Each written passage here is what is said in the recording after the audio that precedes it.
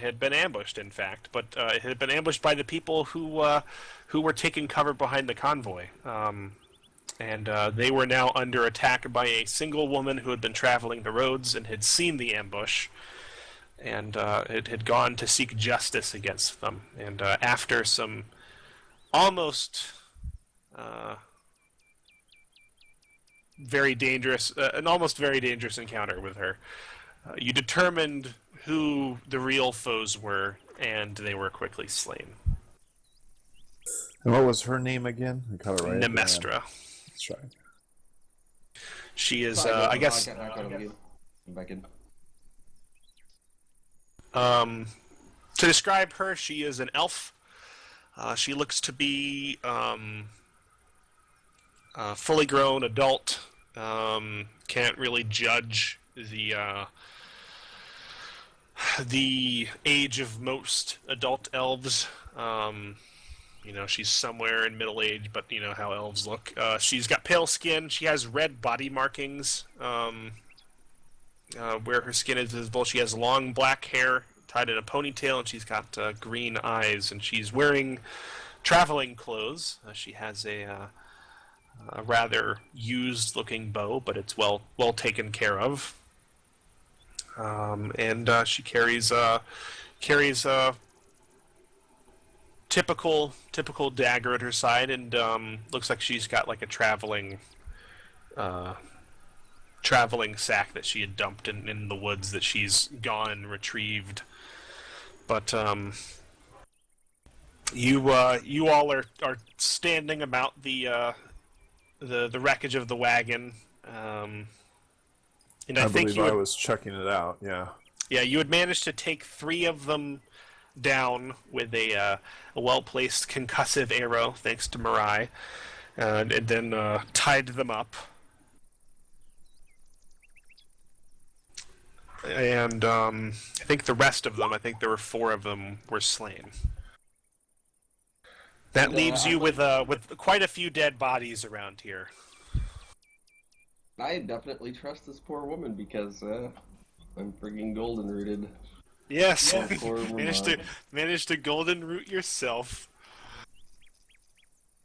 The wonders of dangerous poisons. So I think you all are gathered on the road next to these carts. I think maybe Calvin and Rylan are helping to turn one of the carts back over. Aldart has emerged and has been asking what's happened, and I think one of them has explained. And you all are gathered about the 3 men who are tied up, who are just starting to come back to consciousness. Did you have anything you wanted to investigate about the scene? Ask Nemestra before they awoke? Few things, yeah. I knew last time, I think I had mentioned checking out the provisions and stuff that these guys had, looking for items and so forth. And then I was also wanted to talk to Nemestra. So were you checking out the carts, or were you going to check out the people, or check Probably out the people first, and then the carts. Okay. That's something I'm going to do while I investigate as well. So, yeah, you're searching these people as you're tying them up, and you're also searching the dead bodies. Now, it's a little bit of a confusing situation because they're wearing 2 different clothes, right? There's actually more than that. Oh wow! It looks like you have guard armor from at least 3 different cities, all here. Most of them from Enderdark. And 2 of them not readily identifiable unless somebody wants to spout lore. If nobody cares, then it's fairly obvious that there's some sort of city guard. I would probably care. How much I would know would depend how much the armor has changed in 100 years. Or however long it was. Oh yeah, that's true. You might know something. Yeah, I would be specifically interested if, of course, let's see. I traveled through that area, the Caveris County, through to Enderdark before, so I would be interested if they came from like Onreath and the capital. Okay. Why don't you and give me a Varus. spout lore then, as you're examining these things? All told, there are 10 dead men. Wow. Here, How many cards were there? 2? Two. Or 3? 2, yeah. 2. And these 10 men include the 3 that were slain during your course while you were here. And one of them, which you can assume that Nemestra shot because he still has an arrow sticking out of his eye. Just in case, I have a theory. I'm going to go over to the carts and the people while they're still unconscious and everything, and I'm going to take the bolt out of my crossbow and slip it back into my bolt section so I don't add the risk of shooting anyone. And then I'm going to shoulder my crossbow, aim it up, and I'm going to use a charge from my ring to examine the carts and their bodies just in case there's any trickery going on here that might be pierced. All right. Describe to us what this charge does for anybody who may not know what your ring does. The Sunfire battery holds 2 charges, which are renewed with the light of each new sunrise. One charge may be expended to release a 60-foot cone of sunlight emitted by the battery's gem. This lasts for 1 hour and acts as direct sunlight. It also has the effect of revealing things that may not be seen with the naked eye. Okay, so for the next few minutes, you'll, I guess, be looking around the carts and the bodies, Never know if there's something magically hidden on a cart like yeah, that well, with all this chaos. We'll get back to that in a second. So, Padine, you do recognize the coat of arms of Sadir, as well as Onreith, the Count. So there's definitely men-at-arms, or at least the coats of men-at-arms from 3 separate cities here in the kind of the southwest central of Arkfall. And the men who were killed were not wearing any particular set. A couple of them seem to be wearing Underdark armor. A couple of them seem to be wearing Sadir armor. It's not like they were all wearing one particular fashion or another.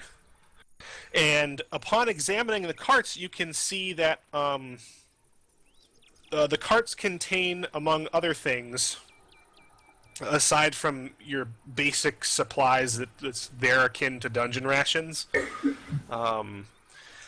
looks like several spare coats of arms, several chain coats with similar sigils like these, as well as several barrels that look like they have some moderately well-produced short swords. One second, my phone.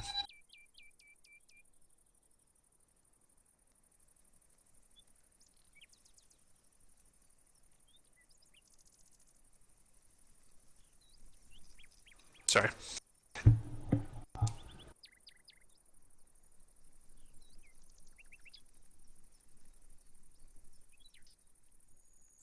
I don't know.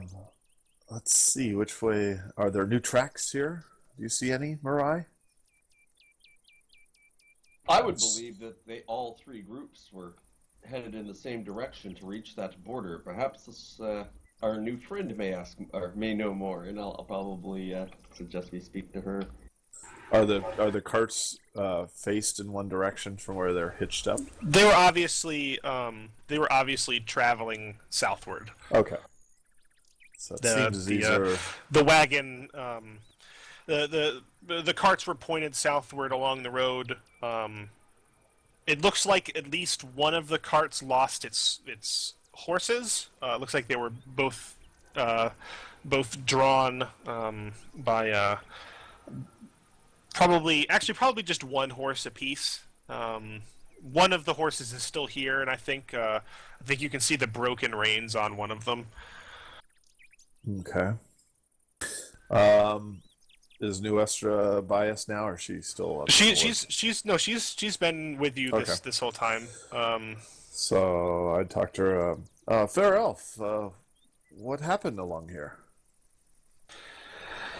Well, I know as much as you for the most part. I was traveling south upon the road, heading to Kelburn, and I happened to spy this lot picking over the carts here, seeming to loot them.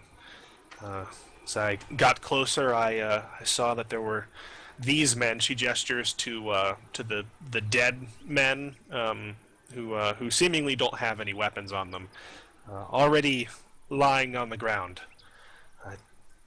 It was fairly obvious to me that they had been waylaid by these individuals, and that they were being robbed. Huh. So the ones that are you mentioned, I think last week there was some that had blood, fresh blood on their swords, newish blood on their swords, and those are the ones that we dispatched as well. Yep, the ones. In fact, none of the ones that were dead had any weapons. That was one thing that was pointed out. Well, not Padine. Graves is going to lower his crossbow a bit and turn back to Padine and say that my theory is that perhaps one of the three here, all three were coming down as perhaps some sort of an alliance to deal with the force in the south. I don't know the politics of the situation, but they seem to be cooperating. However, I think perhaps maybe one of the kingdoms has other ideas and attempted to ambush the others. These may not be common brigands, but rather soldiers of another empire that simply ambushed supposed allies. And I'll just raise my crossbow and keep searching. So I think Nemestra just shrugs and she says, I don't know. I got here after the fact. Which uniform was doing the killing? If you could point that out, that would help perhaps narrow this down a bit. I don't think she saw the killing. Yeah. You do know that of the ones who ambushed you, they were wearing armor of both Enderdark and Sadir. So not one place. Very strange. And I think as the weapons, you were particularly interested in the weapons, Padine. Yeah. You can see that the sheaths of the men who were obviously lying dead for a little bit longer than the rest of the men here are empty. It looks like that they've had their weapons removed. And if you look about at all, you do see that it looks like maybe their weapons had been piled up, and then had been scattered when the carts had been flipped over. Strange. Very curious.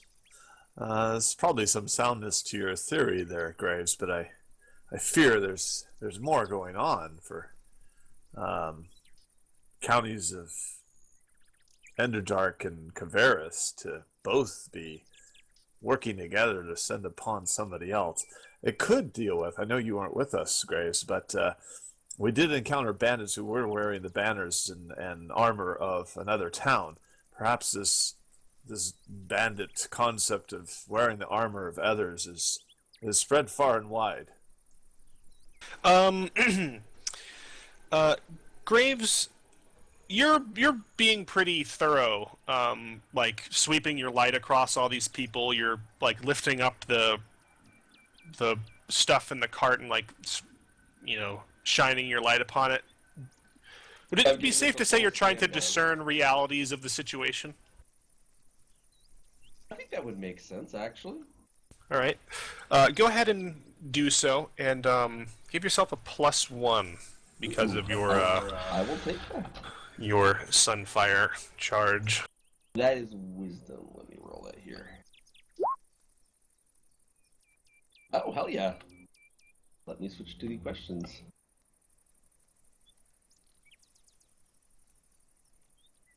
Okay, I think that the first and foremost is what we're investigating is what happened here recently. If I can find perhaps any clues in my search that may help piece this together, or at least okay. Clue. So you're looking, and your light doesn't particularly reveal anything immediately that seems to have been hidden. However, you're paying very close attention, and you do notice some unusual aspects to the blood around here. You're one who has paid attention to these sorts of things in the past. Most people in this day and age don't really know much about the concept of blood splatter analysis, but hunters do, at least in some fashion. Some more than others. And you've demonstrated on past occasions that you've looked for this sort of thing. So yes, Memon-Grave CSI. You're looking here, and you notice that a lot of the blood is focused around one particular area of the road, and you're kind of quizzical as to why. There's a couple of the bodies that are lying in that area. You go and examine them. It looks like they have been slashed open with pikes, or at least some sort of spearing implement. Long and thin. Could have been a sword. Could have been a sword, but there's no judging from the angle that, like, really high up on the breastbone, you don't think that's the case. And I think as you're examining the other bodies here, you do actually recognize that a couple of them have some broken arrow shafts as well in them that weren't visible when you were here initially. It looks like the arrows were tried to have been pulled out, and the arrowheads broke off for the most part, or you at least find some wounds there. And you come to the conclusion that these people were ambushed, and specifically from the it looks like from two sides.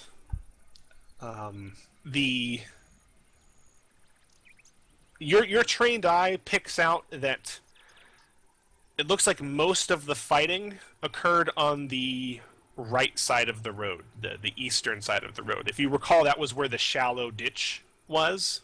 Where I hid, yeah. Yeah, the much more easily accessible part. You do, however, find evidence that at least one or two of the men were shot dead coming from the west, where that large ridge/hill where all the trees were, where your friend decided to take up a sniping position as well.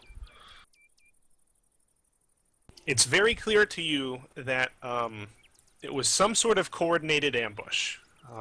You're not exactly sure how it went down, but it was clear that they were shot, and that they were also perhaps during the confusion from the ambush from the woods, rushed from the other side with weapons. Those graves tell us this. I will in a second. I Okay, have one question, after the other though. questions. Is it a discern realities question? Does this cart look like it can be perhaps righted and be used? Could we take it the rest of the way? I don't mean to ask discern realities on that, though. No, that you have to use a discern realities for that. Damn it. No. Both Rylan and Calvin are already riding the back cart, and it looks like the forward cart. It'll have to have its wheel repaired, like it kind of busted off when they flipped it for cover, but it looks like it's probably fixable too. I realize there might be overlap with the first question, so if there's any problem with that, I understand. But the next question would be, what here is not what it appears to be? Give me a minute for that. Mostly attempting to investigate what potentially anything that maybe maybe a motive, maybe something that I missed as some clue to where these people are actually from, anything like that. I guess maybe is kind of what I'm looking for. Like I didn't go over them. So I think what you notice. This is how to describe this in context. You are sweeping your light over them, and again, your light doesn't immediately reveal anything. You do recognize, however, because I guess you're not quite as familiar with armor as some people are, like Fergus, because you don't wear heavy armor. But these things aren't exactly heavy; they're just like light chain coats. But they do have some bits that need to be fastened.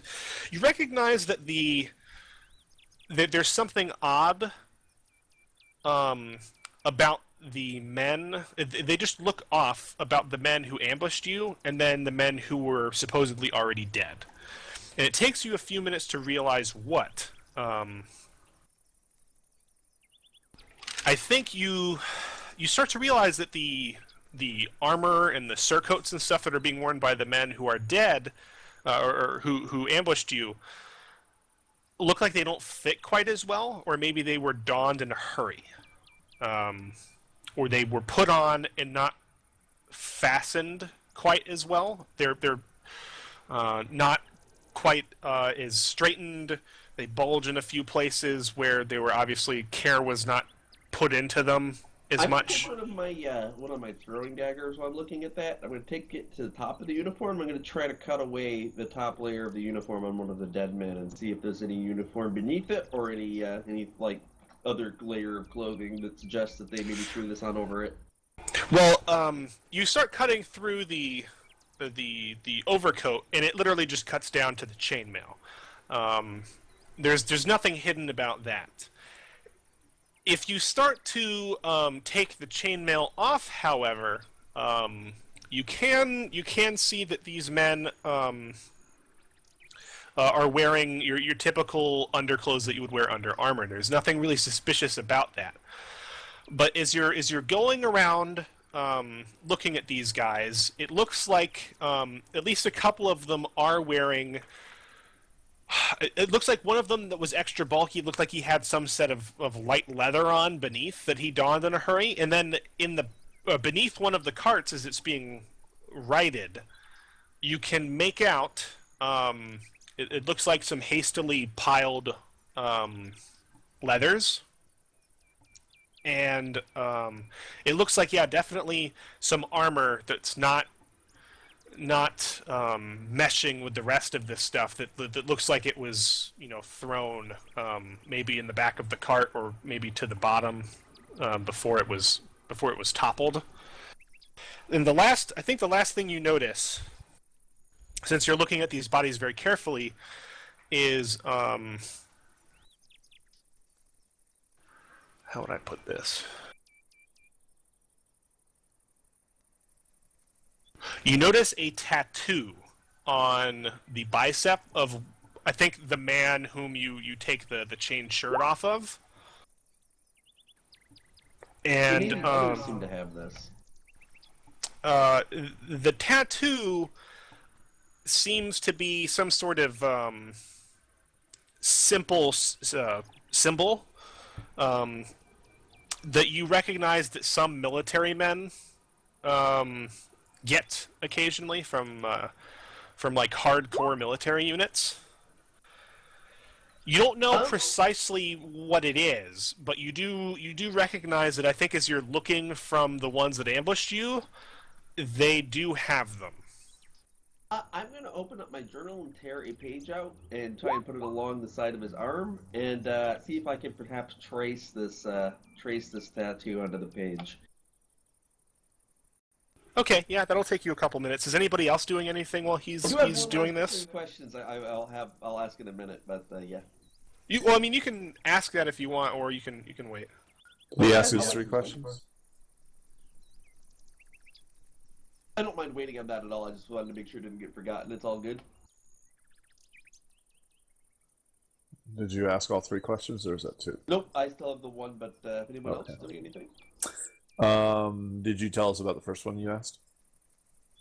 I'd probably be mentioning, kind of like muttering my findings out to anyone that's bothering to listen while I'm sketching this guy's tattoo. Okay, I probably hear you say something about arrows. Do any of the men have bows on them? Dead? Mm-hmm. Any of the dead? Okay, that makes sense then. You do recall that they did have some Shot bows. at somebody. Yeah. and they were attempting to return fire. That's right. Okay. Do I find anything of note doing searching for stuff? Let me go ahead and see what role that would be. Before he rolls that, that may actually tie to my last question if it would give any kind of advantage, because my last question is going to be what here is useful or valuable to me in the context of what out of the ordinary might have provoked an assault or provoked a desperate robbery attempt, since clearly they didn't get away with whatever they came for, or if they were just coming for the straight weapons that they're carrying, which is believable. So you're searching these guys after having sketched the guy's tattoo, and maybe you're patting one of them down, and you discover a small leather-bound journal, very small, in one of the guy's pants, like it's like a interior pocket or something. Ooh, that's very And- interesting. What Yeah, language you is take it? that out. Let me see.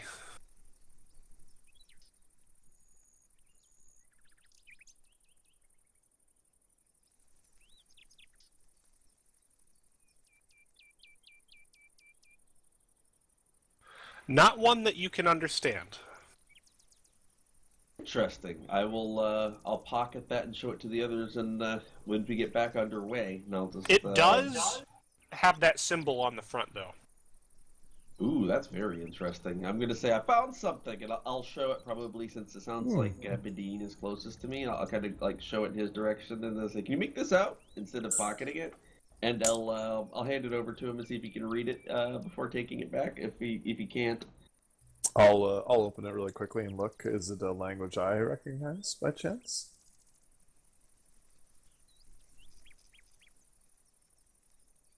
Let's see. I think I changed my I'm languages, looking right now. actually. No, it is not. Interesting. I don't recognize this actually. Do I recognize the symbol though? Not off the top of your head, no. Okay. It looks like Curious. it's a triangle with a circle inside, and it has some sort of semicircle inside of that. Looks like maybe a half moon, like a crescent moon.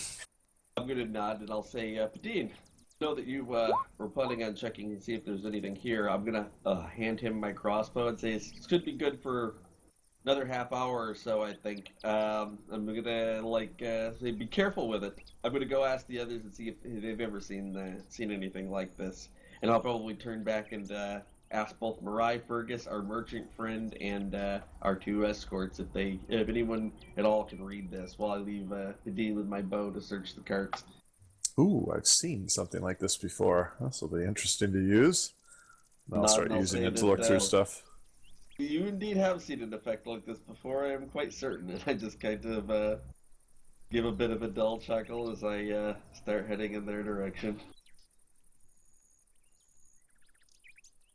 So, Fergus Fergus and Marai, what are you doing as Padine looks through the carts and as Graves comes up to you?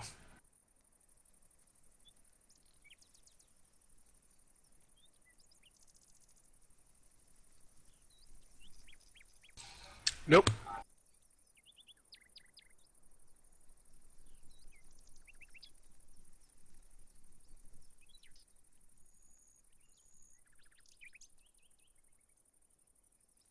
We'll speak to them as soon as they awake. I think we should load them with the rest of the bodies that we can find here into the carts and bring them to whatever military guard that we pass on the road and tell them what happened. I'm probably helping, eventually drag the bodies into the woods or whatever, but until then, probably helping fix this cart. Boy, this wheel, it should be fixable. Graves is suggesting that he suggests that we perhaps, instead of taking the bodies to the woods, Fergus, we should put them in the carts and bring them back to the first guard patrol we run across. I'm sure they would like to have their dead back, and perhaps identify these other men, since we are not qualified to determine who is who at this point, it seems. I do have a few identifying marks, but it's hard to be certain. 100% of them are just a majority.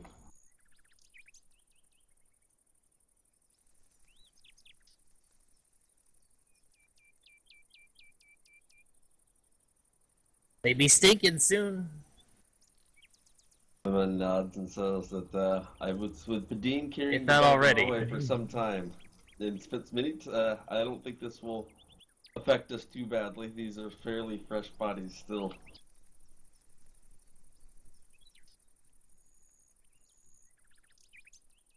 Padine, would you please give me a roll of... I believe this is going to be a D8 plus 7.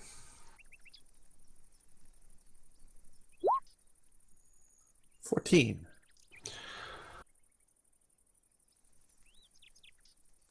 a good roll, I think.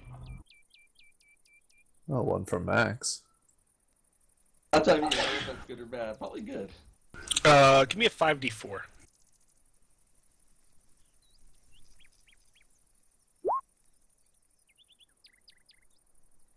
$11. Not as great as it could be. That's about perfectly average, so I wouldn't worry about it too much. Tiny bit above One under average. average. I think it's one under, actually. That's because it would be 3, 2, 2, 2, 2, 2 if Yeah. you split the 4. So yeah. Well, the average is 2.5.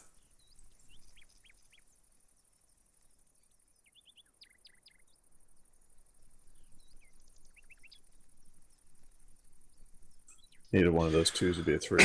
So, on each of the bodies, you of course find this light chainmail armor with some city guard surcoats. You also find at least a couple days worth of rations on each of the 7 guys that you killed, or I guess 3 of them that were rendered unconscious and 4 of them that were killed in the battle. So a total of like 14 rations. And those are like, 5-use rations. You find varying bits of adventuring gear, totaling 3 whole adventuring gear worth on these guys. Nice. I'm marking this down here. Make sure you put that in the loot notes. Yeah, I'm putting it on my sheet right now. Just Well, it sounds quick. like a couple of you guys are marking them at the same time. Make sure Yeah. things Yeah, don't you get go ahead and doubled. do it. You go ahead and do it, Padine. You mark them down, and we'll sort it out from yours, or put it on Okay, the list from okay. yours. It's the easiest.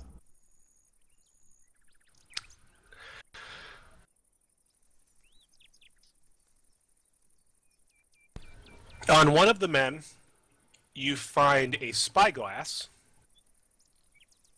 Looks to be cracked and broken from the battle. Looks like it's been bent too.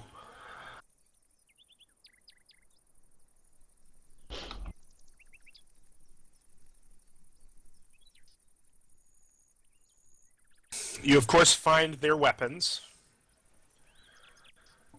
which look to be a series of long swords. You find some pikes that, or actually rather spears nearby, bows, a total of 3, I think 3 quivers of ammo None of this is counting what's in the carts. In the carts, there's Okay. definitely several dozen sets of short swords, axes, spears, few bows, quite a bit of ammo, that sort of thing. Quite a lot of rations. You also find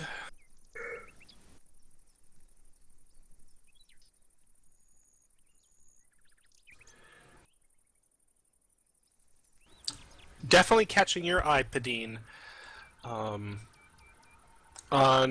the man who's got an arrow sticking out of his eye. You find a sword in a sheath, and it's unusual because it is extremely ornate. It is a broadsword, and it has dragon wings for guards, and it has a dragon head motif on the pommel. It has a dark steel for the guard itself, and it seems to be extremely well made. Interesting. This in fact, I think as you're examining it closer, it seems to have a pair of rubies, very small, but very finely, very high quality and very finely etched, inset into the eyes of the pommel. This seems to be a very magnificent sword, and you would wager it is worth at least 1,000 coins. Maybe 1,100.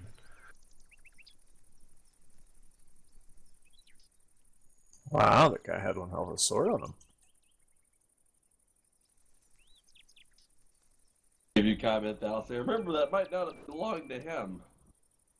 He should not be caught by other city guards wielding a dead man's weapon. We never know what will come of this, and I'll just probably be heading back over that way after I masturbate with the journal. Yes, we'll probably keep it in the cart. It'd be wise.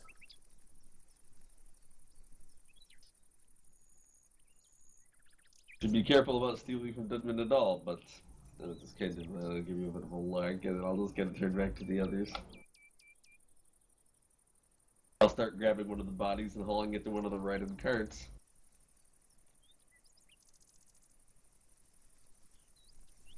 So you were showing it the book to even Aldart, correct?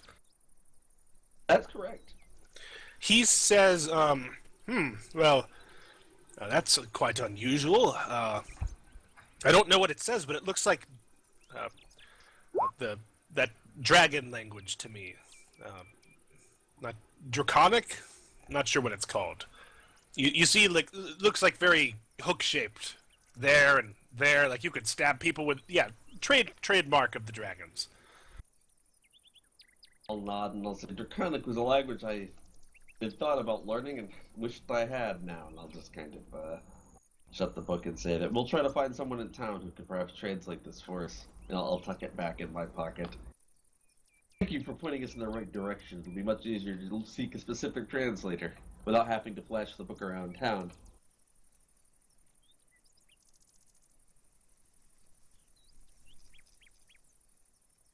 So I think about this time, Fergus is pounding one of the wheels back into place, and somebody looks over and notices that one of the three captives is definitely starting to wake up.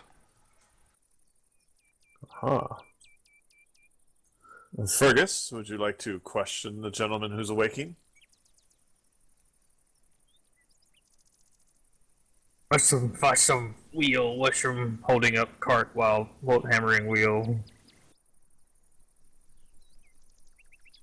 I'll see if I can borrow my Sunfire bow back. Is there still a Here you light go. charge on it? Oh yeah. Oh, that's perfect. So I get the bow back, I'll say, Fergus, you go ahead and ask the questions, and I'm just going to kind of brace it, and I'm just going to aim the light like directly in this guy's eyes as he wakes up, and then and let Fergus start talking. Classic. So I think this guy, he's like, you can see that there's been some blood from his nose and from his ears, and he's kind of shaking his head back and forth. And he's looking around, and he sees. I think he finally comes to, and he sees people standing around him. You see awareness return to him, and you see him set his jaw, and he doesn't say anything, and he's like narrow eyes scanning the vicinity. So I guess I walk over to him and it's like, "Oi, what happened here?"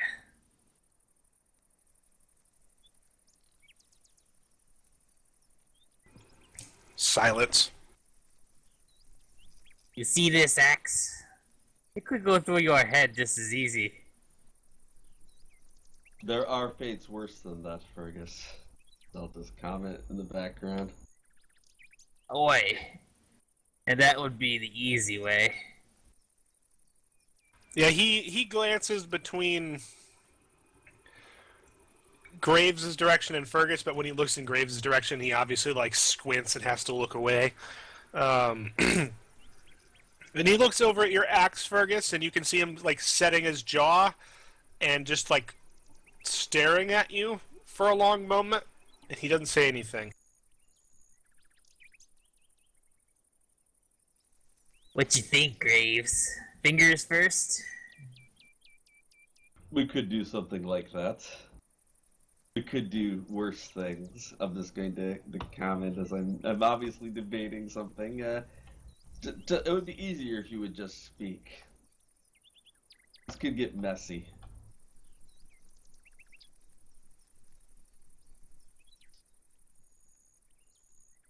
Is he still silent?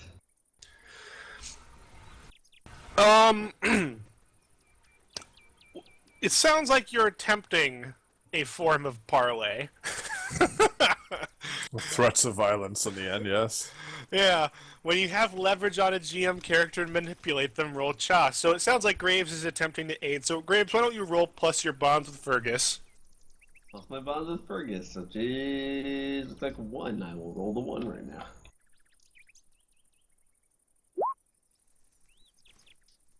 Oh yeah. Oh! Especially Fergus- since I'm rolling for -1. Fergus, can you please give me a roll here to see how this goes down? This could be very interesting.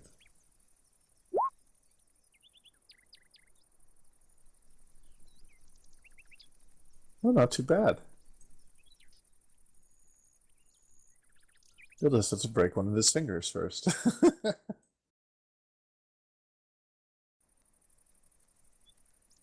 So why be dressed in guards uniforms and Did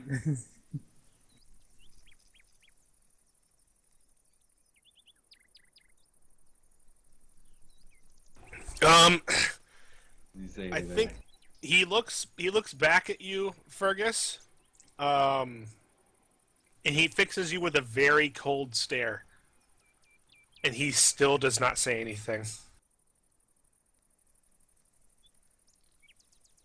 Pittman looks to the others and says, "That's one possibility before we set to the torture. Is if this man can speak English or speak, I guess not English, but Common. Common.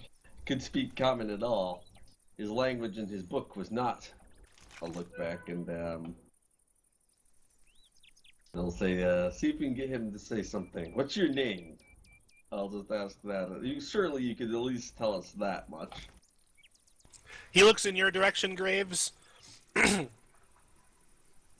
Again, only able to partially look in your direction due to the light. And then he looks and he again fixes his glare directly into Fergus's eyes, like he's just staring directly at you. And there's like sort of a defiant glint in his eye. He's not like openly glaring. It's not like he's openly smirking, but you can just see him like he's steeled himself and he's staring directly at you. And he still does not say anything. I tried Dwarvish also, because I'm like, why not? Nothing. Say that Perhaps you need to put him in a situation. I just where go he'll into a have to steering do- contest with this guy. I'm going to like raise my bow so I can cast a shadow behind him of him on the ground, and I'm going to say that enough of this. The shadows hunger, and I'm gonna start looking into the shadow, and I want to try and cast cause fear to make the shadow literally peel off the ground to him, and in his mind begin attempting to Come after literally him. claw its way into his chest. All right, give me a roll. See if we can get a reaction out of him at least.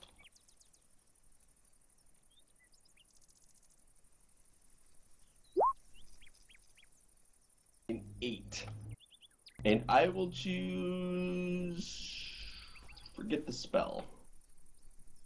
And I actually am sorry, I had a -1 still ongoing that I forgot that I had, so it's actually a 7. But it's I'll still choose forget the spell. All right. Just saw that in my notes, and I still had that up from last week, and now I remember it.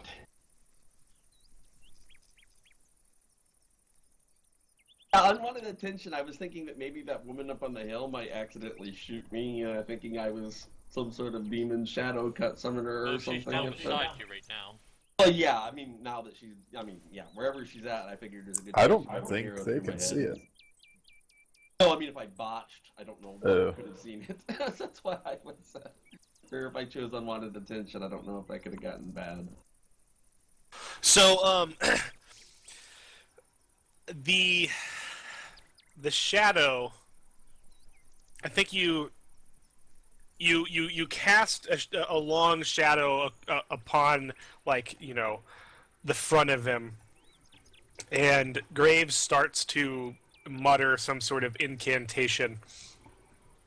And Fergus, you have a very good sighting of this as it happens. You see the man's eyes go wide as apparently nothing happens as far as you can tell. He's like, you see him staring at something, and you look down and he's like staring at the shadow that's being created by the light, but his eyes are wide, and you can see fear there, and he begins to back up against the wheel that he, like, I'm assuming you guys have them like up against the Propped, wagon or yeah. something. Yeah. He begins to like back up against it, and he turns around like as soon as he realizes he's backed up against something, and he obviously begins looking for a way out. Does anybody make any sort of regards to try to restrain the man? Oh, he's gonna How run. well Yeah. is he tied? Well, I mean, like, he's tied. Like, I'm assuming his hands are tied behind his back. Nobody said anything specifically other than we'll restrain them. So that's I mean, that's how I was picturing it. Since nobody said anything else, that's kind of how it is right now. Alrighty. So he's I'll like- yell he's- to Graves to tie him to the wheel. I'll say, Fergus, can you get that? And I'm gonna continue staring at the man, and I say that So the I think shadow what happens- hungers. This is your last chance to Yeah, say he that looks- you're he looks feasting on to your you. soul. He looks to you and he mutters one word in a language you don't understand, Graves, still with these defiant eyes, and like he sits up on his feet in a motion that's extremely fast. Again, like he pushes his feet up and uses the back of the wagon as a a way to push himself to his feet, and he gets to his feet, and it knocks I think what happens is he knocks into the wagon, and one of the barrels of weapons comes clattering off of the wagon, and you see him dive for one, and he gets his hands around a dagger, and he, like, with these like fervent eyes, he flips around and he begins stabbing his shadow. Fergus, disarm him. He's not stabbing it entirely well since his arms are behind his back, but like it's very clear that he's doing his best to like kill his shadow for some reason.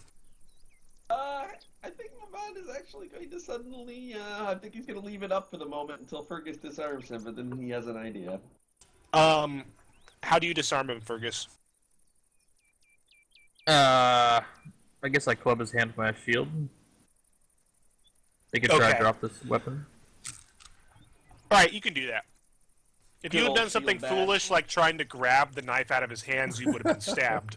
But yeah, you bash his hands open, and the knife flies out, and he continues trying to back away from this thing as long as nobody's like actively holding him down.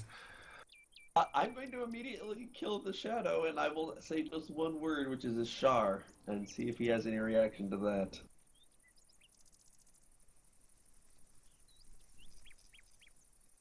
If I don't, I think I might have an idea what's going on here. You kill the shadow and you say the word, and I think it's very obvious to you that he's too wrapped up in what has just happened to really even pay attention to what you just said.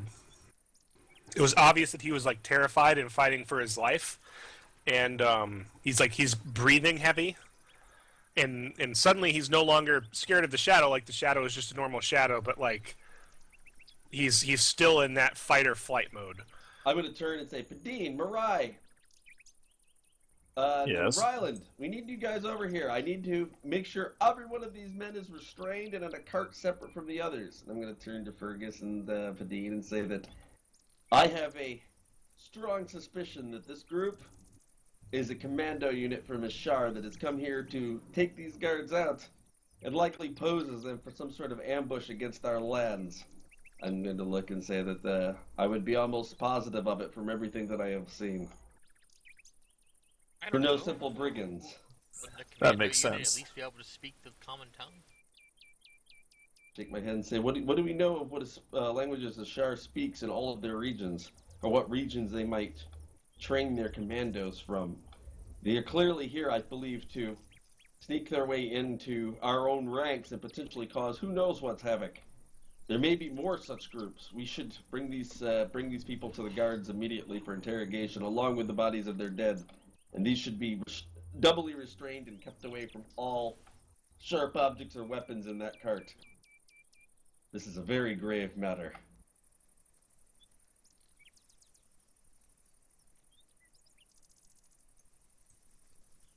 Oh, there's 3 of them and 2 carts, and we can hide the weapons on the horses. But what should we do with the extra man?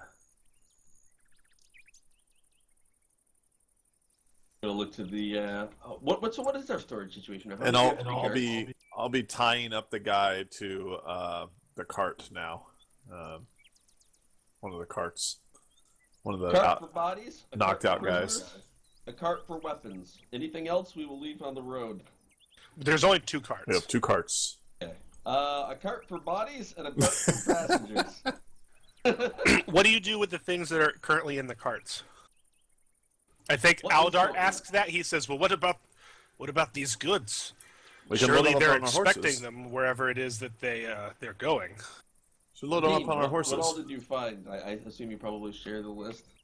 Yes, I Um, found these items, and I say, If you're willing to maybe not ride your horses, you might be able to split them up. The thing is, there's a reason why they're being transported by cart. yeah, is the we thing. would ride on the carts too. There are 2 wagons full of what you would assume Primarily to be the weaponry would go on the horses. Is what I'm supply. referring Like, to. well, they're crates of supplies. There's literally crates of rations. If you pop them open, there seems to be rations that Those are can stay on the packed cart. up, taking up the entire back half of the carts. Barrels full of arrows and weapons. Several Barrels. Oh wow! yeah. All right, Again, load up all the sharp half stuff on barrels one and the cart weapons and are them on the sticking other. out the top. The weapons are sticking out the top. They're just put in there for organizational purposes. It's not like they just Take dump a this bunch out of the as- weapons in the back. The soldiers may need as many supplies as we can gather. Dean, if no one has any use of it, I might take that broken spyglass you found, and I don't know what other equipment we want to grab. That sword may be of importance. You may want to actually show it to the guard. I know that this seems counterproductive to your goal to keep it, but I do not believe it is from our realm or from the guards. I believe it is from them, and I'm going to kind of point back to the men and say that I believe that they brought this fine weapon in here, and that may signify something of their importance. Unlike you, Graves, I don't need to keep everything I find. I have no problem with that. Graves is going to look a little down. I didn't mean to suggest, and I'm just going to kind of... Sure. And then I will turn to the others, and I will say... all sharp objects on one cart, all bodies and captives on the other. Sounds like a plan? I Aye. believe that the rations can be traveled with. You will want to contain them from the bodies, of course, but that can be on the cart with the prisoners. I believe that will be safe enough. Probably. All right, so it'll be possible. It'll take you guys several hours because the carts were loaded to capacity before. You could stack the bodies inside of the carts, on top of the carts. You know, you could do it. It's just that they were loaded to capacity as they were. So you'll have to stack bodies on top of the goods if that is what you wish. You'll also have to maybe stack your captives on top of the goods unless you purposely clear a space for them, in which case those goods will have to go somewhere else. Out of curiosity, with some of the goods, they said they're in barrels, correct? Some of the ammunition and stuff? Like open top barrels. Okay, one other plan. Three of us ride carts, tie them up to horses that we were on, and tie those horses up to other horses so they don't get away on those horses. That's a one of the terrible plans. idea. Don't like that one? I think this has great risk. Easy way to ride off with horses, methink. I suggest that perhaps we take some of these barrels and roll them out into the woods and simply tell the guard where we left them. They can come back for them later. I don't believe the mission of these men was simply to steal supplies. They looked like they were attempting to infiltrate the group. We're a full day away from Kelburn, though. What They about... can come back a full day and send they can send the carts back for the arrows if we just stash them in the woods, I believe. If they are lost, I believe the intelligence is still more important than the arrow. We need to get this to them immediately. In fact, I may have to go ahead of the group and make sure this message reaches them as soon as possible. Are you sure that will be what you have? Are they not just bandits? Graves shakes his head and says that I am convinced otherwise. I'm convinced they are here to infiltrate the army. I don't know about their goals, but I do think these are more than just mere bandits. I do agree with that. Ah, humans all be the same. They be greedy bastards.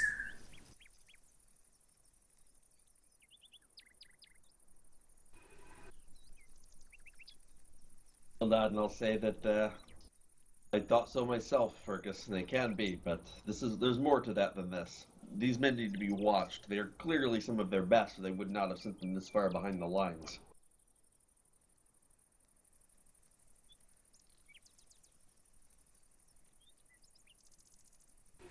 So what should we do with them? I think Calvin says, shall we lug the weapons off into the woods? You know what? They're still tied up, right? Yeah, two of them are still unconscious. Okay, I think that I'm going to take out my my knockoff oil of Tajit, and I'm going to daze their leader with a nice big dose of this slow daze side effect version of oil Tajit. I don't want him rallying the troops, and I can clearly tell he might be their boss from what I've seen, so... Do you have enough for all? It's a single use. Doses, but... Yeah, it's single use per dose. So you want to use your oil of Tajit. Why don't you give me a roll plus dex? Try to get him a freaking oil. Oh god. It's too bad that this has the dangerous tag. There's a reason why thieves have that as an ability. I would argue though, and I don't think we're like under combat situations. The thing is, if I give that to you, that Yeah. that literally makes thieves one of the thieves' core things worthless. Well, they can do it in combat. Well, there's no reason why this guy wouldn't struggle. True. Oh, I Got it. to get it all over his Oh my hands, God. and then start Got licking his very, hands. very lucky. Yep. I think you pour it all into a cloth and you start approaching him and he like narrows his eyes at you. And he doesn't actually move his head away. You just like slap it over against the mouth and like he just stares at you this entire time and looks like he's trying to hold his breath and he's like holding it for like a full minute before like eventually you see his eyes start to flutter and then he passes out. Yeah, you essentially just chloroform him. I'm gonna turn it. I'll probably toss the other oil into Jeet to Padine and say, if it gives you any trouble, here you go. I'll toss him the other one temporarily. I'd probably knock myself out. I'll see what I can do. Perhaps Mirai has more experience with poison. She is of the Elven people, or not the Elven people. What? the Elven people. Because she's a goblin. What is it? The pointy ears? In my experience, goblins tend to have more, I guess, experience with poisons. Perhaps I am misjudging. Interesting. Not I. I'll right, try well- to do what I can if he comes back. To So tell me the situation with how you transport these guys and what you. It sounds like you're taking the weapons and you're leaving them in the woods. I don't like that plan. I think they will need. Well, the how are you weapons. how are you transporting these guys? Can't I- take the bodies and the weapons. Take your pick. Let me give you another rundown. 2 carts, both of them full of weapons, armor, and supplies. Both of them filled to capacity already, pretty much. Otherwise, they would have put more on there. How many horses You can have- you tie up to the hitch? 1 or 2? It looks like they're only meant for 1. Okay. You could technically tie up 2, but that wouldn't change the load capacity at all. It would. Couldn't we? I like the idea of tying up the captives to the horses. That are Well, let hitched. me re-establish how many people you actually have to deal with, how many bodies. 10, right? There are 10 Dead bodies. dead men and 3 living men, so you have 13 people to fit between these 2 carts. Do they all fit or not? I mean, would, There's no if we space were to right start piling it up right now, would they all fit? Or do There's we no have to space at set- all right now. No space at all. Okay, so Yeah, they're filled to capacity already. If you I put think any that's more what on they- there, you'd literally be stacking them on top of the supplies, and you'd have to tie the bodies down so they wouldn't slide off. And And any fall more over. weight, you risk breaking the Put wheels. some of the bags and stuff into the bag of holding. I just don't want to put like pointy objects into it because that could be bad. And How many actually, bodies do you have? given that it would be over capacity, you would actually have to put an extra horse on each cart. yeah. That wouldn't increase the capacity at all, but it would at least allow you to pull them. Question: how many bodies do you have? 10. 10. 13. 10 and 3 How many unconscious. Okay, barrels of, how many barrels of arrows and weapons are there? At least 6, probably closer to 8 or 10. I'm going to suggest that we take out as many barrels as we can and see if we can perhaps get the 2 bodies into each barrel. And take They're them not with way. that big. Oh, they're small barrels. Okay. Yeah, these are. Barrels. Yeah, they're like rain barrels essentially. No tops, and they've got the weapons put in them. They're just like holding racks essentially for transporting them. Just try to put them out in the woods. I'll try to set some traps around them and warn the guards so they know that what is coming. Or perhaps we can just simply bury them and hope for the best. It's only a day's ride. They can send someone back for the supplies later. Probably be best to keep the dead bodies. I think they would least likely want those. So I think it we would keep be better those to here. as many bodies as possible. We'll take what handful of weapons we can perhaps stack in with the bodies, and the majority we will leave in the woods. I think Nemestra speaks up. She's been fairly quiet. Just it seems like maybe she's gauging what sort of people you guys are. She says, "While I doubt that they would like to simply leave them out in the wilderness, they would surely send people to come fetch their comrades if you told them they were out here and give them a proper burial. Although that wouldn't exactly help in the meantime if wildlife were to set upon them."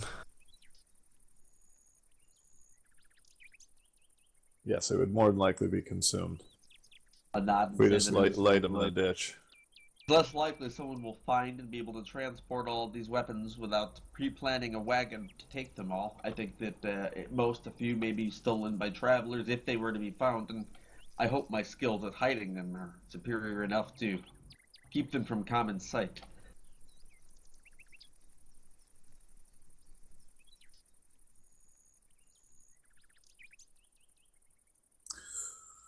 Okay. The weaponry can stay. I have no problem with that. Hopefully the Kelburn guards don't have an issue. Should I leave a trail duck here at the side of the road and you'll take it out and hide it and trap it? Yeah, not to say that perhaps I can, though I would be wary of leaving too potent of a trap. I would hate to accidentally kill an innocent that was simply investigating what they thought were lost weapons.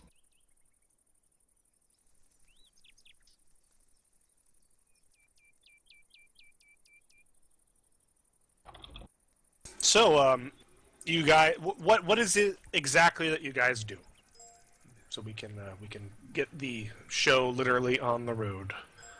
I guess all the weaponry for the war will be hidden in the trees, and we will load up the bodies and the captives into the cart and head out. All right. That's what I'm hearing. And the captives are in the same cart as the bodies. Sure, we can tie them to the bodies just to keep them anchored more. Less likely from running away, tied to 3 or 4 other bodies. All right, it's going to take you several hours, but you can do it. Like, you have to move all the stuff from one cart to make room for the bodies, but you eventually do it. You kind of consolidate the goods in one cart without the weapons. While that's happening, I'm going to probably turn to the others and say, should I go ahead and get to Kelburn while you're preparing, or should we send perhaps Ryland or something ahead? There is a moment, I think, like an hour or two before you head out, where you see another cart. It's actually a wagon traveling down the road from the north to the south. Huh. This will go over really well. Sometime before you guys are ready to leave. What does the cart look like? Does it look like a caravan for merchants? It's an actual wooden covered wagon with like a roof on the top and everything. Settlers, okay. And we're stacking bodies and tying up people. So I think, like somebody's throwing a body into the back of the cart, and you look over and you put your hand over your brow to like peer up the road, and you see the cart just stop for a long moment. Yeah, we're all wide-eyed and very suspicious looking. And like I think like a minute or two later, it slowly turns begins. around. Yeah, like I think it slowly begins to turn around and head back northward. I'm fine with that. Does anybody want to go out and talk to him? I think that I'll leave it at me since we're planning on talking to the guard as soon as we run into them. Purpose. Not more than 20 minutes later, a second cart appears from the north. All right, I'll probably go out. I think by now you've got the bodies loaded into the back of the cart, and you just are dealing with moving everything into getting everything settled into the other cart and getting So I think you're probably like maybe an hour away from moving on when this other cart moves into light. I'll probably ride up to him, I guess. Great. So you see. This one is another wooden wagon with like a roof on the top.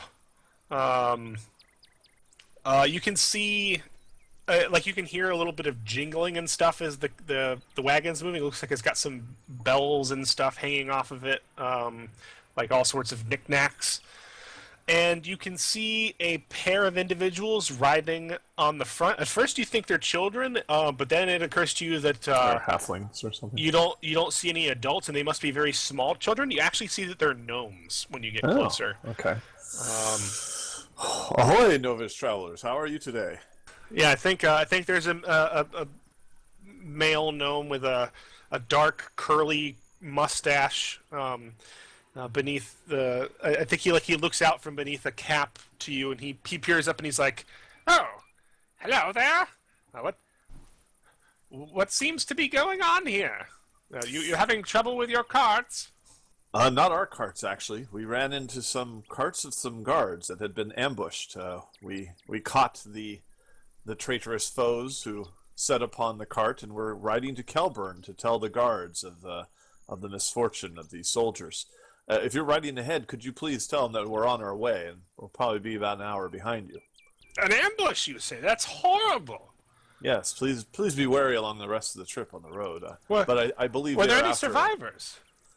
There were 3, but we think they're from Ishar. Ashar. And his eyes get. Why would they be from Ashar? I think they're masquerading and trying to infiltrate some of our armies from counties up here, but we're not quite sure. So we're bringing all this evidence to the local guards in Kelburn. Yeah, he says, well, good on you for stopping them. He sits up and he's like, I am Ranfree Tossfussel. This is my son Caleb. And he says, I am a traveling merchant of sorts, and yes, I am heading to Kelburn. I will bring news of this at once. Thank you very much, kind sir. Don't happen to need any lantern oil, do you? I don't believe so. You might want to ask the others up ahead. I don't know if they're all stocked out or not. Okay, all right. No need of fireworks either, right? Oh, definitely not. No, we're trying to stay under the radar as much as possible. Spraying lantern oil and fireworks. Radar's probably not the right. We're trying to stay under the watchful eyes of different peoples as much as possible. We're just going to Kelburn and then and heading out from there. Yeah, he nods sternly and he says, "Well, very well." And he rides on. When he gets to the wagons, like he continues on riding at a very slow pace, and I think he tips his hat to Marai and to Mestra as he's riding on by. You can see he's got it looks like he's got the back of his wagon is covered, but it looks like it's got like a bunch of goods in the inside. Does anybody stop him as he goes by, or do you guys let him go on his way? I'll probably give him like a bit of a nod and say that probably holler out the good luck. Because I'm hoping Padine told him to get the message out. Yeah, he says, "You as well." And I think he stops, and like you see him like lean back around, like he has something to say, and then he thinks better of it, and he keeps riding on. And they disappear to the south. While that's going on, I've actually got an idea. I'm going to pull out the bag of books. I don't know if this is I'm not necessarily going to spout lore, but I'm going to kind of glance through that Thrawn book that I had, the Book of Ishar History, and see if that symbol shows up anywhere in it. Okay.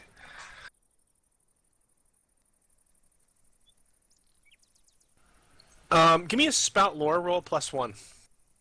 Oh, okay. I will do that. I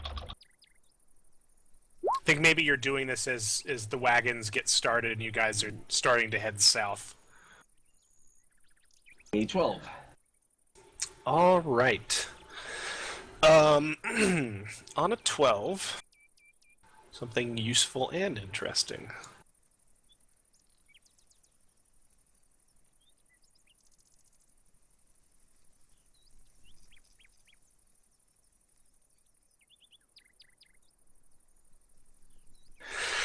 So I think you're perusing this book, and you don't find any symbols exactly like it, but you find several symbols very similar.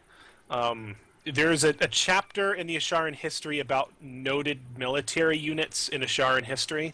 And do you know that Ashar has a long history of military conflict with Arkval? And they've typically been on the losing side. Let me get us to the main map and kind of see. They're a much smaller nation.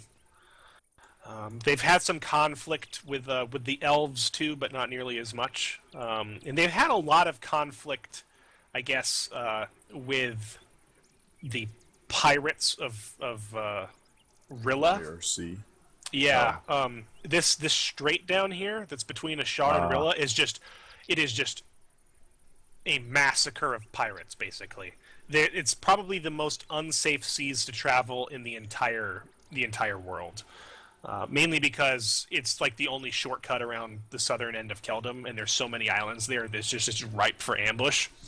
So the Asharans have typically had a lot of military conflict in their past, and it's almost always been of the sort where they were significantly outnumbered. And so there are quite a few famous military organizations in their past. A lot of them were wiped out to a man. But a few are still known and still ongoing. You find references to the Knights of Ashar. They are essentially the most famous anything in Ashar. They are worm riders or wyvern riders. They're kind of called differently in different parts of the world. They're the only nation who has ever been able to tame wyverns, and they have like a small order that is. It's thought that the wyvern riders are like the sole reason why Ashar has really been able to remain independent and not be, conquered by anybody. The symbol that you have found is very similar to the wyvern riders. Not exactly the same. It's similar to a couple other symbols as well, but like it definitely shares quite a bit in similar. To the point where you think this has to be some sort of Asharan military organization. It's just not one that's currently well known. I will definitely share that with the group and say that it appears they are not simple brigands after all, Perkus. As I kind of show him some of the symbols in the book and such. Oh, I think he might have something to do with the other wyvern we found. We were attacked going north. Maybe. It's true, you said you encountered a wyvern recently. Yeah, it had a saddle, but no rider. You should watch the skies and stay close to the tree lines as much as possible. These roads are dangerous. Strange how they're venturing so much into Arkval when Arkval is sending soldiers, it seems, down towards their borders. Not strange at all. A preemptive strike, an attempt to gather information, as perhaps assassinate our leaders. Who knows? I mean, perhaps something's going on and we just aren't told about it. I mean, no one's going to tell us if they go to war, right? Probably true.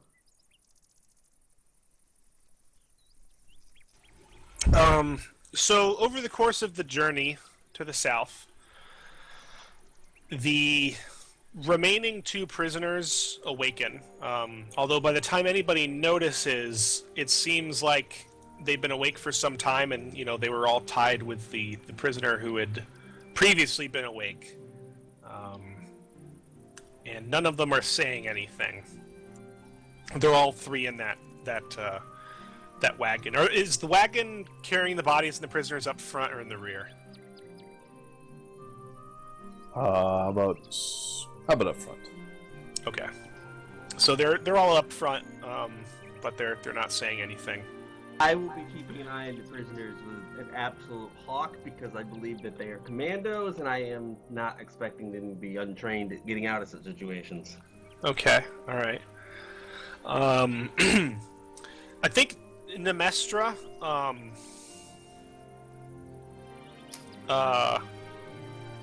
is probably riding on one of the wagons. If you would let her, she tells you that she was on her way to Kelburn. She was on foot. She's not in any particular hurry, but since you're already heading that way, if you wouldn't mind giving her a lift. Take my horse. She's such a good friend. I'll ride on the wagon with them, then she can take my horse. She gives you like a questioning, appraising nod, like she definitely.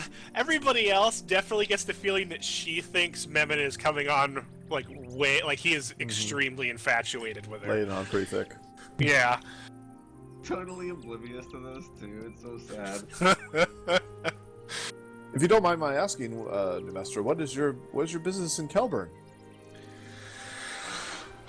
Well, I'm something of a traveling mercenary, and I heard there might be some growing conflict in the south. I felt I might be able to earn some coin down here. Well, have you were heard? assaulting the group before we got there and are responsible for them not getting away. We'll make sure to pass this on to the command. Perhaps they owe you some coin. Gives you another appreciating nod, again with that little guarded wariness, like this guy has to be coming on so strong. He's laying it on real thick. Have you heard any details about what this conflict is over? She shakes her head and she just says, probably just as much as you have. Something going on with the Asharans. People have been heading down to Kelburn and assumably Avaruk for weeks. Interesting. Nobody knows why. But the men from all over Cavaris and even Enderdark are being sent to the south. I'm sure Graves has introduced all of us. Did he mention that we were from the Arnhen Adventuring Guild? I believe he may have said something. Never heard of this guild. I come from up north away from Arnhen. I'll say it's been making quite the news. I'm surprised it has not traveled to your lands yet. I've only recently found them myself. I probably figure that's why she doesn't know.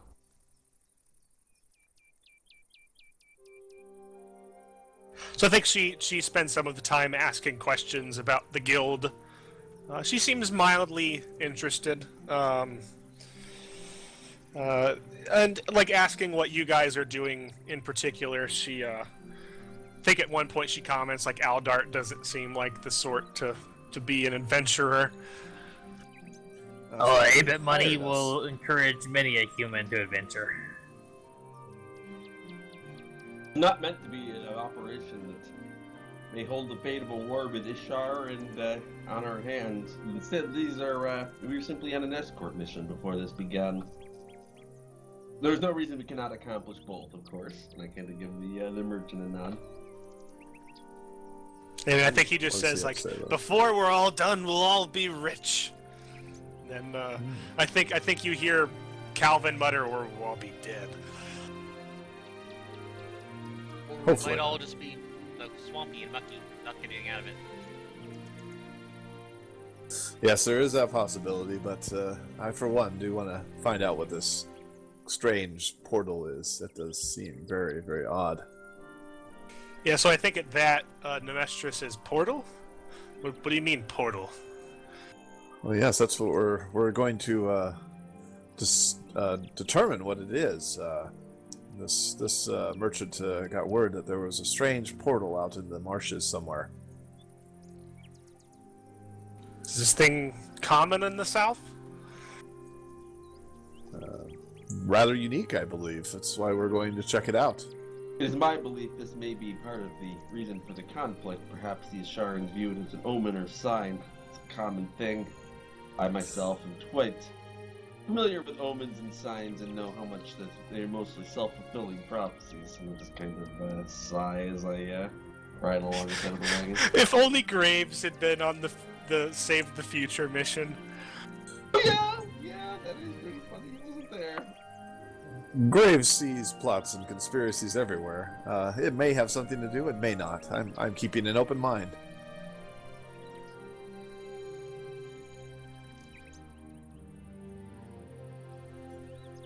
Personally, I'm It's still just of a the theory. I opinion would that it should not open into a push this nice, like, I don't know, what was once a wizard's abode, maybe? Or maybe, perhaps. Maybe he just, like, got curious one day, stepped into the marsh, sank, and left the portal behind. Oh, Wizard's Home could have treasures in it as well. Spellbooks and other various items. Could be the infernal plane preparing to invade our realm. You never know. I'll just kind of sigh. Could be, but I doubt it. So the sun is definitely starting to set, but you can see the town of Kelburn in the distance. City of Telburn, really. It's right on that border. Kelburn is built upon a very tall hill.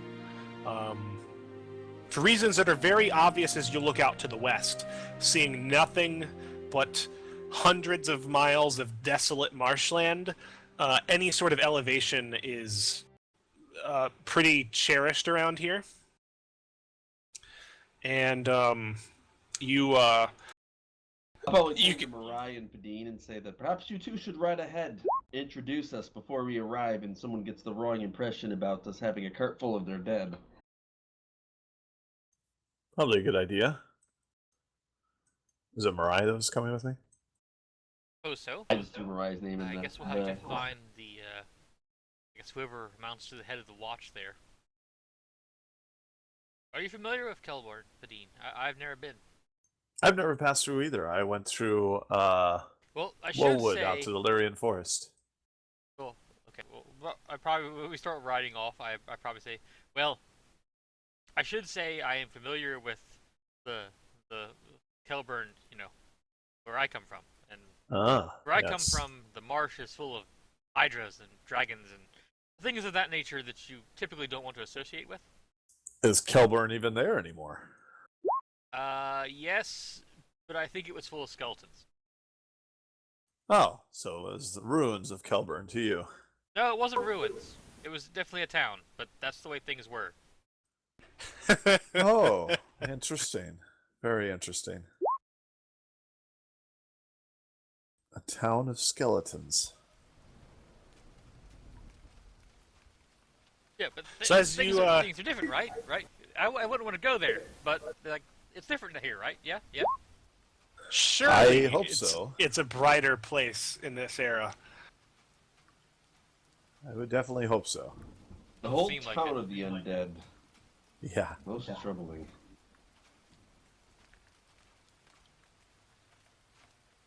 The pictures that are coming up are somewhat grim, but Bottom left, someone would be cooking with elemental fire gems, yo. Or that force needs reinforcing, one of the two. So yeah, you approach Kelburn, the city on the hill, in the midst of a very light rain.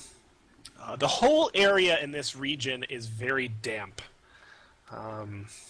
Light clouds hang overhead as night falls, and you're kind of passing through this mist that's just on the verge of rain. You can hear like rain kind of dancing off the nearby brush, but it's not like a full-on sprinkle. As you're approaching, I think you can see the entrance to Kelburn. Mariah, your eyes are sharp. You can see the details of a cart that looks like it's just about to enter the gates. It's probably like 180 feet out. When all of a sudden, there is a tremendous flare and an explosion. oh no. His fireworks went off. And the area about 150, 180 feet in front of the gate is just this Oh my giant God. fireball. Or not. You don't think it couldn't be, right? Hey, you hear fireworks, not like, I think- fire bombs. I think like within like 10 seconds you hear like people screaming alarm. You can see like you can barely make out this figure of guards running from around the gate, and you can hear like a bell start to go off inside of the city. Let's ride and see what we can do. Yes. I'll kick my horse. I'll say Spur him Ryland. on. You're I'll not point to the there. new woman. Say, I'll also point to the You new sent woman. them ahead. Where you They sent them probably ahead. see it though, right? Where the cart? They can see a flash, but it's like more than a mile and a half ahead. Okay. Like there's no reason you guys would be sent ahead for anything more or less than that. So they can't totally make it out. They just see a flash. Yeah, light. you just see that there's an explosion like a mile and a half away. Like you guys sent Mirai and Padine ahead for a reason. I think, would I be able to get any kind of distance with Shadow Walk that direction since it's getting dark out, or is it too light yet since there's not a lot of elevation? You could start jumping in that direction. Oh, he asked the others right there, keep an eye on the prisoners. Don't know what to expect from them, but they must be... Boy, I guess I'll stay with the prisoners by myself then. All right. Well- No, you folks better not cause any trouble. And you just disappear, Graves. Yep, I'm gonna just pop out of existence and give them a nod. All right, so Mirai and Padine, you're riding your horses, galloping Yes. towards this, and you can see the remains of a cart in the middle of the road. It looks like there's a blackened, slight crater in the muddy ground around it. You can see. You can see like men coming from the city, and like they're like shielding themselves from the flames. It looks like most of it, like the flames are actually pretty light. It looks like most of it all went up in one giant fireball, except the area around the cart is on fire. And it takes you a few moments to realize like it looks like a liquidy sort of fire, like perhaps oil. It's Oh, no. swiftly burning out, but it was mostly one large fireball, and that was it. It's not like a raging inferno. The skeleton of the cart is there, and I think you can see Skeleton of the cart was not what I was expecting to come out of that. I heard skeleton of, oh god. well, you can also see a charred figure lying in the mud, like steaming. Is it small, humanoid, gnomish? figure? Yes. Oh gosh. I think I would probably rush to him and then see if he was actually still alive or not. Is there? Okay. Yeah, I don't have his name. I So, did. yeah, you rush to the figure, and like you turn him over, and when you turn him over, there is like a moan. Oh. You see the scorched, mostly burned off mustache of Ranfried Tosfussel, moaning in pain. Looks like he's been thrown several feet from the cart in the explosion, and it looks like he's been badly burned. I'll come down with my lute and I'll begin singing the Elvish healing song as much as possible, and I'll double it on him. Yeah, so a couple guards are rushing forward. They're here, but like now that they see you guys are like moving in, they move forward and they're like, are there survivors? What in the blazes is this? Just the one. I've never seen such a fireball. Just a moment. Why is that man singing at all of all this time? Of all times such as this, have you no decency, They man? can probably see the green mist starting to go. I'll cast it now. Okay. I was making sure I had my thing on there. Let me see. What is my 9? Still works, but you draw unwanted attention or your magic Yay. reverberates to other targets affecting them as well. GM's choice. and I'll do 2d8. Actually, is it 3d8 or 4d8? It might be. Let me check. Because I have Eldritch Tones, 2 effects. No, can't use that, but I can use Eldritch Chord. Double the effect. So 2d8. And I have Healing Song, 3d8.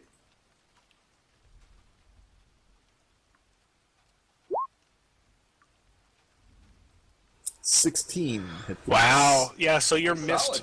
mist begins to spread over the writhing, sort of partially unconscious form of Ranfree Tossfussle, and you see the severe burns on his body, Mirai, begin to knit close. Right about now, Graves just pops into existence in one of the shadows, and you see Mirai holding this smoking gnome whose hair has been singed off. Like, there's literally smoke just billowing off of him in the mist, and you can see like the charred remnants of this cart. Yeah, the gnome's like, what? Where am I? What is that horrible noise? I think when that happens, one of the guards is moving forward, and I think he's drawing a sword, and he's moving forward towards Padine, and he says, "You there? What are you doing? Is this your doing?" And he's pointing towards the flaming, burned out cart, and he's like, I believe we have some sort of wizard here. No, sir. Summon the rest of the guard. I was riding up. Perhaps you saw me. I was trying to give aid to this gnome whose wares You're apparently casting a exploded. spell over him right now. Yes, a healing spell to save him. Unnatural. Perhaps so, sir, but he is much improved. I am a bard of great magical art, and the art of healing, not the art of explosions. That would be a wizard. Mirai and Graves, you definitely notice that at least one member of the guard has run off back into the town, while the other two have drawn their weapons warily in the presence of Padine. Once again, I'm going to approach them. Oh, really now? Come on. Put those swords away. I'm I approaching think, them with my hands up. I think they point one of the swords at Mirai, and they're like, "What are you doing, goblin girl? Back, I say, foul creature." Let him lie here in the mud, then.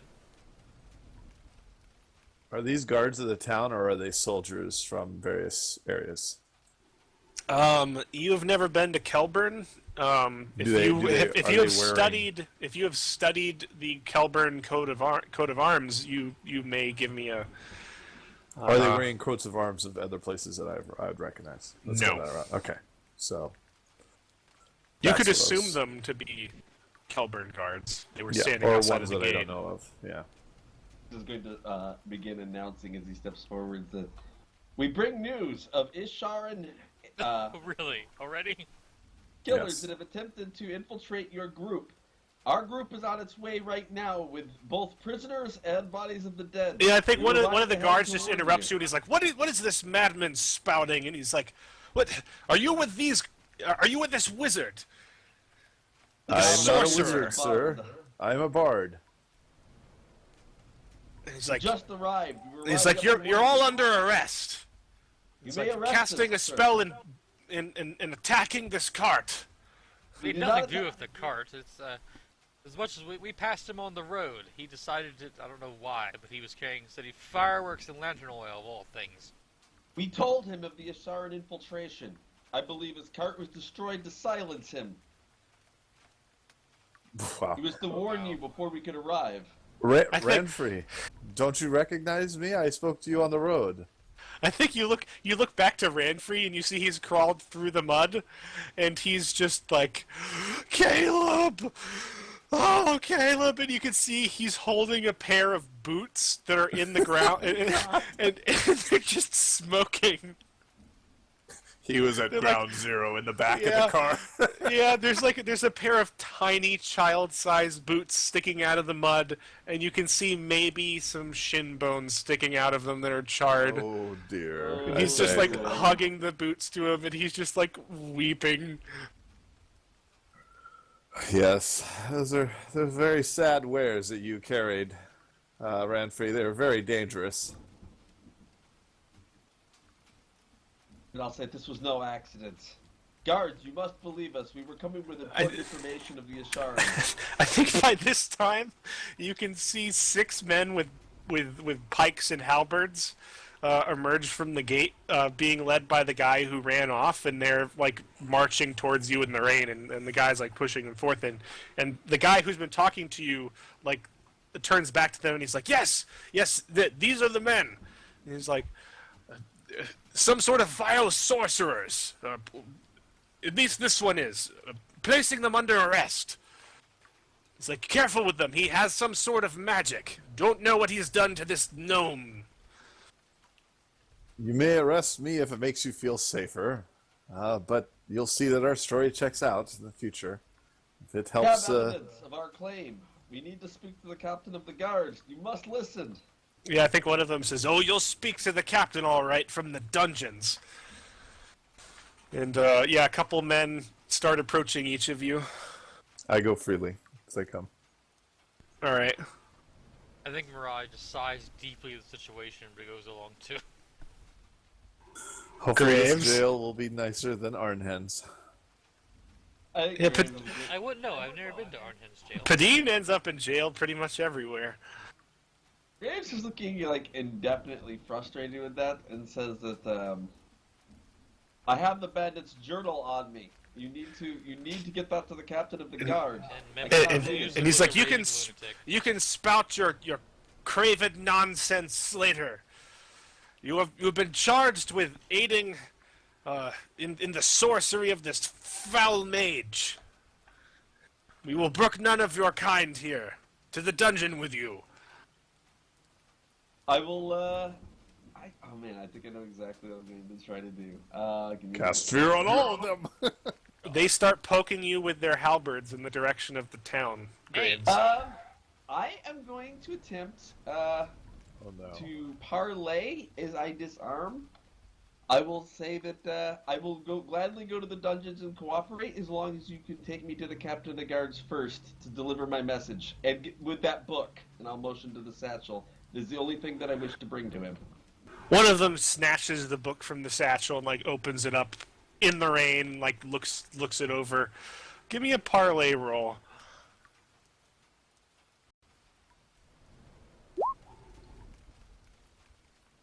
Oh, 10. woof. Thank God. This could have gone really badly.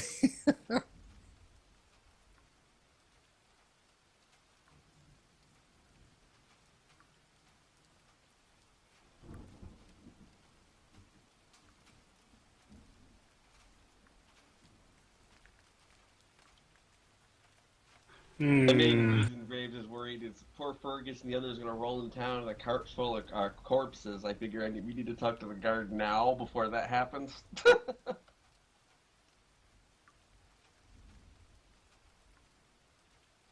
I think the man says, and he says, "This is just nonsense," and he's like waving the book around wildly in the rain. He's like, "Just mad scribbles." It's like, "What have you to prove any of this?" We have the commander's sword of the Asharian army, and I believe you'll find that it is no ordinary shard or sword. The bodies and the actual prisoners, and I believe our Isharians are on their way here and will arrive shortly. Where is this sword? It is also on the cart, Grace. I will sigh and I'll say, close eyes, and I'll kind of open it back up and I'll say, the carts are on their way. This includes the prisoners, and again, the bodies of the guards that they slain. You need to make sure that they are treated carefully. They are very skilled, I believe, at the potential of escaping. I Sit behind see. his lines. I see these men in this evidence. You might speak with the captain. Until then, I think he shoves the the book in the back in like his pocket or something. He's like, "Take him to the dungeons." He's like, "Careful with that one." And he points to Padine. He's like, "Make sure he doesn't do anything funny." And I think, and then he's like, one of them says, he was singing something funny, and there was green all about, and he's like, "Oh, one of those sorts of mages, huh?" And then he pulls out a cloth and he's like, "Gag him." I am not a mage. He is a musician. There's some sort of arcade music that he plays. Yeah, so Not they, what you believe. you're in the process of saying this, Graves, and you just get pushed towards the dungeons with one of their halberds.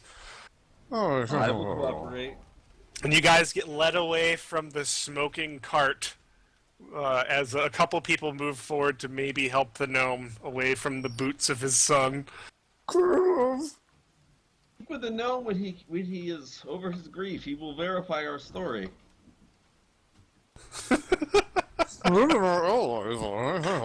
Alright, so we cut to Fergus. I think in the meantime, yeah, you guys are basically divested of all of your equipment and thrown in the dungeons. It's a dreary place. You notice that there are quite a few people in here already, but you guys are thrown into into like a separate cells. Am I bounded and gagged? What So- about a Your- certain baby rabbit? Your hands are bound behind your back, so you can't undo your gag. I think somebody says like, "We'll leave I'm you in like my this own till the cell. captain says what to do with you." Okay. Wonderful. So Fergus, you show up like maybe 10 minutes later to the front gate. People are pushing the ruined cart off of the road. You can see that there is a small man being led into the town, just covered in mud. Looks like he's just like utterly destroyed. Like his posture is slumped. And as you're approaching with the two carts, Calvin, I think Calvin and Rylan both like are looking around, and Rylan says, "Fergus, I don't like the looks of this." I think four men in guard outfits with various weapons detach from the gate and begin to warily approach the carts. Oh, it doesn't look like things went well. See what they have to say. You see no sign of Marai, Graves, I or don't see Padine the or their others. horses.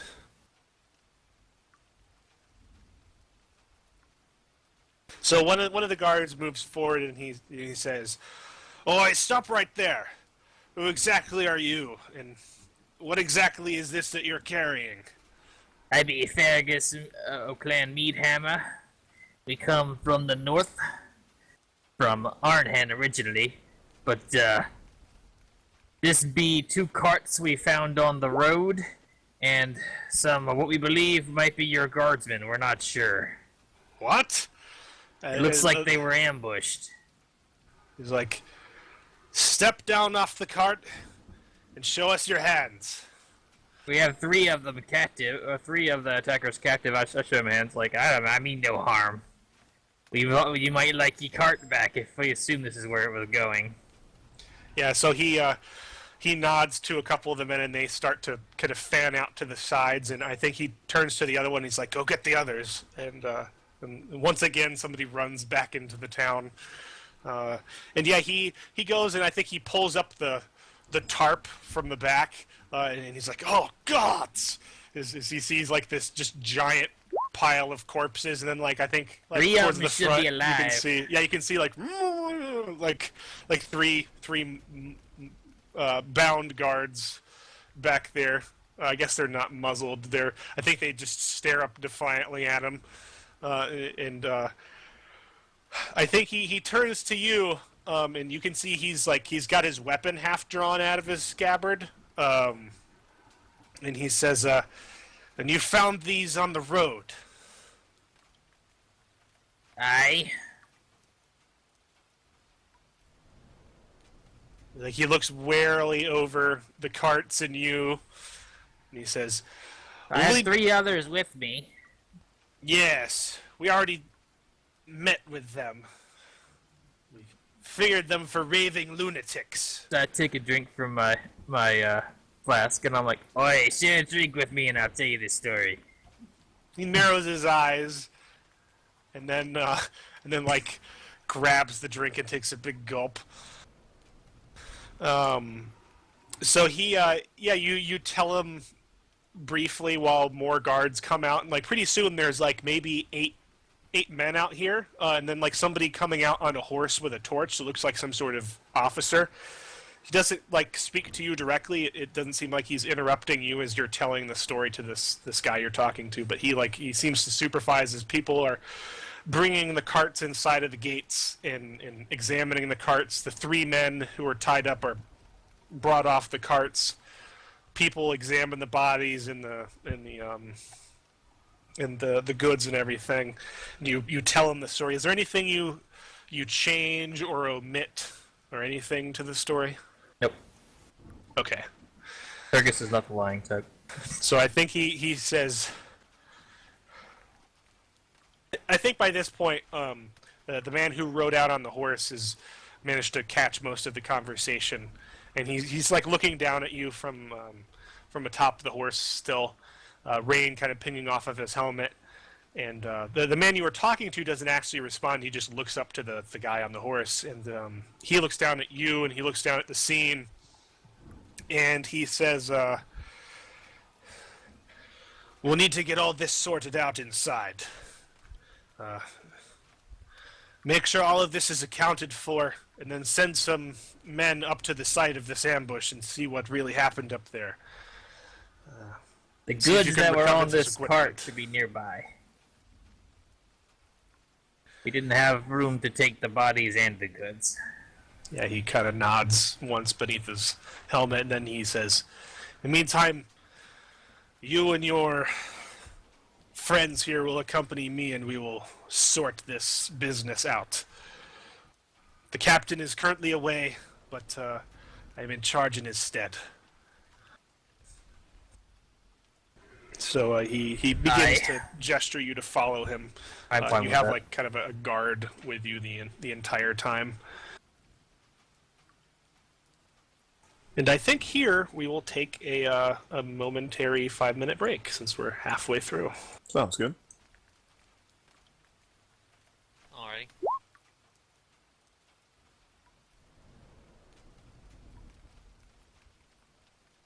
What roll did I fail earlier? I don't know if I got XP for it or not. I'm looking for it right now.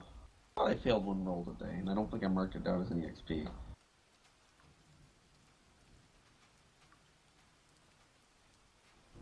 Oh, do I get a fail or an XP for failing to help or on a bond roll? Yes. Awesome. That was the one I didn't have. So that actually puts me up to level 7 when I finally get a chance to camp.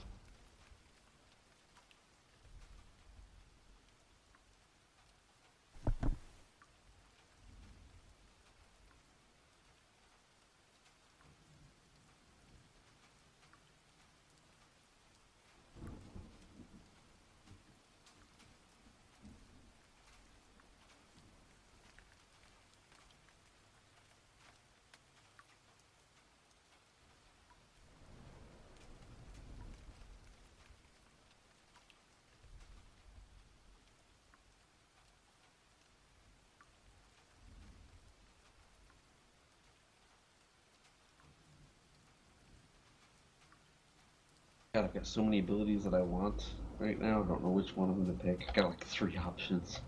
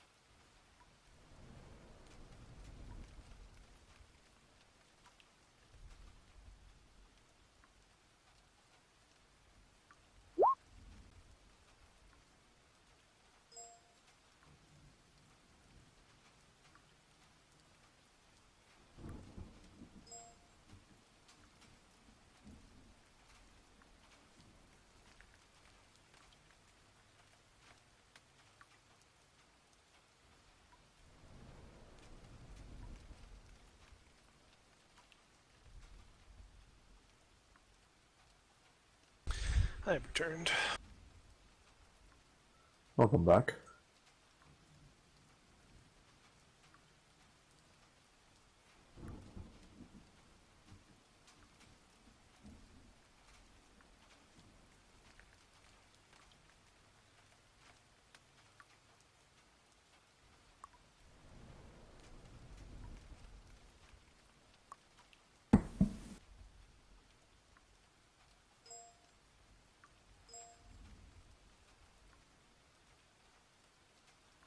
Who are we still missing?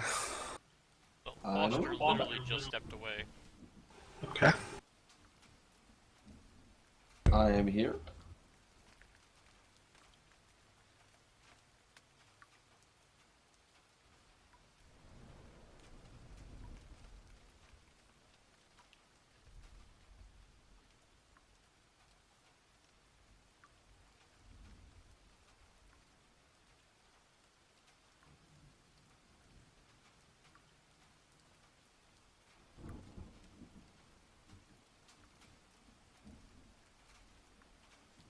Is that me hanging from the roof in that lower right picture? It could be. Yes. They apparently don't like wizards here. Apparently so. Possibly I'm not going to be using If you were the shadow common powers. folk living in an age of wizards, would you trust wizards when they can do things to your mind? Probably not. I don't know if I'm going to take Guy of the Night, Hunting Buddies, or Armored Mind for my next level. It's such a hard call. All three of them sound really good to me right now. I'm back. Did they let me keep my raptor? I doubt they would have just, like, what would they have done if they found something? I think like somebody decided, like when they were disarming you, they decided to like rip the papoose from your back, not knowing that there was something in it, and all of a sudden you heard like a scream, and like they're waving their hand about as the raptor is attached to their hand. They're like, "Oh God, get it off!" And eventually it gets flung across the room and it splats against the wall. Alive or dead? It's hard to tell. Uh-oh. No! I think. So- Mariah kills everybody in town for I think, like, revenge. Mirai obviously like fights with her captors to go rush to the puddle that was the raptor. Like, fights her way out of her bonds and rushes to it, and like, they don't rush immediately. Like, somebody holds them back, and she goes and craters the puddle of raptor. And you hear like a gurgling sound, and it begins to, and it begins to form into like a face in the puddle of goo. That like slowly turns and looks at you, and like as you're holding it, begins to sort of reform. Whoa. I wonder what their reaction to that is. They're just like, more sorcery, Exactly. Yes, another wizard. a demon, A demon wizard. an abomination. And I think one of them says like, my cousin once found some sort of slime like this in a cave when we were young, and it ate his left hand. It's not slime, it is a raptor. Look at it again, man. I don't think they even just know look that at you and term. they look at you in horror, like, oh yes, of course, a raptor would be so much better. And like, I think Mirai ends up getting thrown into like a separate cell, like an actual isolation cell with a raptor, because it's like attached to her arm and they can't pull it off of her. Whenever they try to pull it off of her, like the head turns around and like snaps at their fingers. So like right now it's literally a head that's gooified to her arm. God. I love how we exacerbate the situation. Yes. It is funny to me that this is now the third time Padine has been in trouble because with the town guard now. Third or second? I think you So once Tall got was one of arrested in Arnhem because of this too. This was, yes.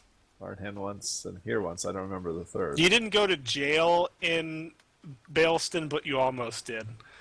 Yeah, Satal was arrested once, I believe. So you guys are not in your cells very long before I think you are. A jailer comes and lets you out, and you're led away, like out of the jail, and up into the barracks, into like a secure holding room, and like the entire way, you can see various guards that are kind of on alert. There's not a tremendous amount of them, but they're obviously like aware of your presence, and they've been told to be extra vigilant. And you're led into a room, and Fergus is seated at a table in here, and I think Nemestra is standing in a corner as well, and seated on the other end of the table, opposite Fergus, is a man, a very tall man in plate mail armor. It looks like his helmet's been set down on the table. He looks to be a half-elf with dark hair, and he's got a dark goatee, and he's got a scar down his right cheek. And he looks you all over as you're led into the room, and he says, "Please, if you would have a seat, we could perhaps get this mess sorted out." Although, down, I must stress, if you've secured the prisoners, the ones that we brought back, they're being held. Make sure your best men are on them. I would not turn your back to them. They are clearly skilled at their profession. And I think before, like, as Padine is led into the room, he's being led into the room, like, literally in chains. Still gagged? Still gagged, and, like, as you're led into the room, he turns to Fergus and he says, "Is this the one?" And you've already told him, you know, like, that's the bard. He's not a sorcerer or anything. He turns to you and You're muted, like, asks, "Is this the one?" He be the bard. He sings, and his song sometimes has power. But yeah. Yeah, I think he turns to you, Padine. You're kind of being held at the door at the moment, and he's like, "I have to say, there've been charges that you have attempted to ensorcel a man, and may have even set off the explosion that happened at the gates. There has been some evidence not necessarily to the contrary, but evidence that suggests that you came here willingly. You can assure me that this man will attempt no sorcery in my presence?" He looks to you, Fergus. He should be alright. Yeah, I think he turns to you, and he gives you, like, a very stern, cautious look before turning to the men who are holding you and, like, "Set him free." They eventually ungag you and then unchain you. And they move to stand outside the door, although the door is not shut. You can tell that there's, like, 4 guards immediately outside the door within, like, 4 feet of you all. I stretch my mouth out a bit after the gag comes off. "Thank you, sir. It seems cooler heads have finally prevailed to some degree." I have to tell you that wandering into a foreign city and beginning to cast spells is not a good way to introduce yourself to the local authorities. "So I should have let the poor gnome die?" I think he narrows his eyes and he says,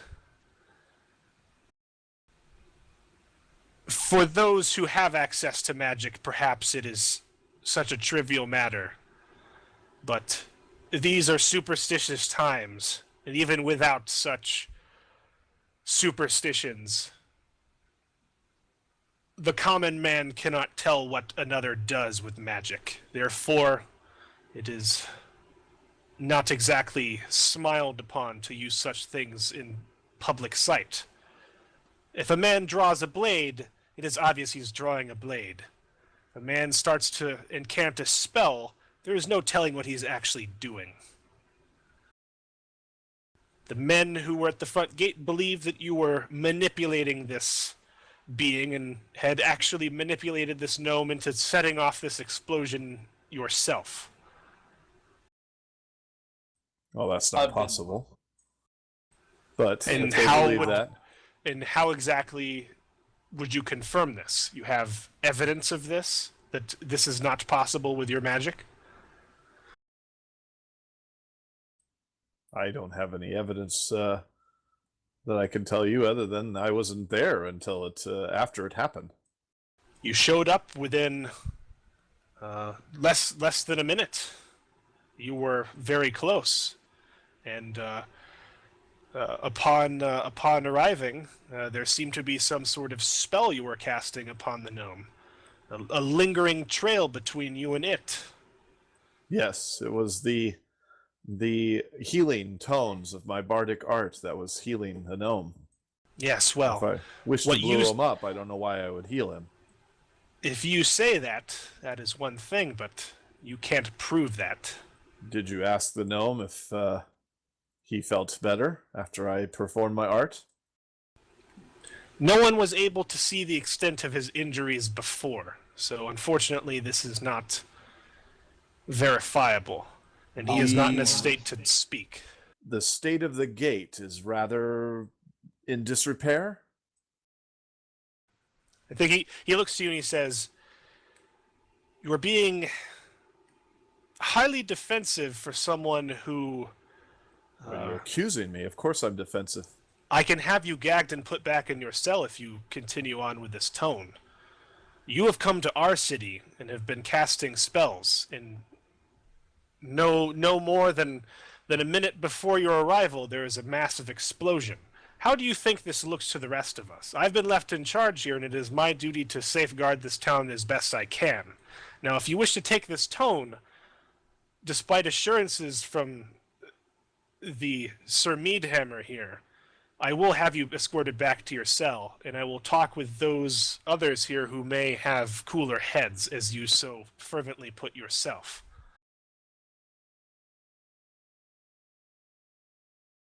I think he just stares you down.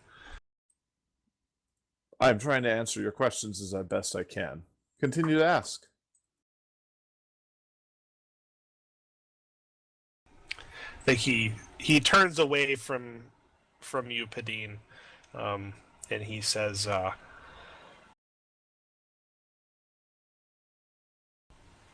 "Secondary of the nature of the spellcaster here is what you all came bringing news of.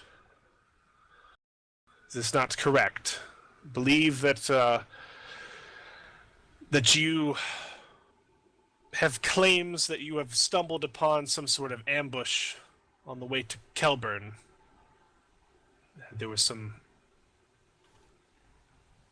how should we say, reports from the guards that you were claiming that there was an Asharan attack."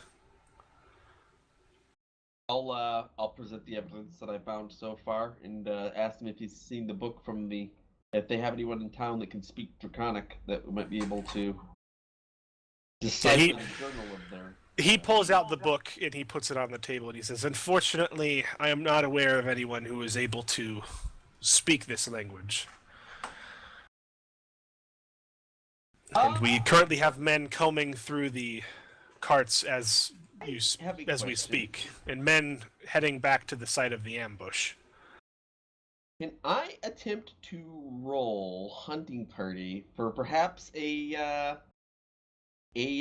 hunter that maybe lives out on the swamp, has to fight the lizard creatures and that sort of thing at times to time. Maybe I've worked with out in the villages that may speak Draconic. We could send for perhaps.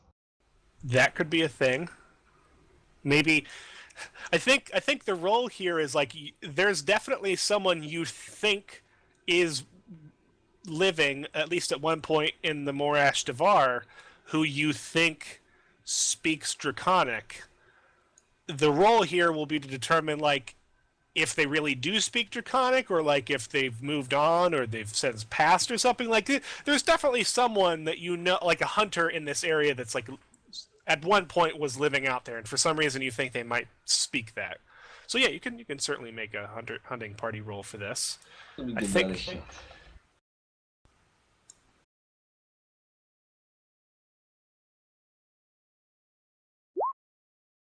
10. Yeah. A fellow hunter or associate has just what is needed. However, if it is rare or valuable, they may still ask for it back afterwards and require other compensation if it cannot otherwise be returned. So, normally this goes for items, but a skill is fine too, I think, in this specific regard. You do, I think you know, to the best of your knowledge, that that there is a hunter that was rumored to have been operating in these parts who operates in the Morash Dabar, because you know there's like a lot of creatures in that area. And you think your uncle spoke at length how this person was actually an expert in dragons, and that might be how they have their knowledge. Interesting. I will definitely tell the captain of the guard here that you may not have heard of me, but I have been through your territory before, and I'm no friend of evil sorcerers, and I can assure you that beating is not one of them. But I do have a contact that may be able to translate the book. I believe that if you retrieve the sword yet, it may be more evidence of what we are saying, and perhaps give us license to send a messenger out to see if we can retrieve my ally that may be able to help us decipher the intentions of these infiltrators. So I think he kind of like rubs his chin while you're talking. And do you have a specific name for this person in mind? I will in 1 second.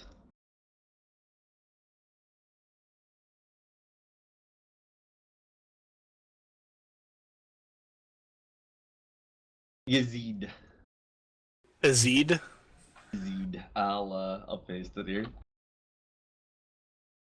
Actually fits pretty well. Okay. All right.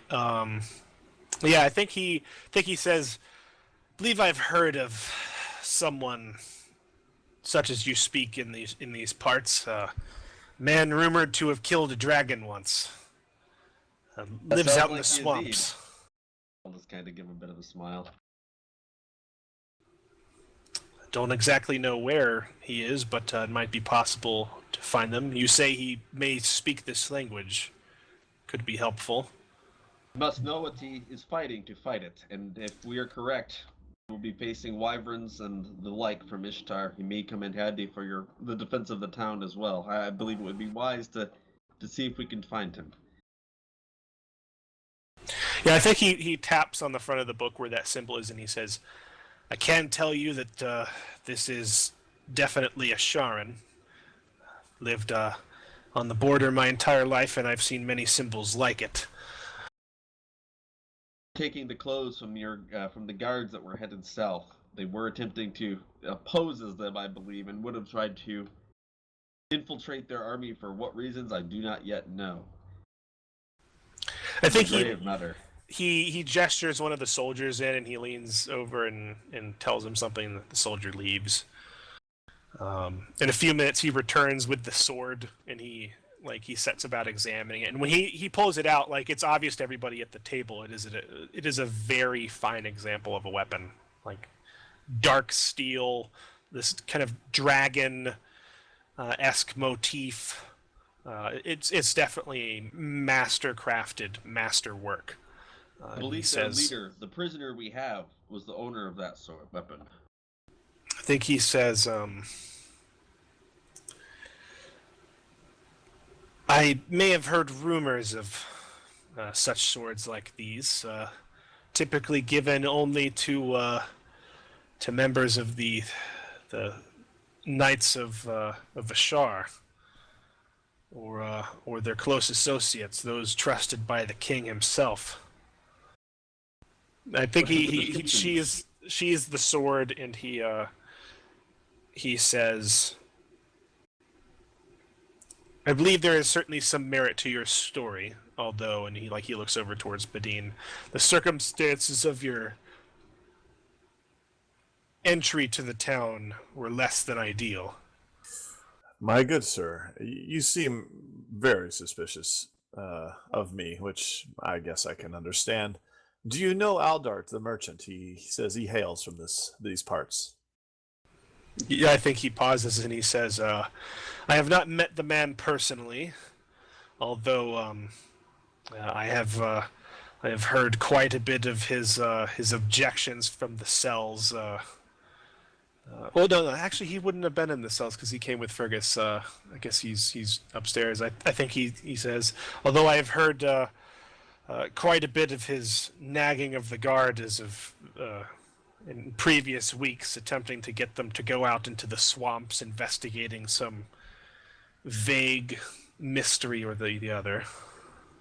Well, he hired us to check on this mystery, and if you let us go, we'll be on our way, as I don't really care to stay here.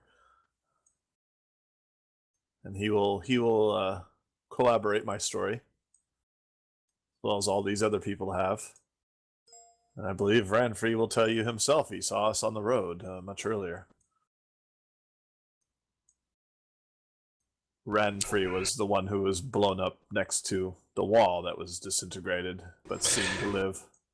Yes, well, I am inclined to believe you, but understand that there is no proof of this. It would not be wise to be waving magics about in the future, especially under such circumstances. I don't plan to anymore. I will be on my way as quickly as possible. Well, if you're doing business with Aldart, it seems you will be heading off into the marshes. Didn't suppose he had to find you from very far off. Most of the typical cell swords have already been hired out. Yes, we hail from Arnhen. Hmm.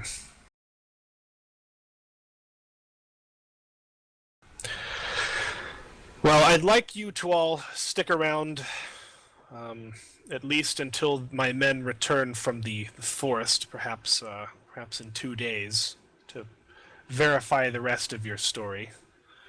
You did However- tell them of my trail duck I left for them to find, right?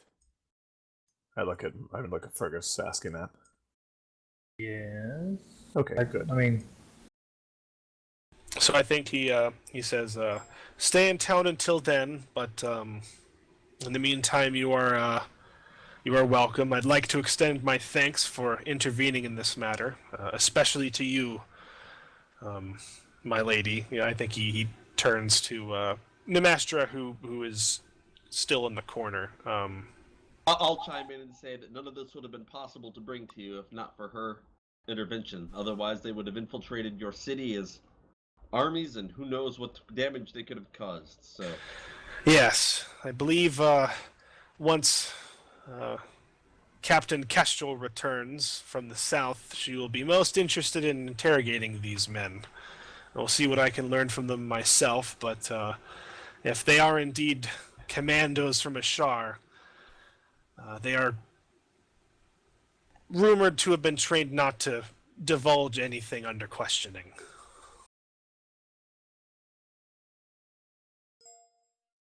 they were most uncooperative. Yes. I believe that is their rumored disposition. Well, with that, I think he stands up, and he has the sword still in his hand, and I think he notably has the book. He seems like he's genuinely going to potentially seek out a way of translating this, Graves, and if you I think you've like given him the name of this person, and like maybe he said that he's going to send riders out to maybe to try to find him, if you don't do it yourself personally. But regardless, he stands up and he says, I will dismiss all charges against you, and I thank you for your service for the Baron himself. It's troubling times, and you've all certainly done your part. we will make sure that our friend sings no songs in your town without permission. And I will give him a nod and kind of look at Vadim. Well, I promise not to use any magical arts while I'm here, unless other things explode as well, unfortunately. I think he looks to you when you say that. Like, he definitely kind of turns a stern eye towards you with the unless other things start exploding. One thing I will say to that, as I catch his eye, will say that I'm not convinced that there may not already be infiltrators. The destruction of that cabin or that wagon could have been related to the news that we told him. It could have just been an accident, of course, but I'd always question accidents. We're supposed to get this knowledge to you while we were loading the carts a few hours earlier, and I do not know if he was able to speak to anyone in town about what he found, or if he was silenced before that. Unfortunately, the man is in quite a state, from what I'm told. You know if he spoke to anyone after arriving? I know that he would have arrived a few hours ahead of us. No, he seemed to have been arriving just as your party was. Let's see. He must have slowed down on the road. That's very unusual. He was a few hours ahead of us last I knew. I'll just kind of make a mental note of that.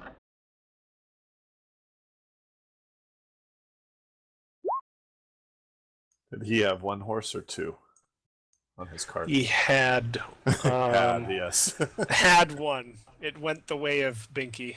Yes. Or We Binky. probably could have caught up to him because we had two horses that could have been accounting for the. And not to mention, you were still a mile and a half behind. It's Oh, also no. assuming he didn't stop. Yeah.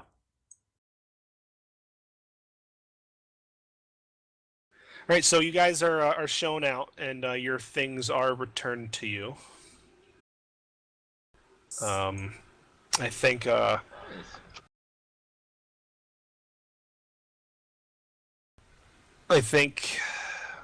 Calvin and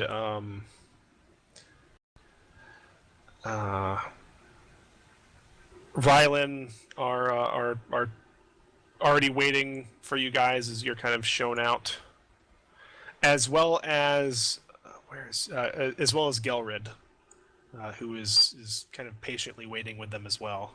And I think Aldart is currently like in an argument with one of the people up front about like surely we should get some sort of bounty for the returning of these supplies, and like the guy's giving him just like a really sort of look.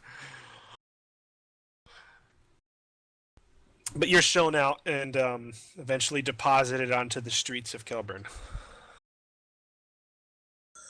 So, Aldart, you didn't tell me your people were so suspicious of outsiders, but that is understandable with the recent actions that have been going on with the armies moving south through here. I think he just says, well, I don't know about suspicions. I mean, the folk of Kelburn have always been more holding of stories to others, but I don't know that we're that much different than the rest of Arkval. Probably just rolled up some pipe leaf, and I'm just said, don't know about you all, but I'm gonna try to find an inn and get some sleep before staying here for a few days. And I'm just going to glance about and say that hopefully they won't make us wait long. I know that we want to get back underway as soon as possible. I think Gelred turns to you, Padina, and he says, so there'll be no trouble from the guard now? No, not the guard. It will be interesting to try to get an audience with the Baron, though. I shall try my best. We'll see what happens. He nods. All right, so you guys go trying to find an inn. But just pay from the normal services, or how would that go? Let's see what sort of inn are you guys trying to find? The mid-grade inn is fine by me. I'm just happy that someplace with a room that I can catch a few hours sleep. As long as they're hospitable to minstrels, I'll go to even a higher priced one. I think that would make up for the cell I was recently in, bound and gagged. Okay.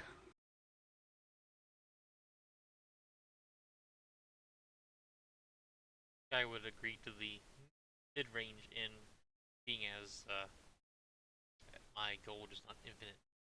Something that looks safe enough, and it's like not like I don't need every luxury item as long as it doesn't look like it's run down. I'm gonna get robbed in the middle of the night. I'm completely happy.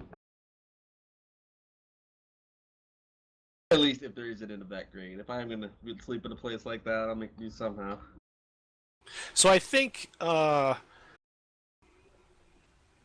you start looking for a higher quality in Padine Yes, with the with Gelred Gelred. and anybody else who wants to, I think Aldart probably as well.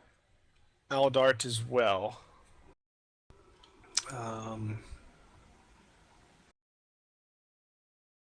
Aldar actually has a house here, so Oh. he'll be staying there. You find the Hellhound and Hare. Hmm. It is it's in the temple quarter of the city. It's not a really great example of a temple district by any means. But it is surrounded by typically better architecture buildings, so it's in a little bit better neighborhood. It's a 2-story building. You walk in and it has very finely crafted furniture. There's immediately very very large rooms apparent right off of the main hall. The innkeeper is I think waves you in. Padine looks like she can almost barely see over the counter. Looks like she's an especially short half elf. Alrighty. I'll pluck my lute once or twice and say, "Hello, I am a minstrel from Arnhen, and I was wondering if you have any accommodations for me." Yeah, I think she says, "Oh well, hello there. I'm Siri. Arnhen, you say? That's quite a ways from here." Yes, I've been on the road for a couple days now. Well, yes, we actually do have quite a few rooms available. Will you be needing dinner as well tonight? Oh, that would be wonderful. So I think she says, well, that's great. Tonight we Me and my companion, Gelred, of course. of course you'll be needing 2 rooms or 1. Do you have a room that can accommodate both of us? 2 beds? Yeah, I think she appraises you and she says, yes. She purses her lips. Yes, we will be able to do that, of course. That would probably be fine then. You will both have to pay, obviously, but it will be a lesser rate. Oh, you don't charge a free rate for minstrels, even if I play tonight for any cohorting that is going on. Cohorting. Depends on how good you are. We have quite a few people who come in here and talk themselves up and end up driving the rest of the customers out. How so? What do you mean, how so? It's exactly as I say. Oh, why do they come in and drive others out? Are they obnoxious? Their playing is abhorrent. Oh, well, I will bring them in. There's no doubt about that. I have played in some of the great courts of the land.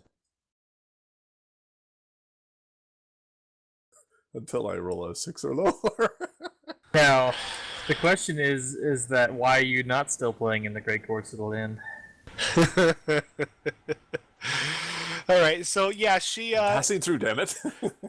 she offers to front you your room for the night, for the next couple of nights, as long as you're not absolutely atrocious. Okay.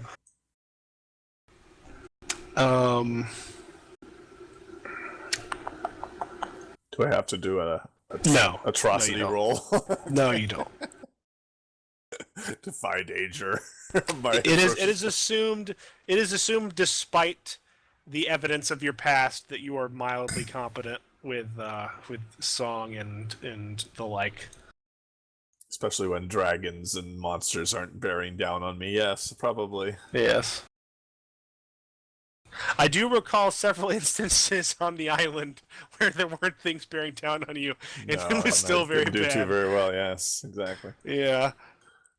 Actually, I think it just didn't catch their ear. They were of a long lost land.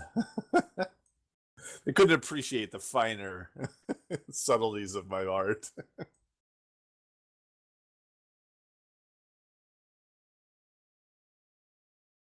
The rest of you find another inn, from the sound of it. That is the plan. Ooh, this one, I think this one's a pretty lively one. It's called the Sorceress's Cellar. It too is located in the Temple District, but it's right on the edge of it, and it's located on the edge of the Temple District and the slums. Odd place to mix up. Yeah, like Maybe it's interesting in. it seems like somebody probably bought it because like it's technically within the Temple District, but it's literally like the wall that forms around the Temple District to keep the rest of the Temple District away from the slums. So that's why they probably got it so cheap. It's a single story building, but it has like an expansive basement where most of the actual entry hall is. Like once you walk in, you actually step downstairs. So it's a sinking in. Yep. And it's your average quality inn. And I think this one yes. How much is a bottle of rum? A bottle of rum. That would depend how close Do they one is to have the spirits? ocean, I would think. They don't have any rum on hand. They do have beer, mead, and some stout. How much for a bottle of stout? 2 copper. Okay, I'll buy 2 I'm gonna buy 2 bottles of stout. And, Well, I guess that's a mug. A whole bottle would probably be a silver. How does the stout Makes differ sense. from the beer and whiskey? Oh God, I don't know. I think stout's the strongest of them, isn't it? Yes, stout is usually a bit stronger than beer. So I'm gonna buy myself a couple bottles of that. I will drop the 2 silvers, and I will ask them where I can get a room in this establishment. I think you're greeted by a particularly hairy orc who is the barkeep. And he grumbles something about this whole establishment has rooms. How He much just for like one? gives you like a puzzled stare. Okay, I'm gonna shake my coin bag and say, "How much for one?" Yeah, so he opens up his equipment and services tab and says it'll be 2 silver. I'm gonna throw him a gold and say that would He appreciate you. like his eyes widen and he fumbles to catch it and he like looks at it if anybody and he comes around looks town at you asking about- suspiciously. I'll say if anybody comes around town asking about us, let me know, and I'll thank him and I'll take the bottles of booze and say, "You all have a good evening," and I'm just gonna start heading back to I think drink myself into a nice restful healing coma at this point. Oh god. Healing coma.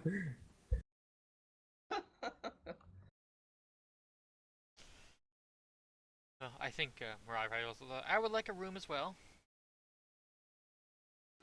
Very well. There's one right next to his. will be 2 silver. Certainly. Here you are. You sure you wouldn't need a closet instead? It might be cheaper. The room will be fine. Do they have a Alright. servant's room that is small? So that'd be the high class inn. I think he'd actually be offering her a closet. Yep, I kind of figured that. If I tried to go to the high class inn as a goblin, I can only imagine what my response would get. So anybody staying here just has to shell out 2 silver. Certainly. So I shot two silver. It's a particularly noisy quite unusual to establishment. have an orc running an inn. What's the story? What's the story with this inn? I think he like That was he's very towering offensive. over you by like 3 feet, and he just like it's like a crane coming down, and he lowers himself to your level, and you can see one of his eyes is slightly bigger than the other, and he glares at you, and he's like, "What do you mean by that?" Nothing against orcs.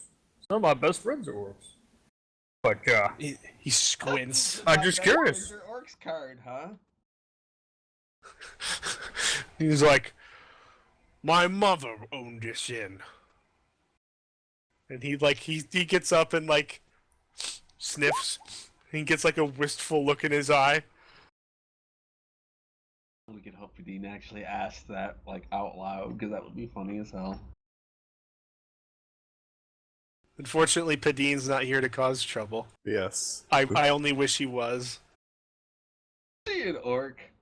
He No. looks at you. What be ye serving tonight? Well, we've got vegetable stew and some stewed pork. We got some roasted grouse. If you don't like the stewed pork, we've got some salted pork too. I'll take some of this grouse and some salted pork. That sounds good. You want some cheese? Got a lot of good cheeses lately. Oh, what kinds? Cheese can be quite good too. Come with me. And he literally leads you to a door. A Like wall just, of like cheese. a random door in the hallway. And like he takes a key out of his pocket and he starts fumbling with it. It takes him like a good 15 seconds. And he eventually opens the door. You can tell his dexterity rating is probably -2. And he opens the door, and you can see it's like a shallow closet, but on each of the shelves is like a block of cheese or a wheel of cheese. And it's like it's an entire closet full of cheese. Which one would you recommend? And he says, "Oh, we have some Peruvian blue here. It's very good. Mother really liked that one. We have some from Arnhen. How much for like a sampler? Sampler. A couple of each. You know, a couple of little slices off each one. Or you want me to buy the whole thing? Either way.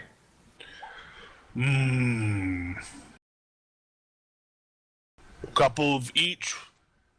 Silver. Can do that, I think.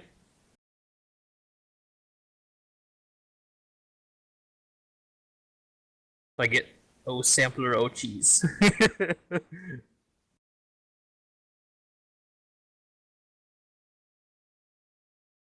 All right. Now, in regards to the conversation going on in chat, that is something I've always wondered too. And in my universe, if you actually look at the backgrounds, Races. the races of Ansaris, there is speculation that halflings are somehow Relatable. half-breeds between gnomes and humans. That's what I've been kind of assumed. I mean, it makes sense. Get some human with a birth defect that usually is born smaller. That could see them falling in with some gnomes, and then there you go. You've got halflings. Yep. Well, in Modesty, you would call them dwarves, but that's a different topic altogether.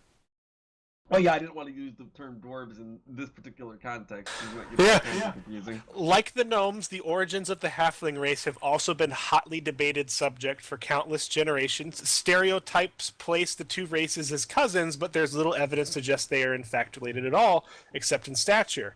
Occupying a size range somewhere between gnomes and dwarves, they can sometimes be taken as much less stout specimen of the latter. So, like, it's not clear.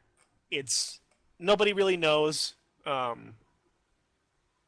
They could be half human, half gnome. Like maybe if you have enough half gnome, half humans, you get a halfling. Once you have too many halves in your mix, you're just a halfling, right? Probably. Sorry for the aside on that. Just an interesting thing. Oh, it was something that always bothered me too. I'm like, well, if halflings are halflings, what does that make gnomes? Slightly more magical halflings. All right. So I think you all settle in. Does anybody stay up in the inns, or do you guys I'll go to bed? I'll chat with this guy for a little bit. Eat a Okay. little cheese. You find out his Purely name for is me, roll. you find out his name is Bakar, and he inherited this inn from his mother, his beloved mother. God rest her soul. I think he kind of talks with you, but he's actually not very interesting. But he sits with you eating cheeses. It's like we be from the Adventurers Guild of Arnhem. Yeah, and I think he says he's never been to Arnhem, and if you like reference any other place, he's like, I've never been there either, and you He's gradually never been find here. out he's never been outside of Kelburn. Like I think you reference Poor like, guy. oh, we were coming through the woods north of Kelburn, and we found like these ambushed carts, and he's like, never been there. And like, it's very quickly you find out he's literally never left the town. There was an explosion at the gates. Never been to the gates. That's pretty extreme Yeah. to have never left the town. Never Yeah, been he's to the he's gate. never left the town, and yeah, he's always been here. I would probably see how much my milkshake brings all the people to the yard and play my songs and such. Do I get a bigger crowd? Does she seem pleased with the crowd that comes in listening to my music? Or at least they don't leave. Hmm. I am trying to ingratiate myself to her.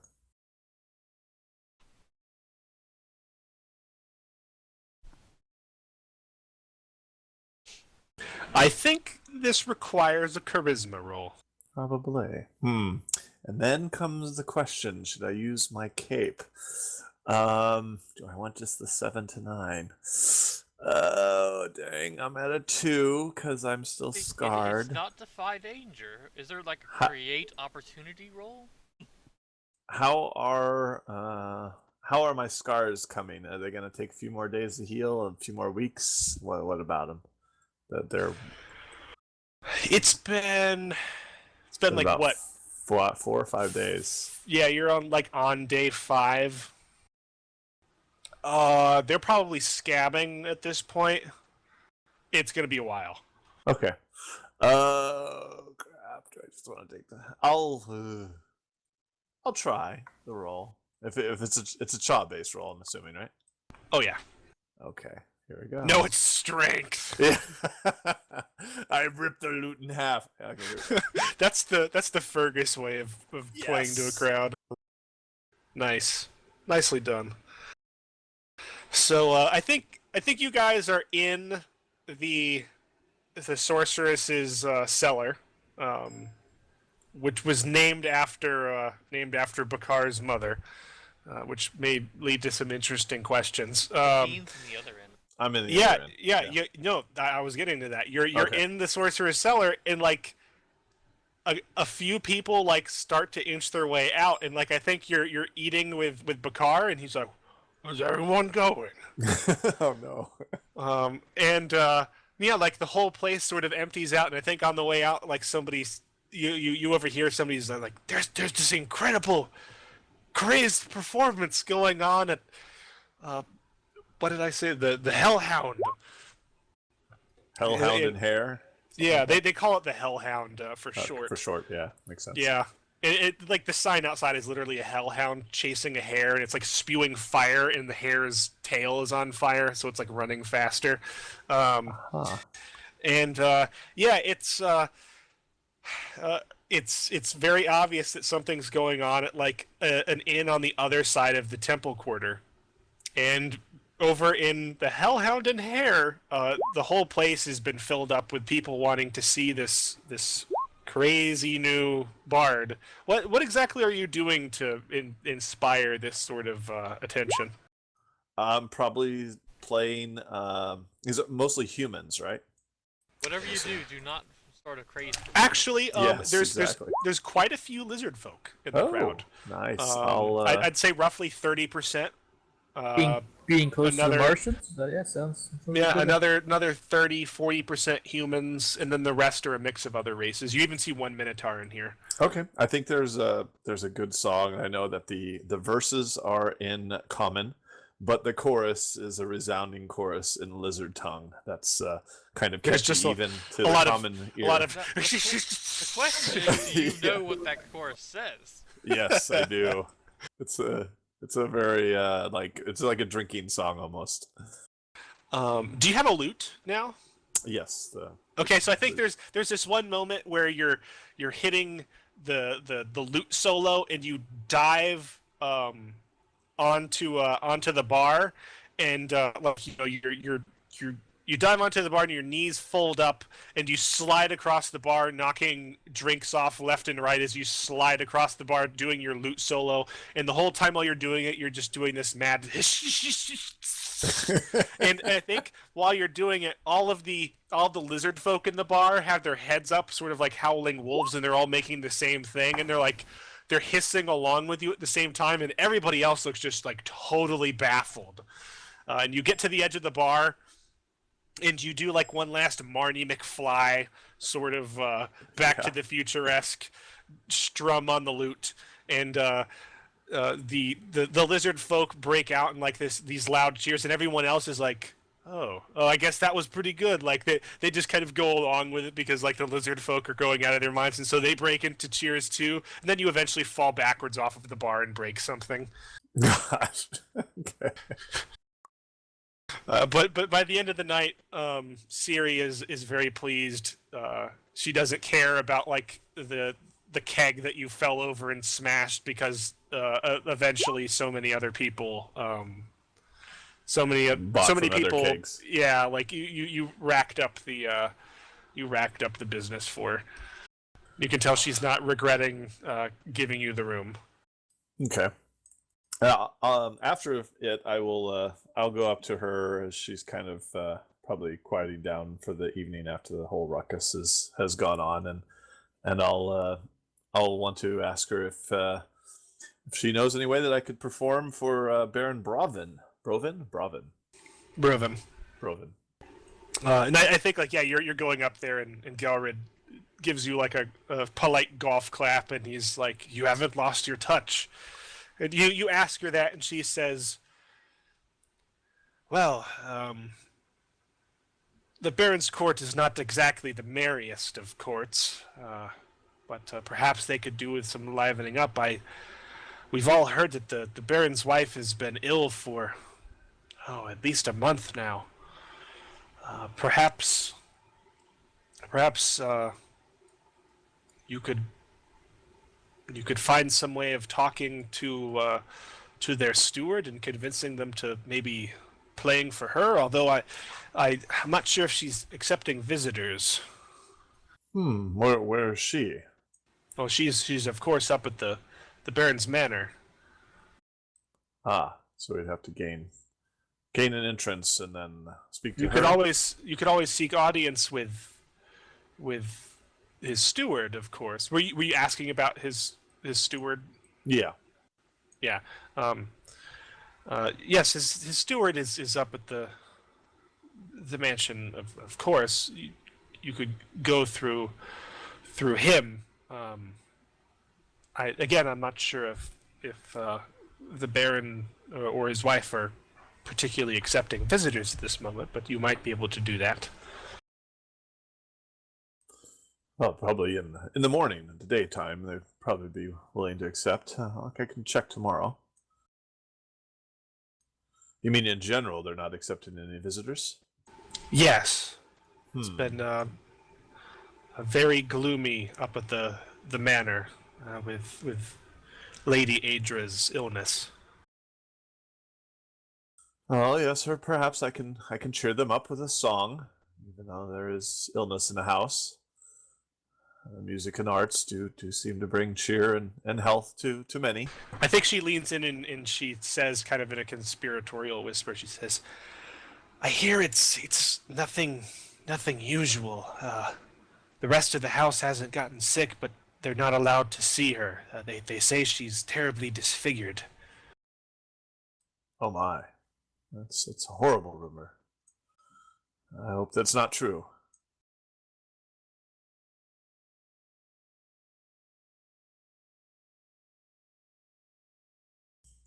So with that, I guess I will retire for the evening. All right. Try to gain access to the household in the morning. Probably late morning. All right. So the next morning rolls around. Obviously, Padine and his friend Gelred are staying at a different inn.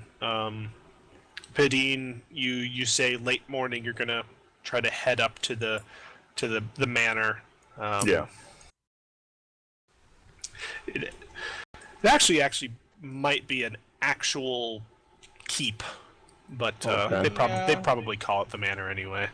Can we count that as a full camp cycle, by the way? Like for leveling and stuff? Yeah. Oh, awesome. Thank you. You're sleeping in safety. Ooh, Graves gets level and Fergus gets... Oh, he's almost there. And I don't want to level, because then I have to choose one of my 3 choices. So I don't want to grow up. Exactly. This is one of the most insanely hard calls I've made, but I'm going to go with Armored Mind, I think. What's that? That's a good Let's one. see. That's one of my favorites. Don't want to be manipulated one day. That does happen. Ooh, interesting.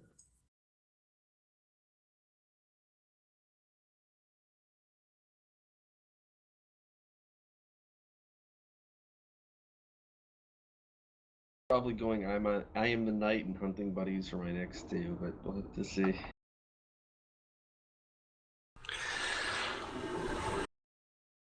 So, Fergus, Marai, what are you doing as you greet the next day in Kelburn? It's not particularly bright and cheerful. It gets about this cheerful.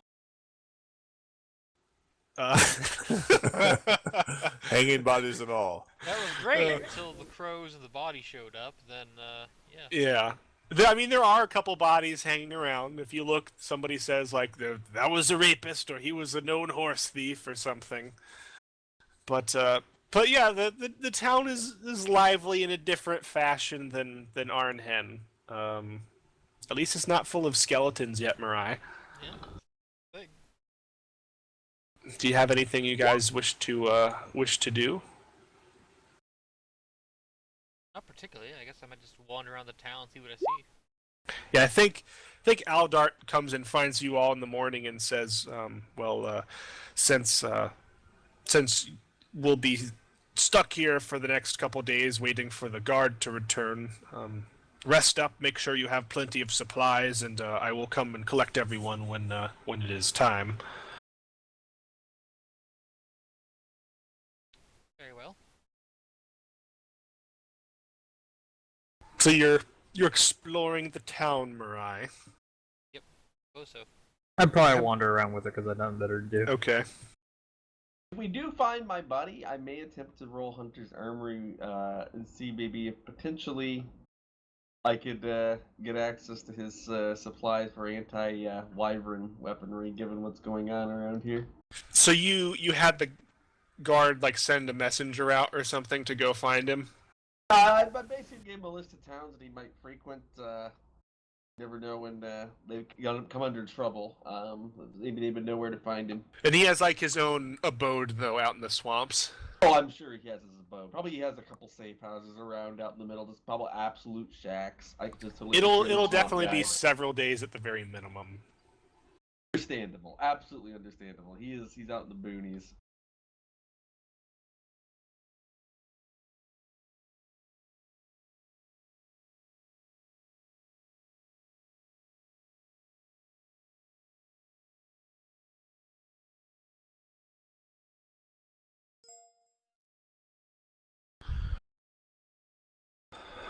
Just perusing my notes of the town.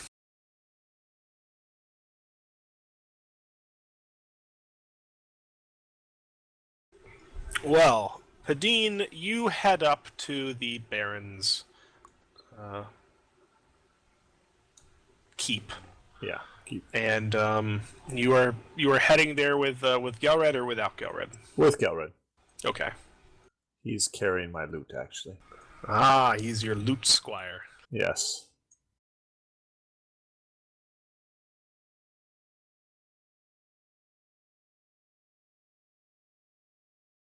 Ah, towns, Mirai. Why is it humans always congregate in such open-air places? Hard to defend, hard to fortify. I don't know why they choose this. Well, I think- it's better than the swamp. I think, Mariah, you've noticed a subtle tone of racism slowly creeping into Fergus over the course of this journey. that's become less subtle as the journey has gone on. So tell me, Fergus, would you prefer to stay underneath the hills all the time in your tunnels? Hey, but you can build into a mountaintop, and that's much more defendable, and you still have the sky. Fergus is just like, have you ever seen the eagle's nest? Impenetrable.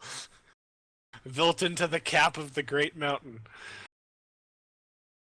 If you've hollowed it out and added stuff to it, it's still a mountain anymore. Aye.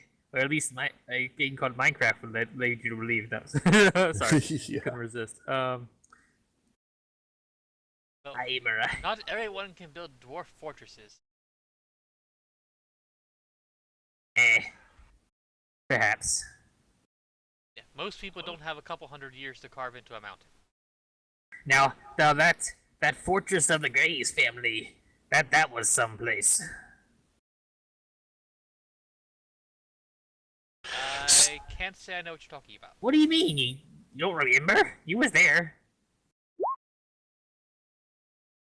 I don't think Mirai was there. I think you were, weren't you? You were.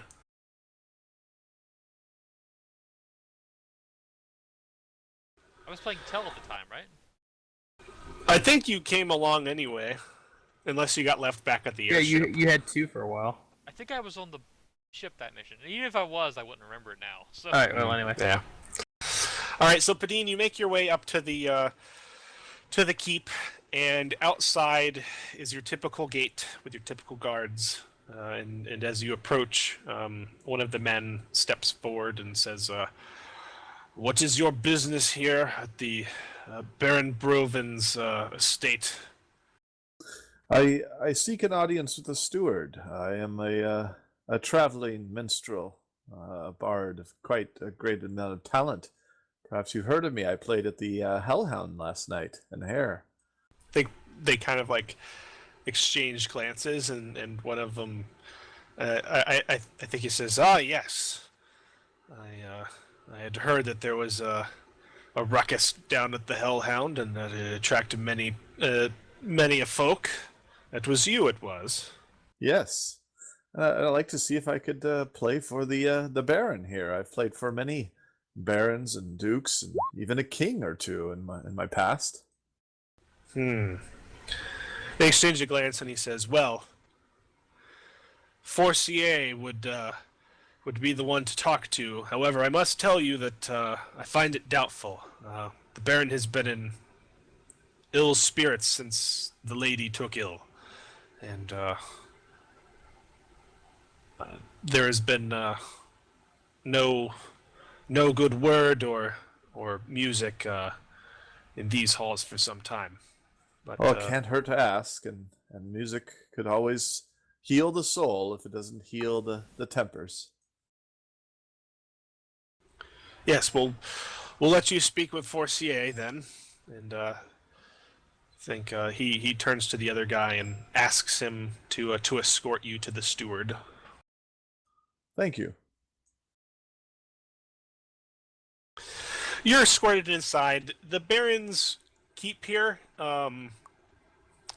It's probably the same size about as the one in Arnhen, but it's considerably better defended. Like it's an actual keep, multiple stories, and you're led inside. You are eventually greeted by a middle-aged man, dark skin, dark hair with a kind of a white tuft to it in the front. He's dressed very, very finely, although not too finely for his position. And he's seated at a desk when you're led into his office, and he seems to be writing on something when you arrive, but he puts his quill down and he says, "Yes? Is there something I can help you with?"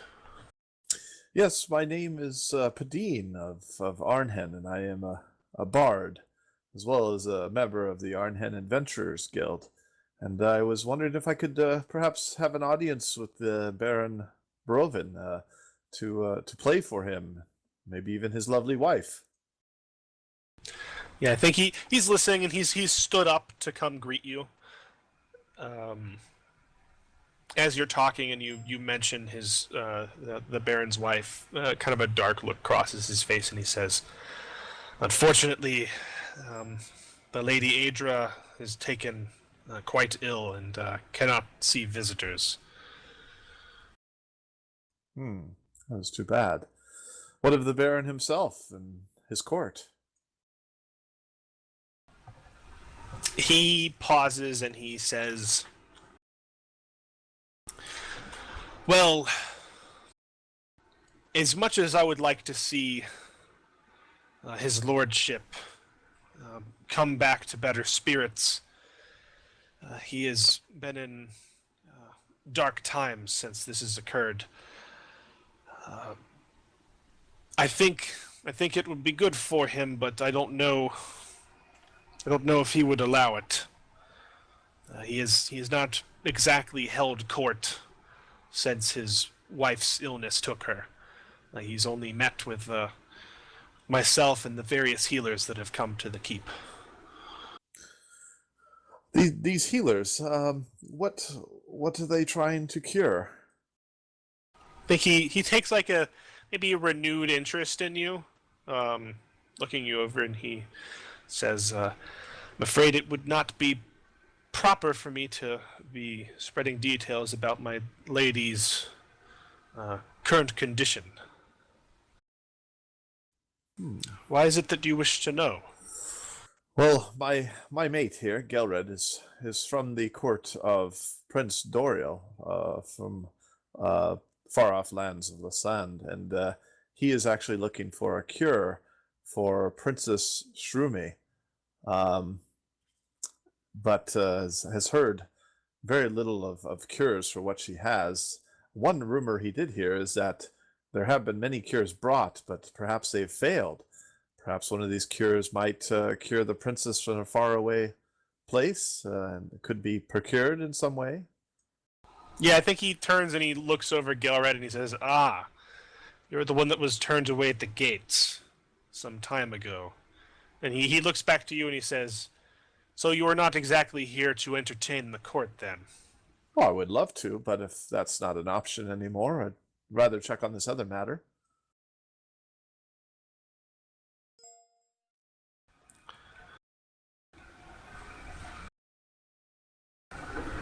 I think he looks between the two of you and he says, I'm afraid we don't have much in the way of relations with royalty overseas, so I wouldn't know anything about any Lady Shumri. Although if what you say is true, then I must express my condolences. However, the cure which you speak of, do not believe it would work. The Baron did procure an item, an elixir, at great expense, in hopes of curing his own wife. However, the first dose did not act as it was advertised. And our resident healer, Father Karnik, believes that that it is missing an essential ingredient which was not advertised to us.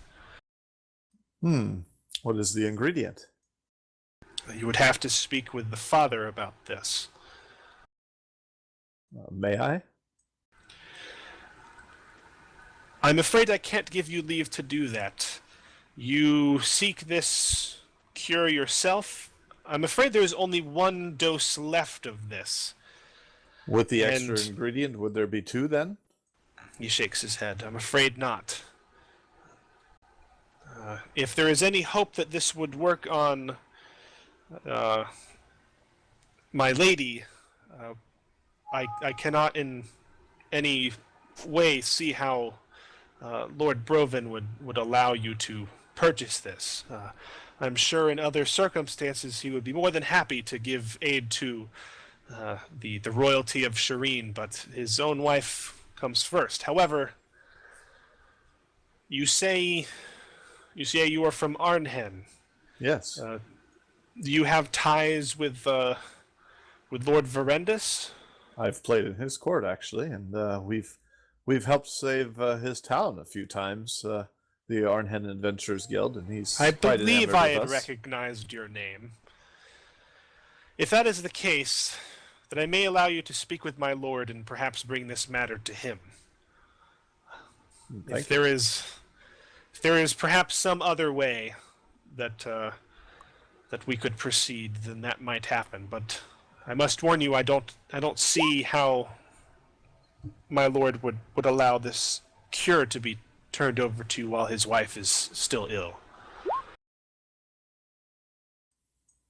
Yes, I'm sure it is troubling his mind, and I doubt he would part with even the slightest hope that he could save her. I turn back to Gelred a little bit with a little bit of a disappointing look, but we'll see what happens. Well, if you would care to meet with him, I can go see if he would accept a visit from you. Give me just a few moments. Thank you. So I think he leaves you and disappears for a little while, and you're left there with Gelred. I'll speak to him. So if we could procure this other ingredient, I doubt they would want to give it up. And time is of the essence. If we wait for one to succumb to the disease, Princess Shumri would probably also die in the meantime. This is quite a quandary. Any suggestions you have? All I know is the elixir that I sought, that apparently the Baron here has procured, is something that is capable, or at least advertised as having phenomenal curing powers. Only usable, or only recommended to be used when you cannot determine the nature of the illness. It is why we sought it out. We still do not know what is precisely wrong with the princess. If there is perhaps some other way of curing this woman here, perhaps they will have no need of it.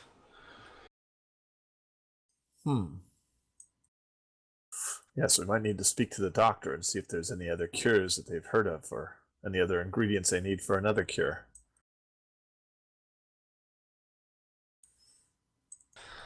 All right, so about 3 minutes later, the steward comes back in, and he says, I'm afraid my lord can't meet with you right now. However, if you would care to return, perhaps sometime this afternoon at 2 o'clock, he would be willing to meet with you and hear you out.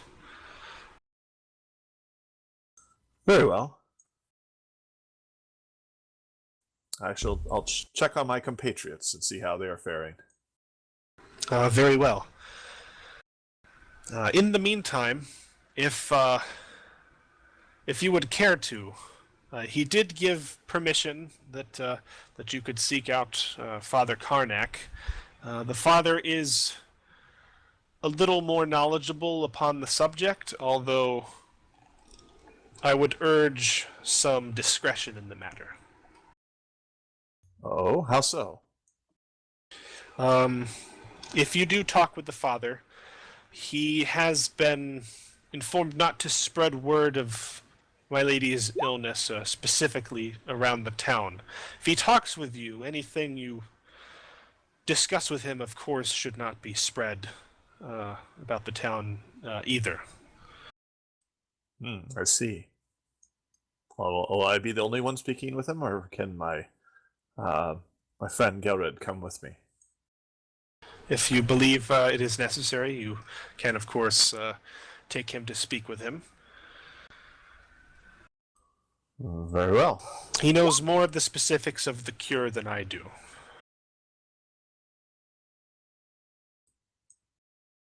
Well, then I should probably speak to him immediately. I think you can find him in the temple district.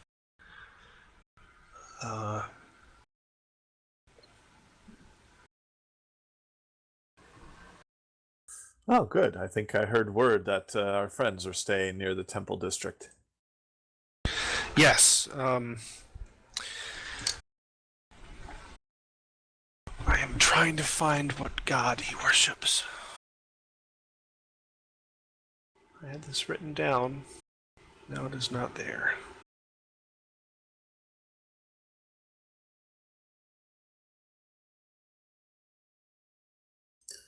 Yes, a strange fellow ran into the Hellhound late last night in mid-performance and told me later that he came from a particular establishment that was serving a dwarf cheese, so I think I know where they are.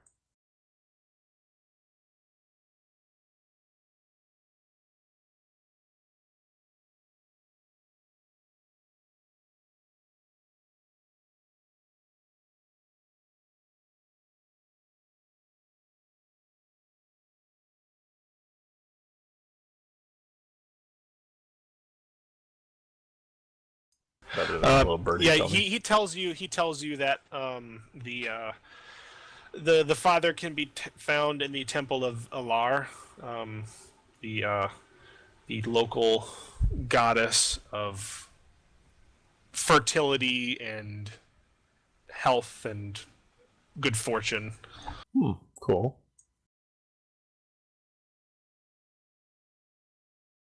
Then he lets you be on your way, unless there's anything else you need.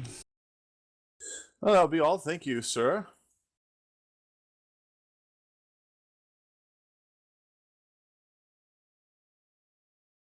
And I'll head there.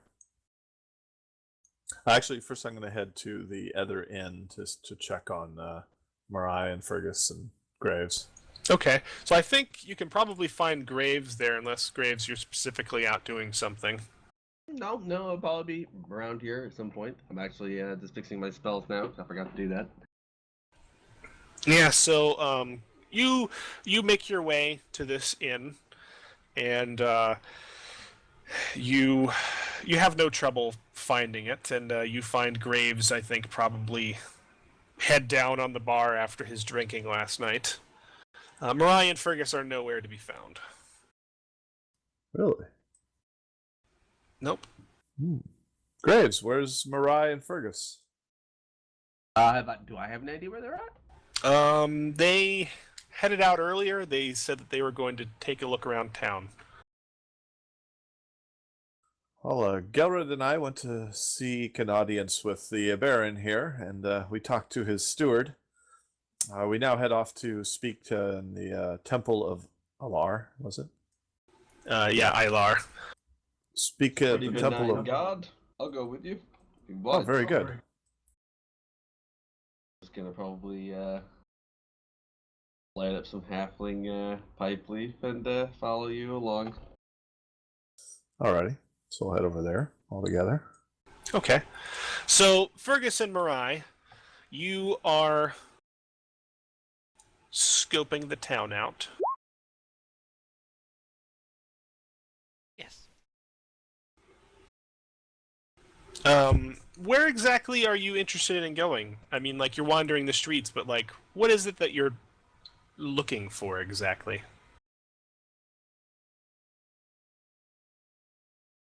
Get an idea of what the nature about the town is, and maybe go to the temple and say my prayers to I've forgotten what I said his Mariah name would was. be interested in finding the highest point that she could actually be allowed to access and have a look out over the marshes. That's a That's good an one, too. interesting choice.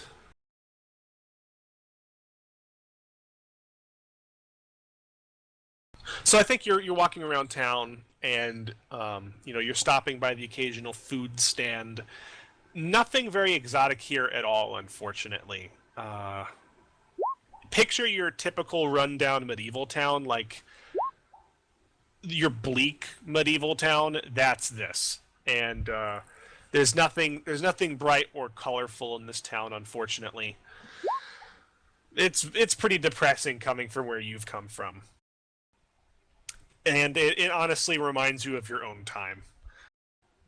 When you're walking through, you hear some rumors about the soldiers who have moved down to the south, how they are occupying Avaruk Keep.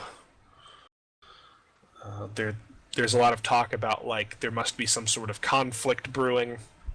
You also hear some talk about the Baron and his wife, and how his wife is like some sort of monster now, or terribly disfigured.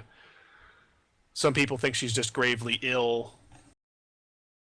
Those are Where the she's being held. you know that she's up at the keep. I may have to check that out some night.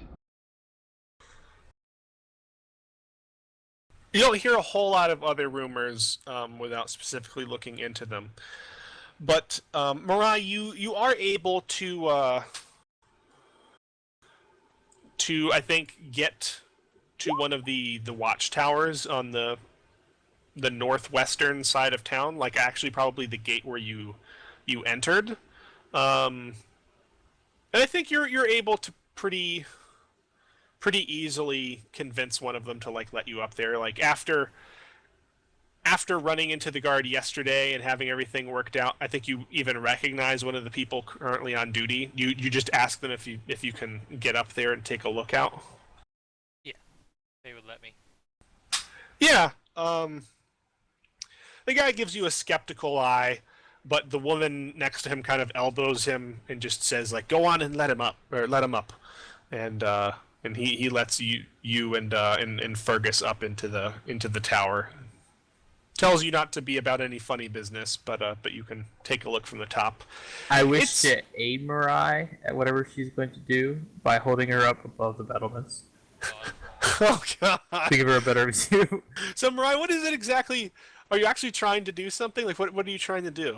Well, I don't know. I thought, like, we were heading that way in a couple days. Maybe have a look and see what might be out there, that kind of thing. What sort of things are you interested in? And like, as Fergus holds you up on his Making sure shoulders. it's not full of dragons and hydras is high on my list. All right, so from a long distance away, that may be difficult, Yes, but indeed.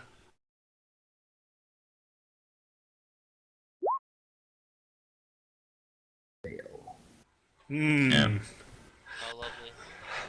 So, can you please give me a wisdom roll, Mirai? At what point do you drop me off the wall? Hopefully not. An 8.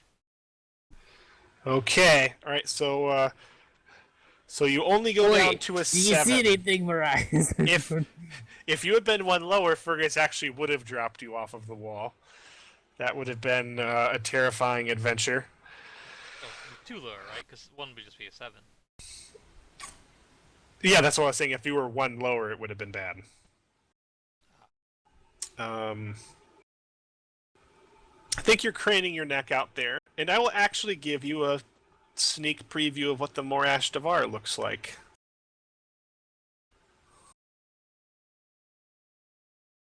Let me make sure there's some images that are hidden. Oh. Confirm these images are not visible. There are definitely some images that need to not be visible. Alright.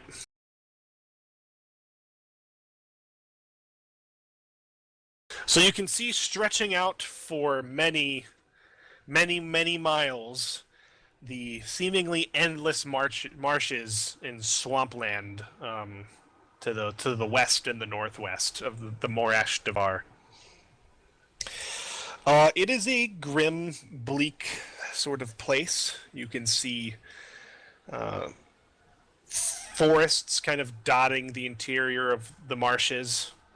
You can see there are definite waterways, and I think you can see a few boats here and there, like, push boats, although it's not very frequent. I think you can see off in the distance somebody's, like, kind of poling a boat towards the town. Although the town is not on the marsh itself. You can see, probably at the very edge of your sight, a few dots that look like tiny-ass villages, maybe. Like 4 or 5 buildings, kind of scattered about the marshes.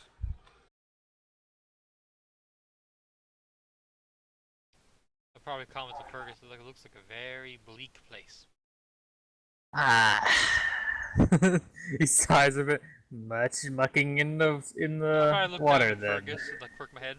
Fergus, how much do you weigh? I'm pretty stout, so I'm probably 200 something. I don't know. I'm not sure what the average dwarf weight is. I make a comment about like heavy dwarfs and unstable ground. Yeah, so I think you spend some time looking out over the marshes. And we cut over to the Temple District.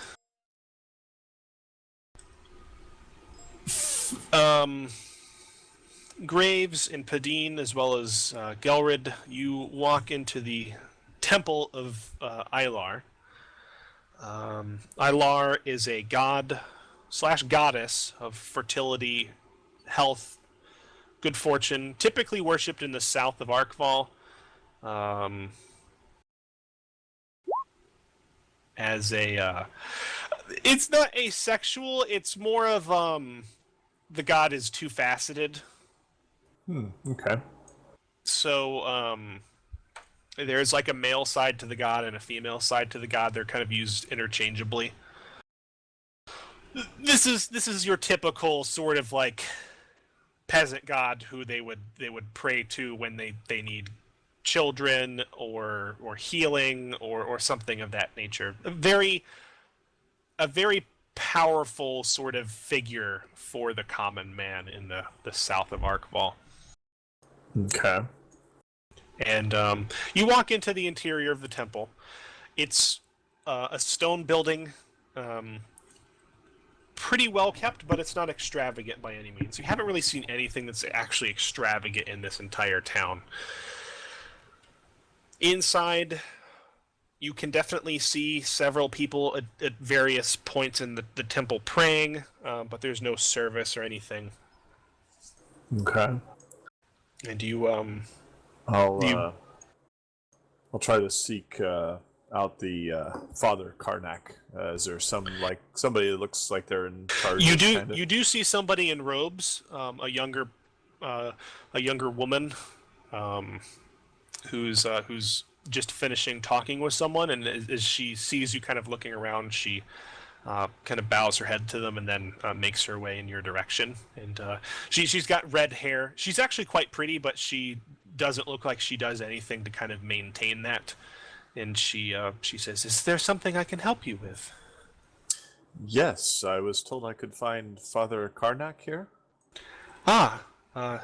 Yes. The father is in the back. I can show you to him. Is there anything I should tell him? Yes, I was sent by the steward of the Baron. What was his name? Forsay? Forsay. Forsay. It was like French or something. Forsay, yeah.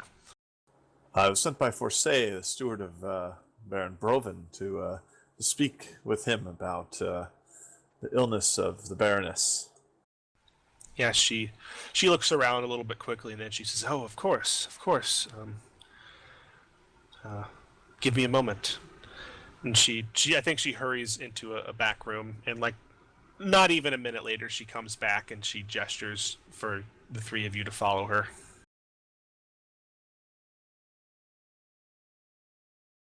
Okay, we do. All right, so you're shown into a very plain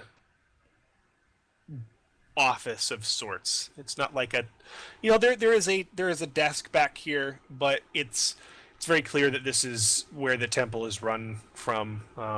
It's sort of a common office, and you can see a large figure beneath a set of robes who turns around, and as you turn, you can see this person has a long scaled tail beneath their robe, and they turn. You can see very clearly that Father Karnak is in fact a lizard folk of probably middle age. It looks like his scales are a little bit withering here and there, but he has a lively look to his eyes, and he looks to the woman and he says, "You may leave now, Rachel. Thank you." And she nods to all three of you and leaves, pulling the door closed behind her. And he says, "Forsair sent you. Is there some way I can assist you?" Well, yes. My name is Padine. I hail from Arnhen. I'm from the Arnhen Adventuring Guild, and this is Memon Graves, and he is from there as well, and Gelred, who is from lands far away on the sand, actually. And we were actually wondering if we could help you. We understand, as I spoke to Forsay yesterday, that this morning, that there's an ingredient that you might be looking for that could save the Baroness. Yeah, I think he like sizes you up and he says, "Might I ask your interest in this matter?" Well, Gelred hails from a land that once my master, Prince Doriel, his wife, Princess Shrumi, is very ill, and he looks for a cure as well. And perhaps we could procure something for you in which we could trade another cure that you might have. And how much has the good steward told you of the matter? He explained that the elixir that is supposed to be a cure-all did not work when given first dose, and it must need another ingredient, or perhaps there's another cure altogether.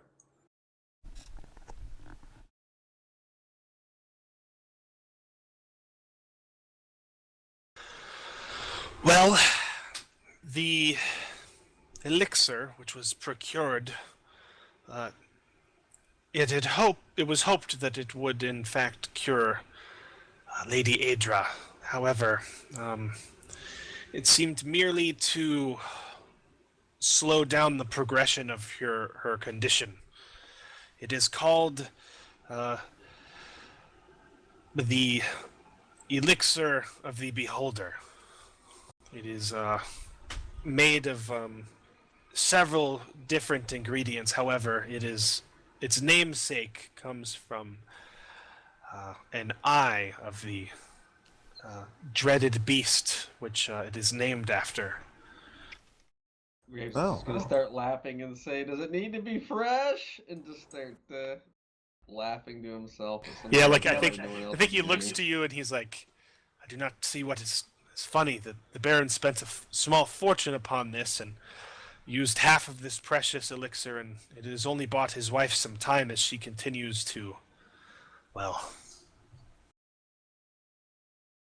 Well, I know exactly where we can find some beholders. The only problem is it's quite a distance away. I'm just going to kind of scratch my chin.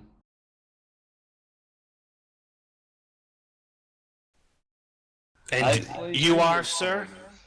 Graves, Living Graves, and I'll extend a hand and say that I've slain maybe 3, 4 of the beasts now. He looks very surprised and he says, "Indeed. We are not even aware of where these beasts might be located." I'll say that I actually know a person that might be able to get our hands on some, but we'd have to get there first. Well, I'm We'd afraid- have to, like, bring up a map or like look at a map and say that it's quite a few days ride from here. I'm afraid the Baroness has very limited time. Here, have a seat. And he gestures for you guys to sit down before the desk, and he says, "We are in a very complex dilemma. If an eye of the beholder could be procured and used to make the elixir work, it could save the Baroness. However, I do not.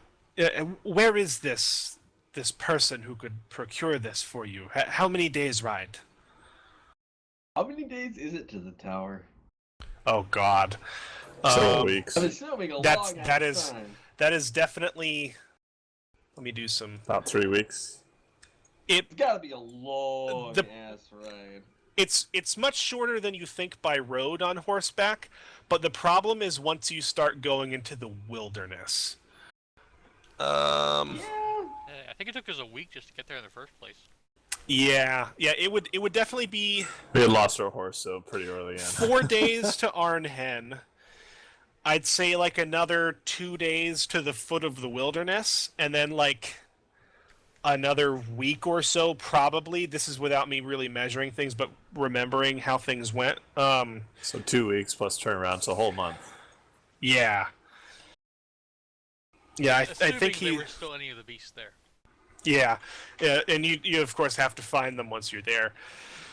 I think you describe where it is, and he looks very down, and he says, I'm afraid I don't believe the Baroness's condition would last that long, and this is where our quandary comes in. If we were to give her the remaining dose, it would, as it did before, it seemed to prolong her time, but in that case, then the rest of the elixir would be lost, and there would be nothing to use this eye for. It is my understanding that it is the rarest of the ingredients, but it is not the only one. And I myself am not aware of exactly how this elixir was brewed. Can I attempt a hunter's lore roll to see if I might know of any way that I might be able to identify where, I guess, beholders may be in the area, or any sign of them in the area is specifically what I'm looking for? Think I may be able to attract them.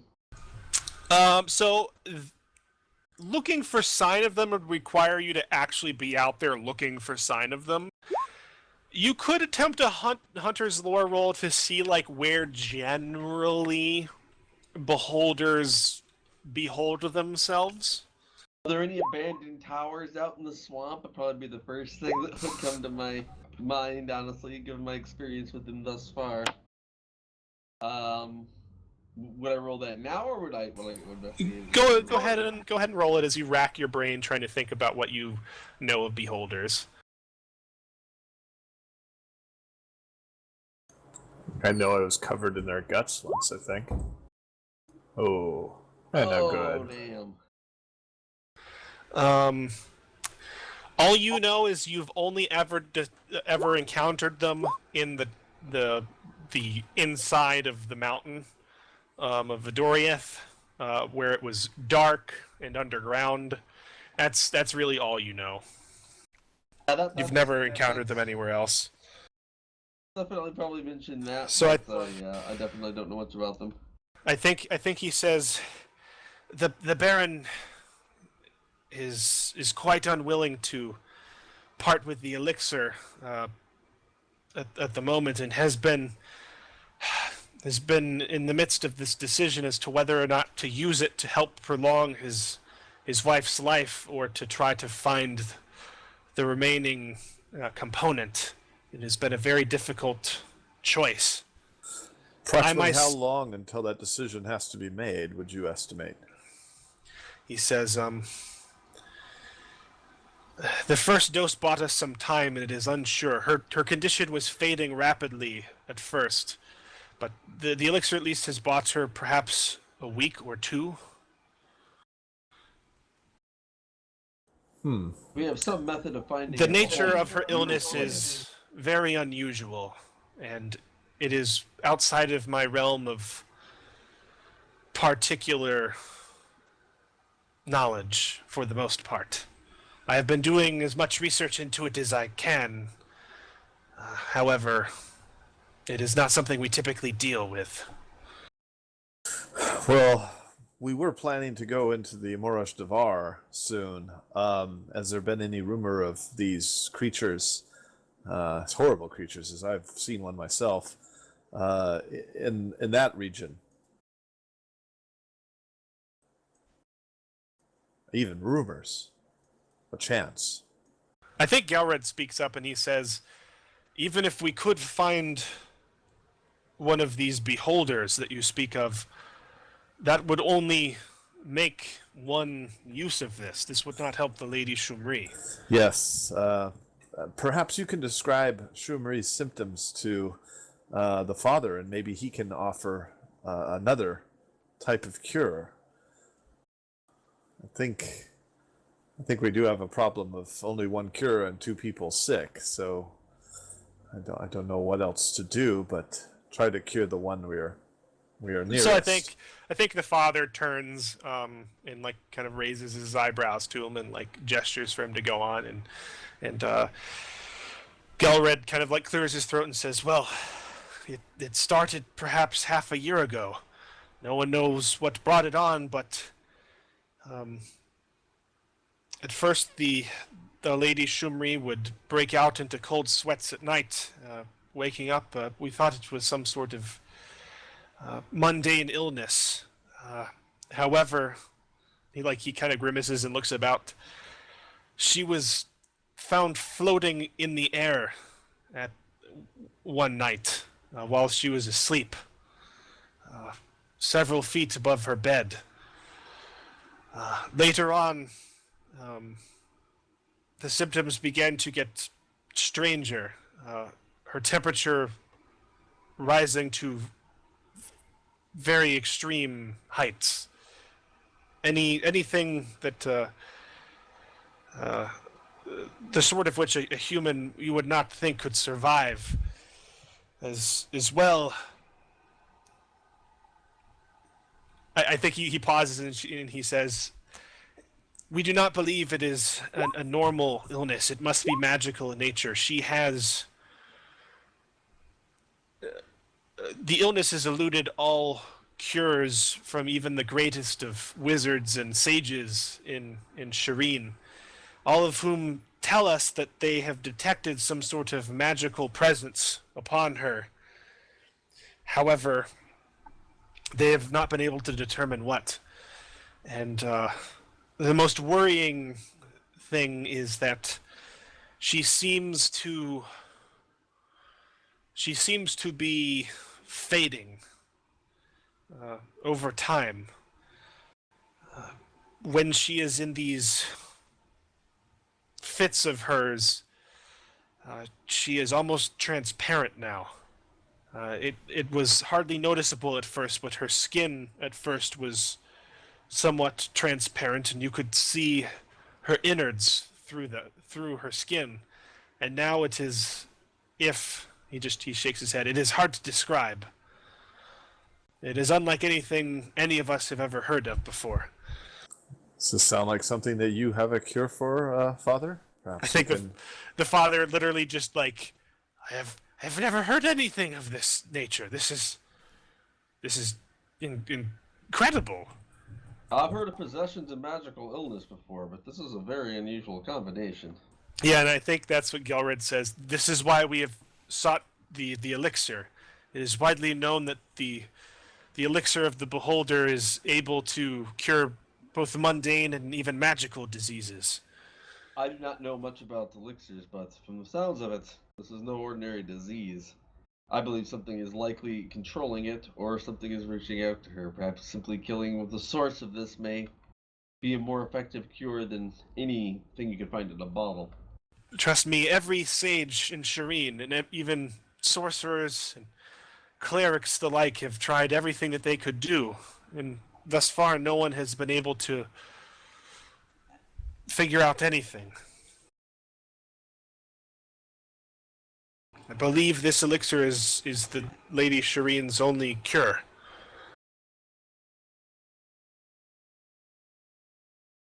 I think the father kind of like strokes his jaw and kind of turns a little bit as he's thinking. Would there be any way to make 2 of these elixirs? Double the quantity of them. I do not know. The ingredients are debatable as to what actually goes into the elixir. It was procured at very high price from a merchant traveling, I believe, through your own town of Arnhen, and it could be possible, but the rest of the ingredients are. Believe he was Elven, by the name of Al Hatan. Anan will nod and say, We know him. He'll look relieved because for a brief moment he thought that it could have been the hammer gut that sold them some con artist juice.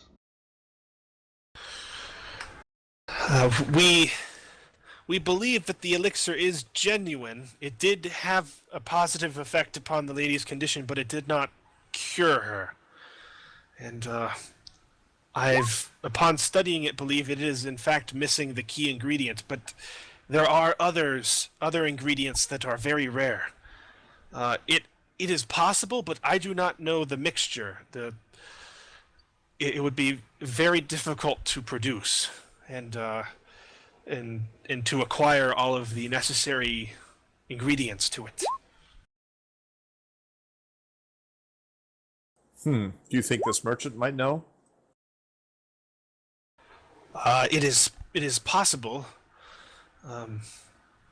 The man who was sent to buy this from him tried very hard to gain the information of where this was actually acquired from, but the merchant refused to give up this information. He was, however, vouched for his integrity by the Baron Verendis, so we felt confident in dealing with him.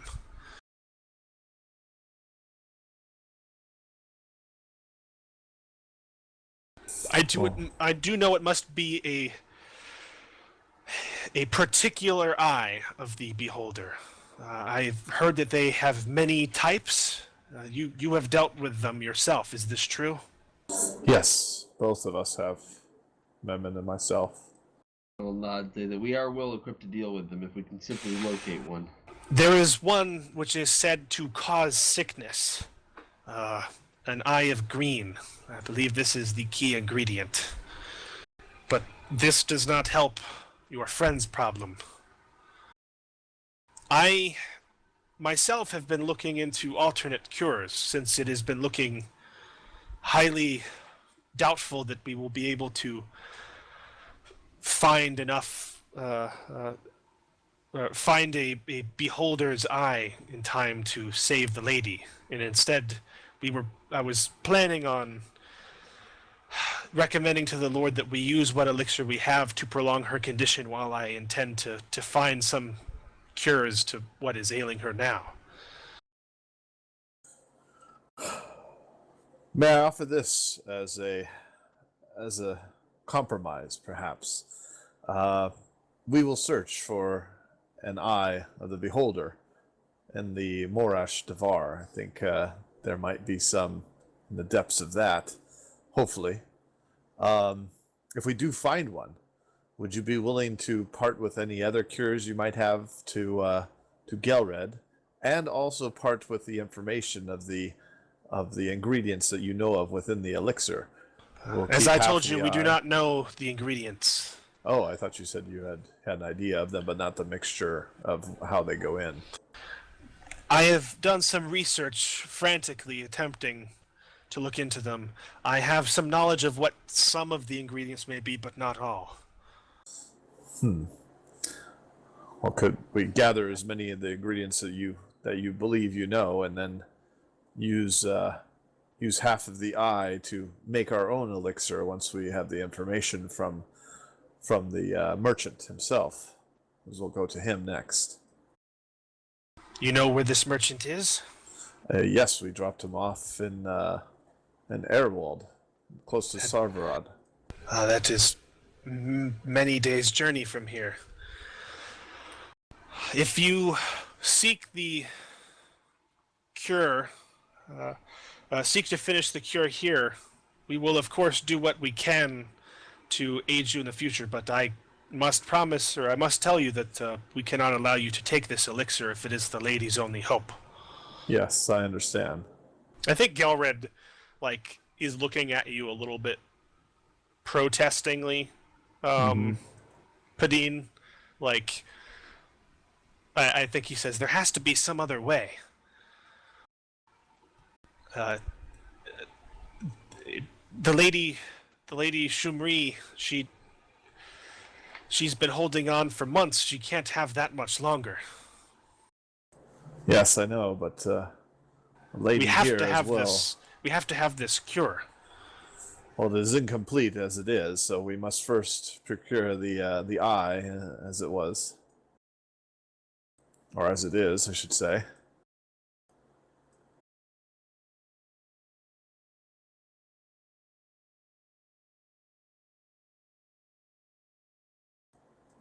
If only my good alchemist friend was with us, he probably would have kept one of them. So, do you guys say or do anything else? I'll ask them where this beholder might be. We will investigate it as soon as we can. We have no Possibly- idea where a beholder would be. I Yeah, have you been didn't. doing much research into trying to find these creatures, but alas, only wives' tales that have led nowhere. Have you? Have you had any luck locating my hunter friend? Perhaps has more of a line on such creatures. He spent a lot more time in your swamps. I am not aware of any such person. No, say that the guards were supposed to be looking for him. I'll speak with them. How long until he gets here? I'm uncertain if they've even found him yet. Could it be days? Could in fact be days. Well, perhaps we should check on what we came here to check on first, and then if we happen across one of these creatures in our checking of this, then that would be very, very fortunate. Otherwise, we might have to wait anyways. Any potential cure is days, if not weeks away, that we know of. More than a month in one case.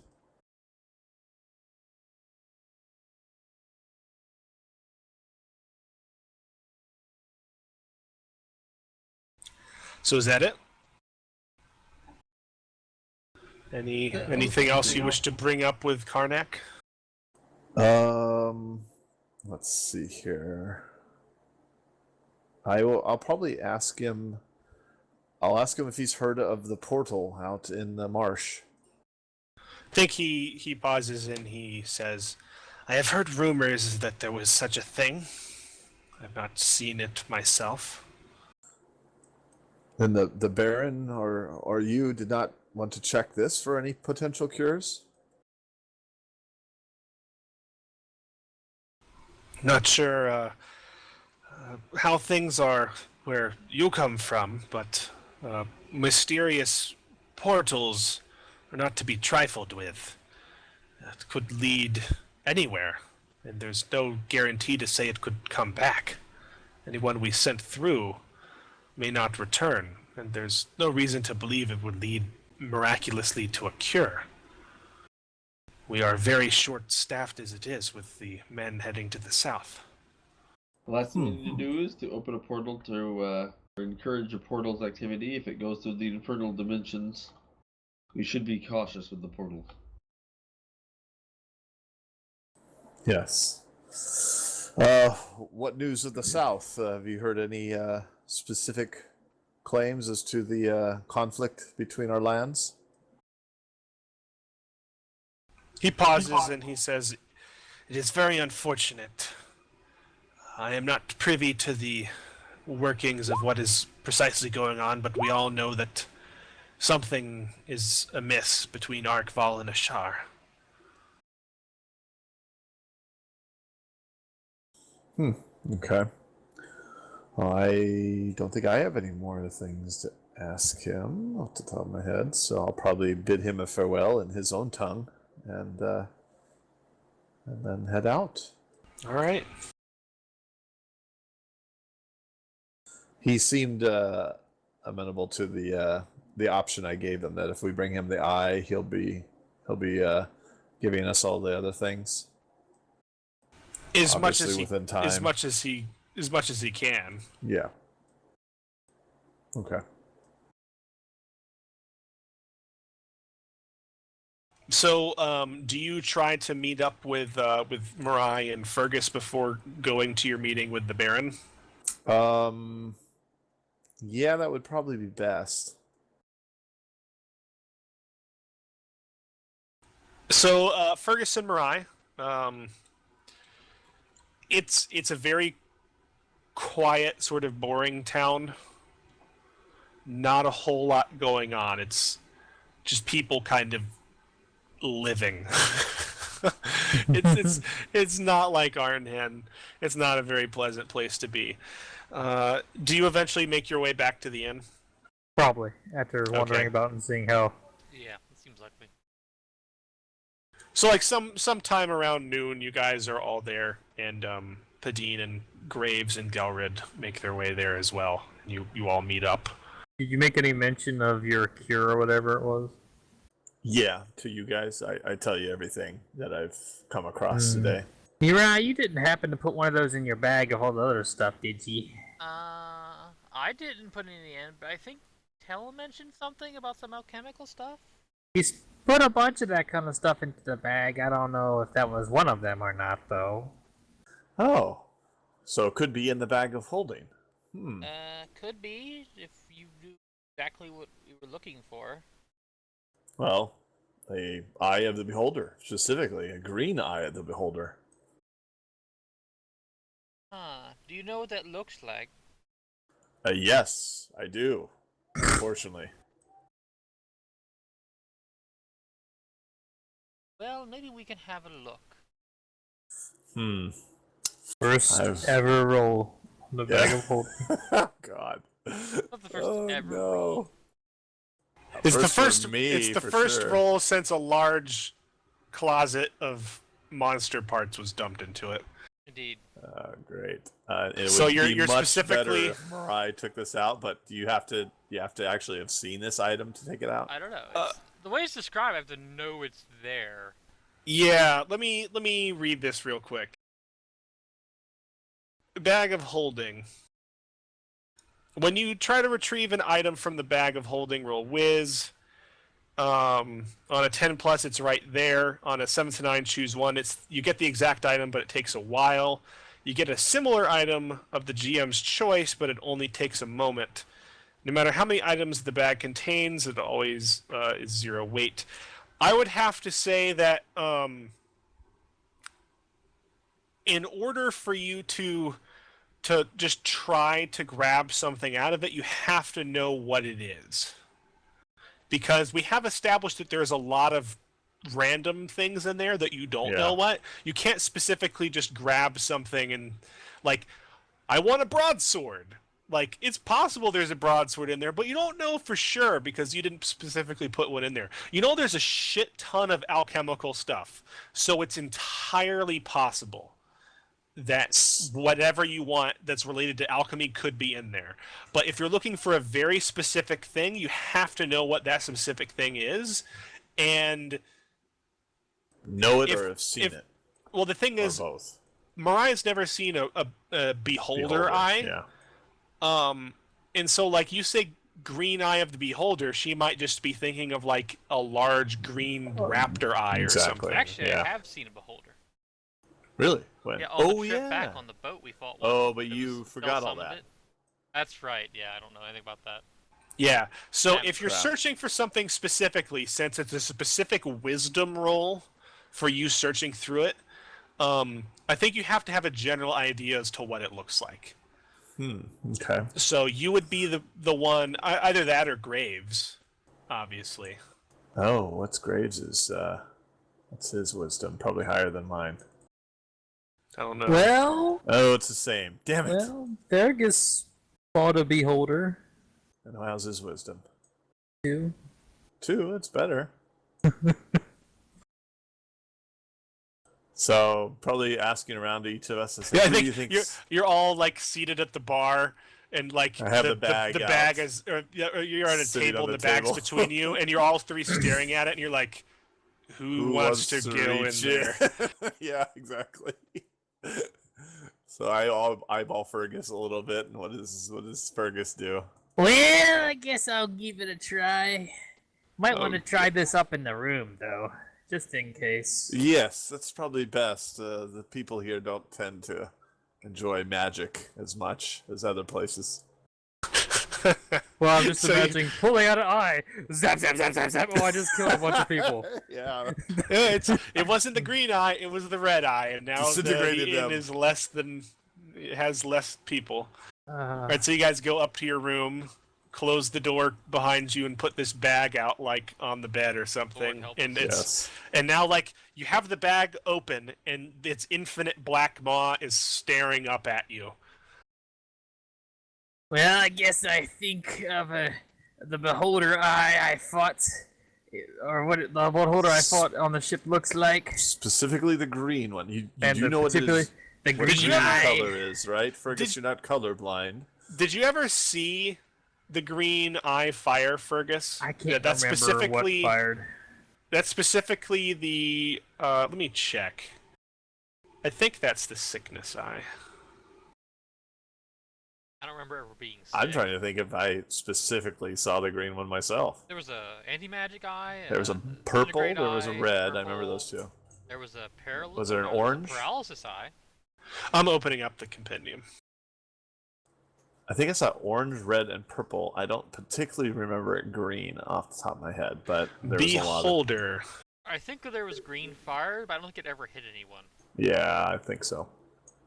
I think you're right. I think it missed me, in fact.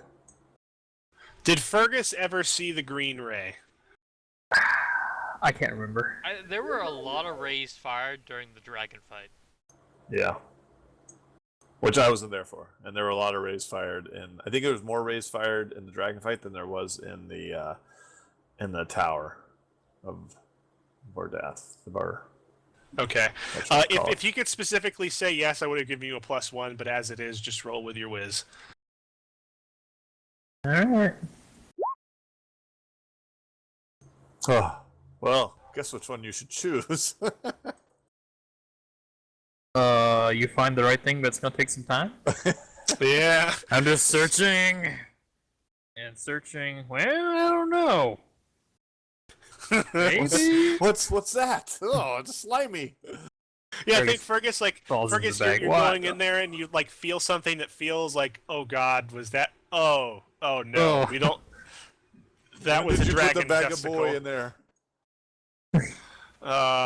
And it's just like Fergus Fergus is making the most interesting faces right now. Fergus has his arm in here for, like, probably several hours. Oh my god. Wow. That is some time. Yeah, Yeah, I he's guess he's it's he's fair. You thoroughly definitely don't looking want to for choose it. that in combat. Well, that's the thing. Like in combat, a long time is very variable. Yeah, it's variable. Okay. The thing is, he doesn't have it by the time your meeting with the Baron rolls around. Okay, I'll head off for that. Well, I'll go keep searching, Fergus. I'll be back in a while. I think there's a moment where he's like, "Oh, I got it," and then like he squeezes it, and whatever it is, just like it emits some sort of like fluid, and he's like, never mind. I hope it wasn't that." And he goes back to searching. So Fergus is searching for the next couple hours. I think you find some gold coins. At one point, you find a sword, Fergus, and you're like, "Oh God, I really need to take this out." Like it feels like an incredible sword. And at one point, you swear to God, the helm of the Valkyries is there, and you're just like, "No, Fergus, no. I'm looking for an eye of the beholder." There is a point where you could have sworn you cupped a breast, Wow. Wow. Okay. and like whatever it was actually moved. Oh my gosh. And I think Fergus like maybe jumped I'm back saying at it that now. point. Lily better not be in the bag of holding. Oh God. But I'm not specifically if- saying she is or is not. if Mariah is looking at Fergus by making the most interesting set of faces from disgust to was that what I thought it Turning was? bright To- red. Yes. Yep. All right. So you head off to your meeting with the Baron. Do you take anyone with you, Padine? I'll see if Gilred wants. Well, let's see. Shoot, I don't want him to get all butthurt and everything in the middle of the meeting. I'll probably go myself. Okay. Unless any of the party members want to go with me. I mean, No, I'm I willing think to go. I'll stay Absolutely. here. I've the nobility tends to have a negative reaction to me being around. I'll probably follow you just in case you get in any trouble. Might as well. Thank you, Graves. All right. So you and Graves head up to the Baron's manor. The same guards, the same guards greet you and show you in. They give like a few looks to Graves. Graves, do you have like your normal array of visible weapons? Yeah, if I've gotten them back. They- I'll include it. I think there's a polite moment where like they open up a weapons closet and like they gesture for it. Like, obviously, sir, you're supposed to divest yourself of your weapons before going into the Baron's courtroom. But if they have any problem with my quote-unquote walking stick when I put the crossbow and knives in the cabinet. You don't have a walking stick, you have a staff. That is true. Probably have to And put it's that not in even a there. wooden staff, it's a cold iron staff. Okay, yeah, I'll put that in there. As well. You could have taken a walking stick or a sword cane or something, but no, you wanted a very specific large staff capable of crushing giant skulls. Remember, that was a thing that happened. Yeah. Indeed. And you are shown into the presence of Baron Broven. Baron Broven is a very dour-looking man, gray skin, dark beard. He is seated at a table in a dining room, looking sidelong out of a window. You're shown inside, and it's only really once you're kind of seated that I'll that probably you do my bowing first and stuff. Yeah, before sitting. he turns his attention to you and he gives you kind of like the polite nod, but like you can tell there's like a lot of lethargy and apathy in his look, and you can see dark circles beneath his eyes. Notably, there's no food at the table. It's just like he seems to have met you here. And you're both shown to seats, and he says, Forsay here, and he points to the steward who's waiting nearby. Has told me that you have an interest in my wife's condition and the elixir we have acquired.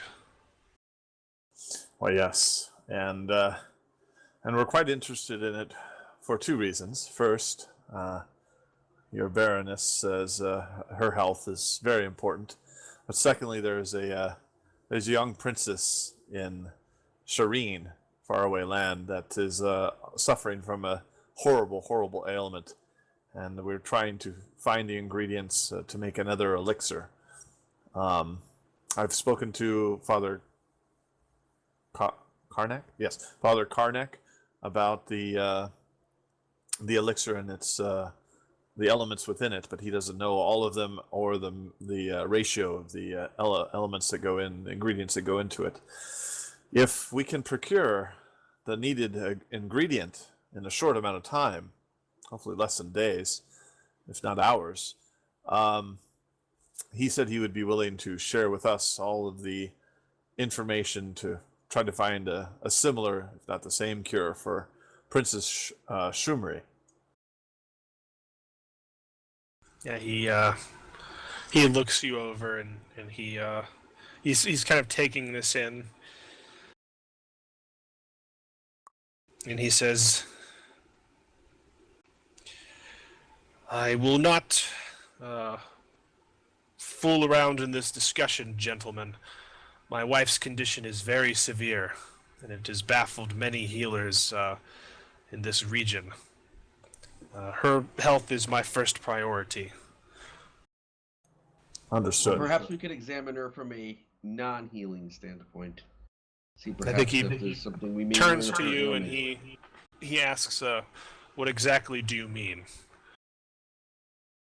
I have hunted the unnatural for most of my life, and I know that there are many things that were said that have sounded of if they are possession more than infection. And I was wondering, perhaps if I could take a closer look, I could perhaps. Well, this is decipher certainly the no origin. possession.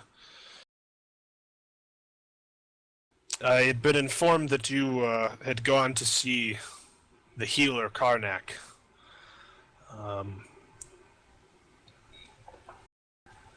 He did not discuss the details of my wife's illness with you. No, I did not ask. I'm only looking for a cure.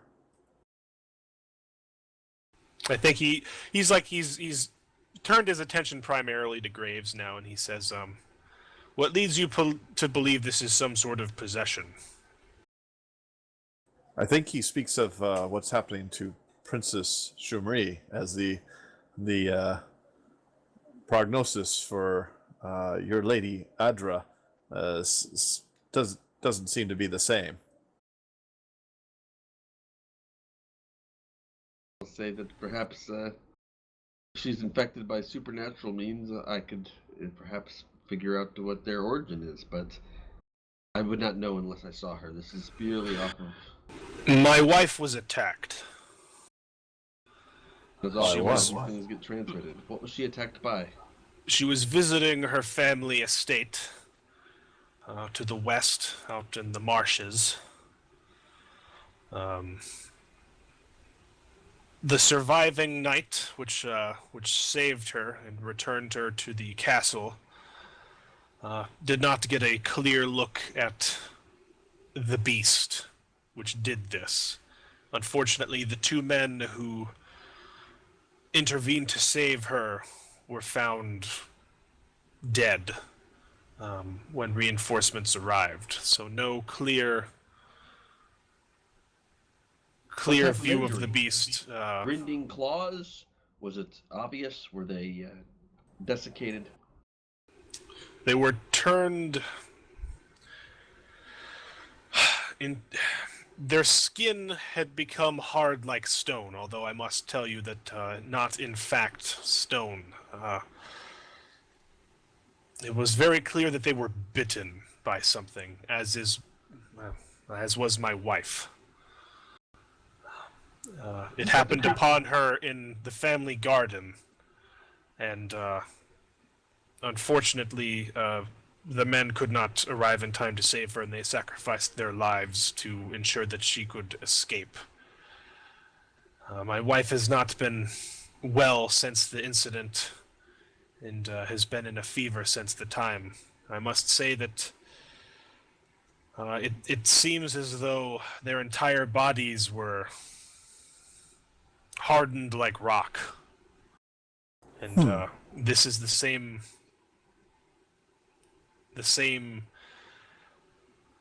effect which has been slowly taking hold of my wife.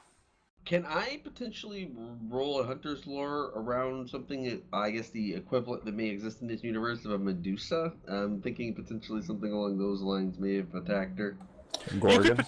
You could potentially roll, but without seeing her, it might be hard. Like, just Yeah. knowing about things that turn things to stone, you could roll, but I may suggest that whatever has attacked her may have poisoned her, but have a different effect potentially on men than women. That's the reason I think of Medusas off the top of my head. But So a different effect. No, I mean, you could roll right now, but I will say that it'll be difficult just going on that information. I will try to continue to convince him to let me actually examine her, because I think that there's definitely, if I can find the origin creature, there may be a cure specific to her problem. If I can actually find this creature, we may be able to make an elixir out of its remains. Yes, my companion here is a hunter of great and terrible beasts, and he might know what this beast is, and perhaps can find a cure for whatever ails her that way. Yes, Forsay did mention that you were from the Adventurers Guild in Arnhem. That's correct. I had heard from Verendis that you were a reliable sort.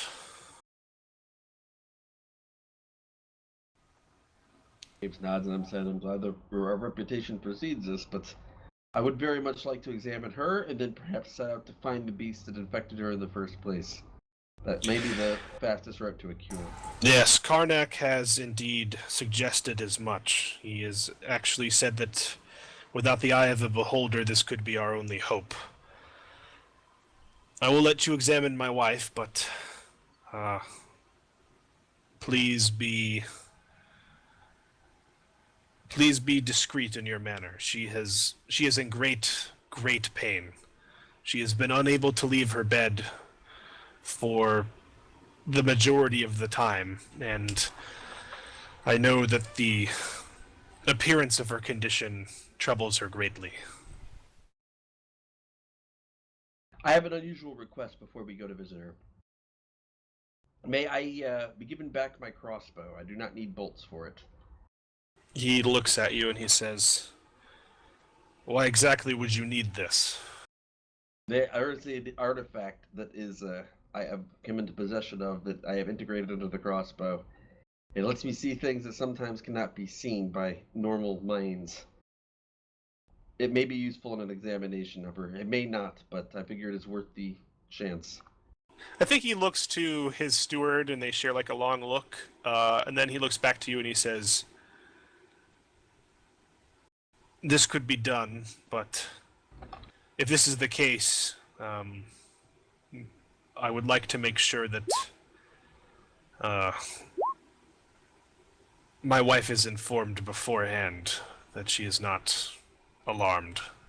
I nod and say that would both be very appropriate. I do not want to cause any harm to her, and I will not be bringing it in loaded, nor will I be bringing in munition. It's simply for the device that has been integrated into the end of it.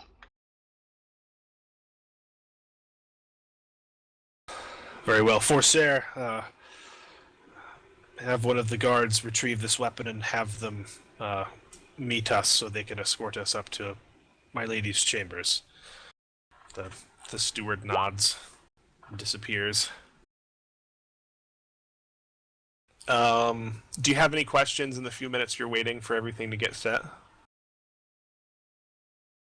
Nope. No, I don't. I mean, I sort of do, but I'm not going to ask. Okay, Padine keeps to himself. Am I out of character questions? Like, what will you do if she bursts into flame when he puts this on her butt? But I won't ask that. It is supposedly direct sunlight.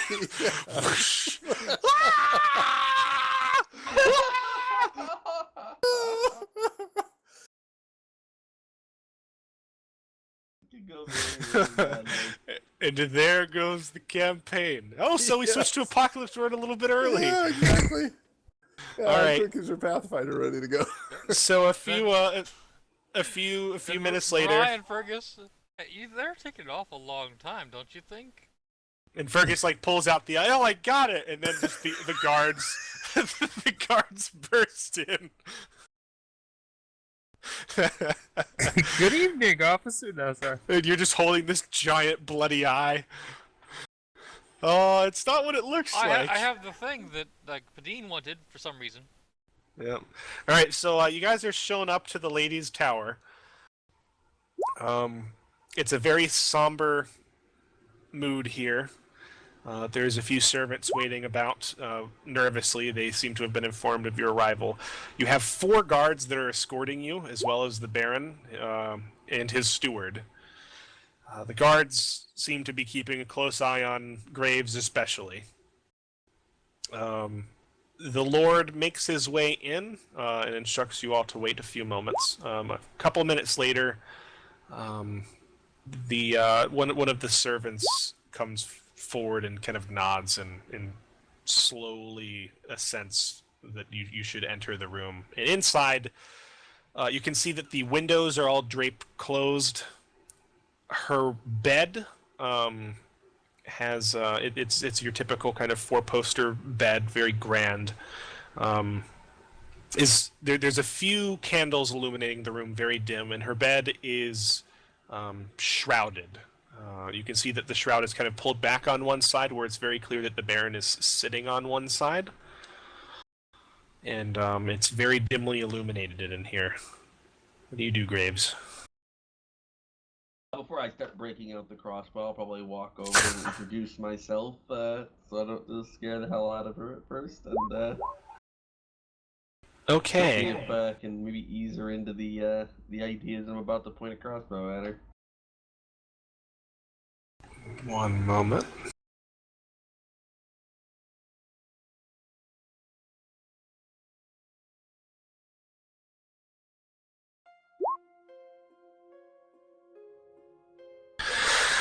So, you make your way under the watchful eye of the guards to the other side of the bed, and the Baron I'm there gives too, you. right? Yeah, I think you're there too, but you're not Okay. like up near them, right? Like obviously this bed is Um, not made for like 4 people to be right up in the lady's face. Are you I'll crowding probably- in there? I'll probably ask. I'll say, has she been in the sunlight since she's been infected? I think you say like the word infected or something, and someone like one of the servants like looks at you with like a very distasteful manner, and they're like the lady has been in great pain. She distractions have been making things worse. So she's not been outside in the sunlight? No. I look over at Graves. You might consider. Graves is over by the Baron, and you turn and I think the Baron is giving you like a long look, like don't fuck this up or else. Yeah. And I think you come around the corner and you see the Baron's wife. You can see that she was obviously very attractive at one point. She looks like she's in her early 30s, probably. A little bit more on the curvy side, pale, dark hair, dark eyes. But as she's lying in bed, you can see that half of her face is it looks as if it was covered in hardened mud, almost like gray mud that's begun to crack. Like her right side of the face, you're on the left side of the bed, and you can see that this kind of stony sort of pattern is going all the way down her neck and disappears beneath the dress she's wearing. And I think you can see her arm is on top of the sheet as well, and you can see that the upper arm down to maybe halfway down the forearm is covered in this effect as well. It looks like rock or hardened mud or maybe stone. It is grayish in color, but in where it's kind of cracked, you can see maybe a little bit of like a dark brown, like it had probably bled. It looks like, I think as you're looking, you can see that she has, like, her eyes are very glassy, and you can tell she is in great pain. Do you remember anything of the creature that attacked you? Anything at all? Anything could be very helpful to decipher which beast did this to you and to cure you. I think the Baron turns to her and says, "My darling, this is a hunter from Arnhem. Please, if you can answer his questions, it could help." I think she looks to you and she opens her mouth and there's like this rasping noise. And you have to lean close to hear her. She obviously can't get out too much. She says something about like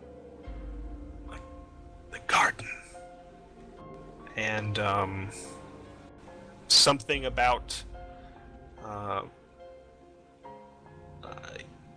it moved very quickly, and then you hear something about like horrible eyes, maybe. Did it walk on legs? I think she like tries to shake her head, but like when her neck moves, she like tries to yelp out in pain, and that doesn't work terribly well. And you just see like a kind of a tear go down her left cheek. And the Baron, takes her good hand and just holds it. And I think you lean in and she just says one word, bushes. I'm gonna nod and I'm gonna think for a moment here. I think the Baron turns to you and he says, the knight who saved her did not get a good look at it. The one who was there with her hurled himself upon it, apparently, and did his best. As soon as the other two arrived, one went to help him while the other dragged my wife away from the place. Only saw a flurry of motion, and most of it was blocked by the other two. When they were found, I think he just kind of like, he falls silent, like obviously not wanting to speak about it in front of his wife. I'm gonna kind of look at her for a minute and say, "Don't worry, we're going to find who did this, and we're going to deal, or what did this, and we will deal with them." I'll try to examine her the best I can, see if I potentially can find anything before I try to examine her further. If there's any Okay, clues so or how do you anything. examine her? Have I ever seen anything like this scaling before, or do I have any potential knowledge of what this might be before I start to try to verify that? You want to roll a spout lore just on this scaling? Maybe a spout lore? Yeah. Yeah. Before you investigate, if because you want to investigate, but you're also asking if you've ever seen anything like this before. It kind of reminds you a little bit of leprosy. Do I know of any creatures that are known for spreading leprosy or some disease like it? Yeah, not intimately, no. Like, you're not that familiar with it. It just kind of occurs to you that, like, as skin conditions go, it's a little bit reminiscent of leprosy, but this is, like, way off the charts. How do you examine her? Like, I think there's a candle here that you can hold and get closer. I think the Baron holds her hand and kind of like gives you this look of like, you know, again, don't do anything screwed up or anything, but lets you, you know, examine her. What do you do?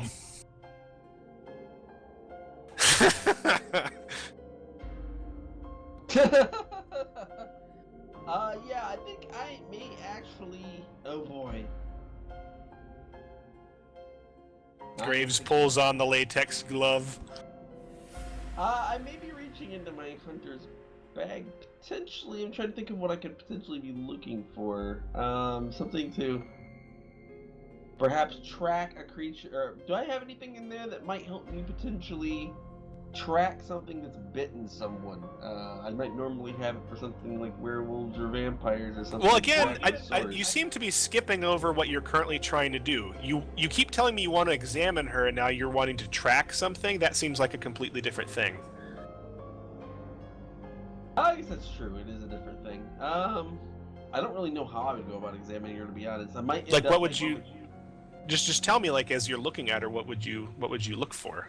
I might actually go straight for the. Well, I was thinking. I mean, I have to have some idea of what I'm looking for. Other than getting into. I will I'm mention probably that it gonna was get the, it was mentioned that she was that she was bitten.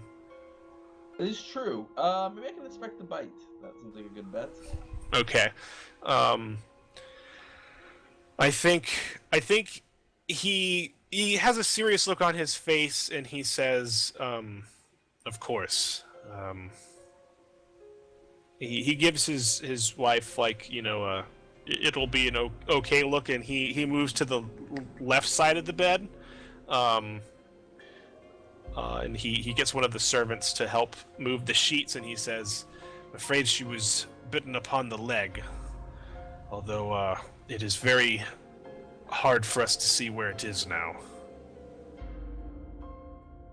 And they begin kind of moving the sheets up to give you a view of her leg. Are you taking out your crossbow to view any of this? I'm going to try to take off the crossbow. I'm going to try to really narrow the beam down if I can. I have a little thing, hopefully on the end of it, where I can maybe adjust it down. This is not so wide, or the brightness of it.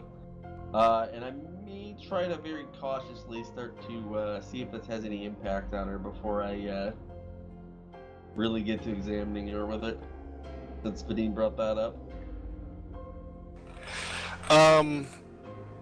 So yeah, you activate the 60-foot cone of sunlight. Probably I'm aiming it away from her initially. Yeah, I think like after everyone in the room is surprised by how bright this is. You hear some gasps from people. Several people hold their hands up in front of their faces. And like you're pointing it down to the floorboards or something, it's still extremely bright. And the Baron's a little bit taken aback, but you at least had told him a little bit of what was going to happen. I think of all the people in the room, she seems to be the least disturbed. Like, she probably can't even really see it from her position. It seems like she has an impossible time turning her head to the right because of the effect on the right side of her neck. And unless she's, like, looking over with her eyes, she probably doesn't have a very good view of her right side.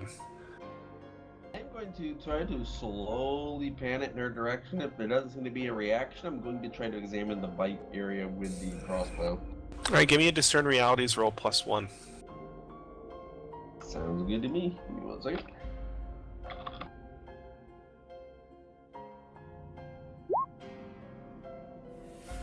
Oh my god. Crap.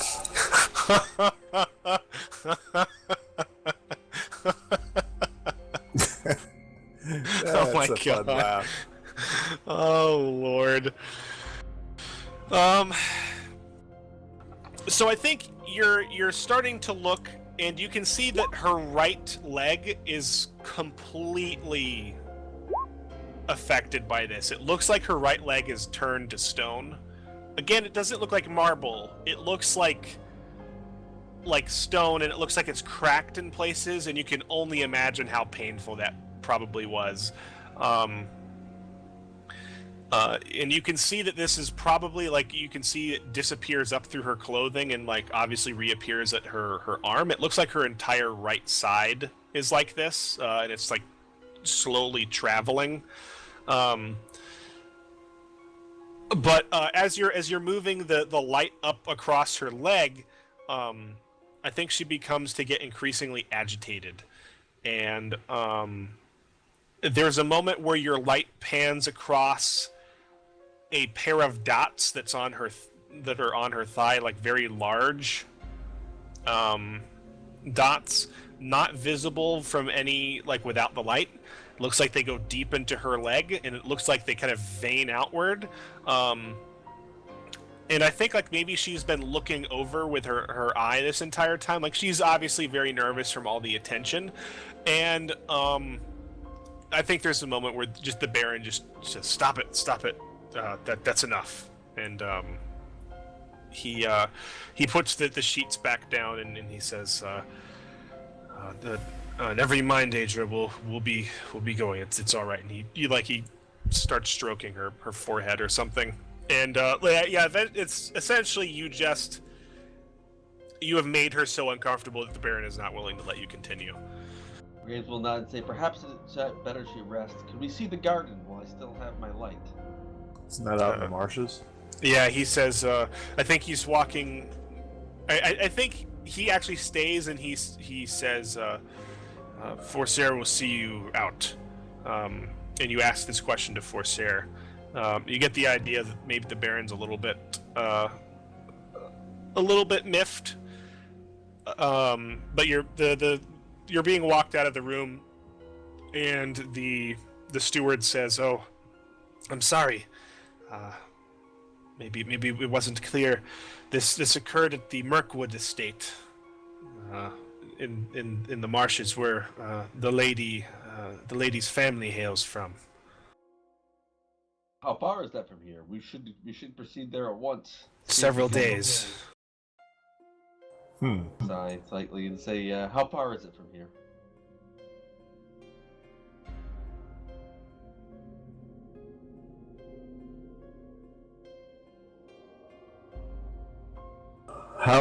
How long did Karnak say for the time in which they would give her the rest of the elixir, just to stave off her death?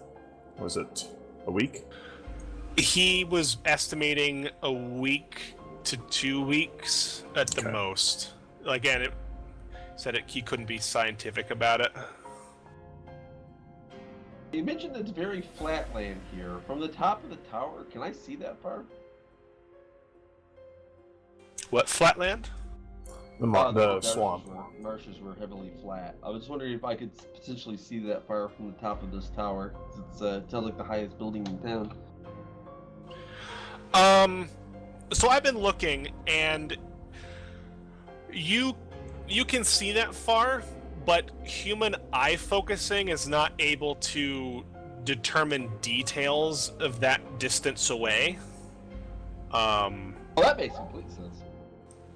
So you in the dark, it's a little bit more vague. Kind of like a But even then, I'm gonna say that like you can't, unless there's specific circumstances, like you were on top of the mountain and you could see like the shadow of a forest or like the shadow of another mountain. At that point, you can jump a very long distance. At this sort of height, even at like the top of a tower, you have to really be able to focus on the shadow you're jumping to, and that's very hard. You could still jump out there, but you probably couldn't actually make out the details of the buildings. You would only be able to jump out into the general vicinity, like maybe within like 10 miles. That would make sense. I would have said if I couldn't jump, I was going to potentially try to use my darkness to potentially make like a more targeted area. But if it's mostly not being able to identify the buildings, that's understandable. I'll probably ask him for details and say that I may be able to reach the area, though I'm not. I'll have to go by myself. Alright, so I'm going to have a different icon for this, but I can't find it right now. This is roughly where it's located.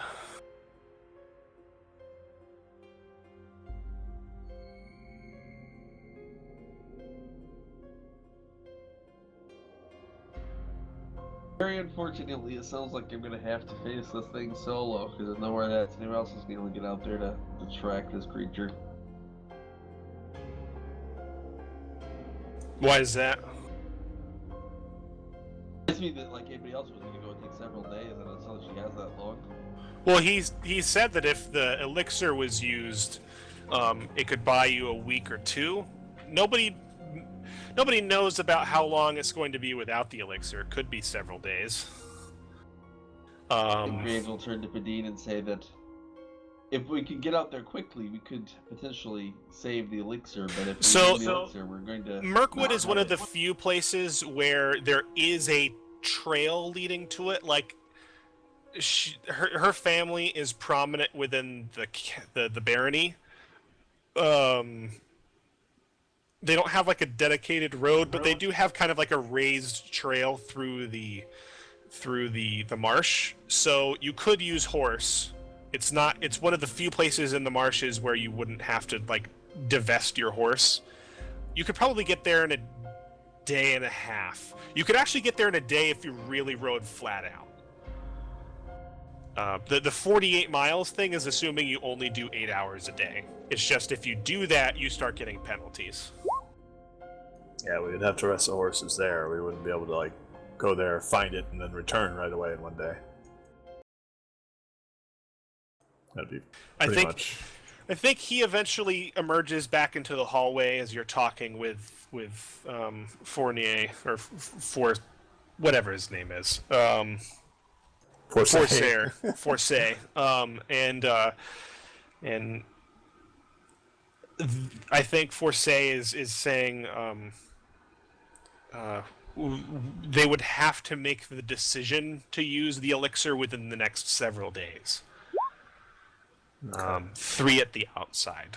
So if you were going there and you were convinced that there was potentially some sort of cure there, they might be able to hold off that long, but they couldn't wait a 4th day maybe. And I think the Lord looks troubled, but he says she's strong. She's made it more than a month. She could make it another 3 days if you truly believe there's some sort of cure there. Whatever did this, Karnak has told me that a great many cures can be made if the beast which inflicted this could be found. Graves nods and says that we will be back, and we will be back in time. Do not use the elixir until you have to. Padine, I need to prepare. I will meet you at and I'll give the name of my inn and say that I will be there preparing for our journey. You're in the same one as Fergus and Mariah, right? I'll nod and say yes. Get them assembled. I will have a way for us to return back rapidly, even though we cannot arrive rapidly that way. Perhaps we can cut some time off the trip. I'm going to start hurriedly making my way to the tavern. Should it only be us 4, or should we let our employer know that we are heading out in that general direction? I don't know where this portal is out there. Perhaps we should leave our escorts with our employer to wait here for a few days and make sure that everything stays correct while we are gone. They could wait for your friend from the marsh, actually, to enter town to discern what that book is about. We can leave them instructions for that. We can have them handle affairs here while we take care of this. We should be able to return rapidly. Alrighty. I guess I'll go head out and tell them of that, and you can get whatever you need ready, and then I'll meet Fergus and Marai back at the hotel, at the inn. All right. So it sounds like maybe the last thing we do this session. It sounds like there was something specific, Graves, that you wanted to prepare. Spell. Yes, well, I've got to go by my tavern, and I am going to pay the man 10 gold to keep my room rented out for the month, and to make sure nobody else rents my room or even comes in my room as I pass our Orcan friend. He looks at this generously and nods with some confusion, but yes, he nods and he says, "Room's yours." Say that I might not be back for a while, but nobody's to go in there. And I thank him, and I head to my room. You said this is in the basement, so can I kill the lights in here and make it complete darkness? Yep. I'm going to You do certainly that, could. and I'm going to meditate in the shadows as I attempt to hopefully reset my spells to Word of Recall, and I'm going to attempt to cast that here. Okay. All right. So simply meditating for an hour. That's fine. I think you rest in the comforting embrace of the shadows. Something that was perhaps not so comforting when you were locked in the shadows for that first week, but now you like the longer you spend with them, the more you're starting to kind of feel at home at them. And after about an hour and 20 minutes, you come away with new knowledge given to you by the shadows, them acknowledging you that you have important work to do. That I'm going to attempt to anchor myself to the shadows of this room, and I'm going to leave the lights off here so I can recall to these specific shadows as I hopefully get the cast Word of Recall and not blow this, because my god, I don't want to know what's going to happen when I actually recall for it if I fail. Might not even, that could be bad. All right, what is the word? What is the name of this tavern again? If I remember the exact spelling of it. This is the Hellhound and Hare. No, it's the other one. The Hellhound and Hare is the one I was in. It's the The sorceress. Sorceress's Cellar. There we go. I think I will select the Orcan word for cellar. Okay. All right, that's appropriate. All right, give me a roll, and since you're doing this with very intent upon the shadows, I'll give you a +1. Ooh, that's very helpful, actually. You're setting yourself in your bat cave, and you're giving this your natural. Oh, that made the difference. We don't get returned to the Tower of Ordereth. Oh god, yes. So I will definitely cast that here. All right, jot that down that you've got a Word of Recall set here, and I think that's where we'll end the session. Do I find the mysterious eye? Yeah, I think there's a moment where you just finish your Word of Recall and you're like, good, it's done. And like you're in total darkness, and literally the room next door, you hear Fergus shouting, "Eureka!" And like Fergus pulls this giant, slimy green beholder eye out, but it's not actually in his hand, it's in a jar. It's floating in a jar. That's pretty awesome. And that's actually why it took you so long to find it, because it was in a jar this whole time. Cool. That is nice. So we have the ingredient, but it must be hidden well. They have the ingredient. They'll just Maybe you could hide it in the bag of holding. But yeah, exactly. Don't want to cure her just yet when we can actually cure her by another means. Everybody wins scenario. Yes, exactly. That's what we want. So, and that's what I would inform. I would want to talk to Aldart and Gelred to inform them of what we're doing. Okay. Does Aldart mention anything when I say we ride to Mirkwood to seek a cure for the Baroness? I think he gets a little flustered that like you're leaving without him, and like, hey, we had a deal that you were supposed to, come help me with the portal. But You surely your hometown would be more important for curing the Baroness. Yeah, he gives in a little bit at that, as long as you assure him that you're actually going to still work for him. Yes. No, I mentioned to him, is the portal along the way to Mirkwood, or is it in a different direction? Let me actually check the map. I think he looks at you skeptically, like, you've been trying to weasel the location out of this from him for some time, Yes. and I think he looks and he narrows his eyes and he says, "It's not terribly far." From Mirkwood? Yeah. Well, maybe you and the others could ride out there and stay there. I don't know what the town is like. All right, so I think we'll deal with that next session. We'll Okay. do our end of session real quick. Sounds like a plan. I'll put that as a note for what to start with next time. Fergus, I don't think you had the chance to defeat a worthy enemy today. All right. Great. In that case, I guess Fergus doesn't get his bonds, although I don't know that any developed. Graves. My bonds have developed. I have not fulfilled my alignment today. I don't have anything to specifically hunting just yet. I'm sure that Yep. will come next time. And I think that's it for me. What about my comment that I made with regards to you wanting to keep certain things? Did you pick up on that? Oh, I picked up on that. I'm not sure Okay. about the. It wouldn't I'm have not sure fulfilled what it. No. things did you mean? What things you talking about that I kept out of curiosity? Because that part I didn't get. I just thought you The were thinking of crystal specifically.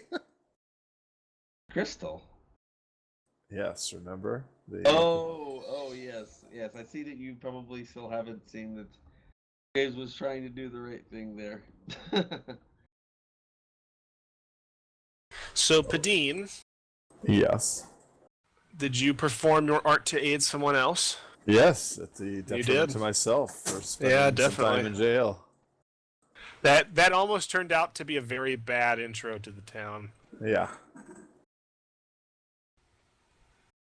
I get Padine to has no spend- bonds. Spent the night in the marsh.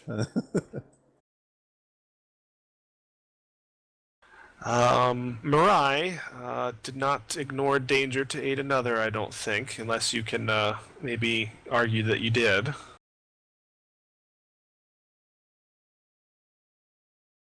Yeah. That's And true. she was very much on my side with that whole thing. Give yourself XP for that, because you weren't entirely sure what the situation was there, and there was definitely some danger involved. How about your bonds, Mirai?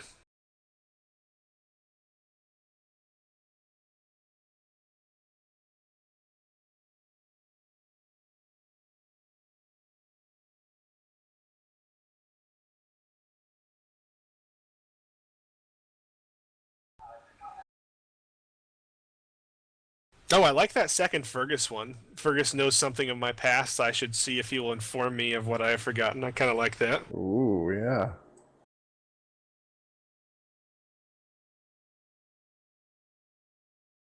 Yep. All right. So, I have slightly augmented the end of session questions. There is an obscure portion of the back of the book which talks about how if your campaign changes or anything of that nature, you can in fact change the end of session questions. What I have done is I have still capped it at 3, but I have added 3 more. So there are increasing chances that we will be able to answer 3 of them. Did we learn something new and important about the world today?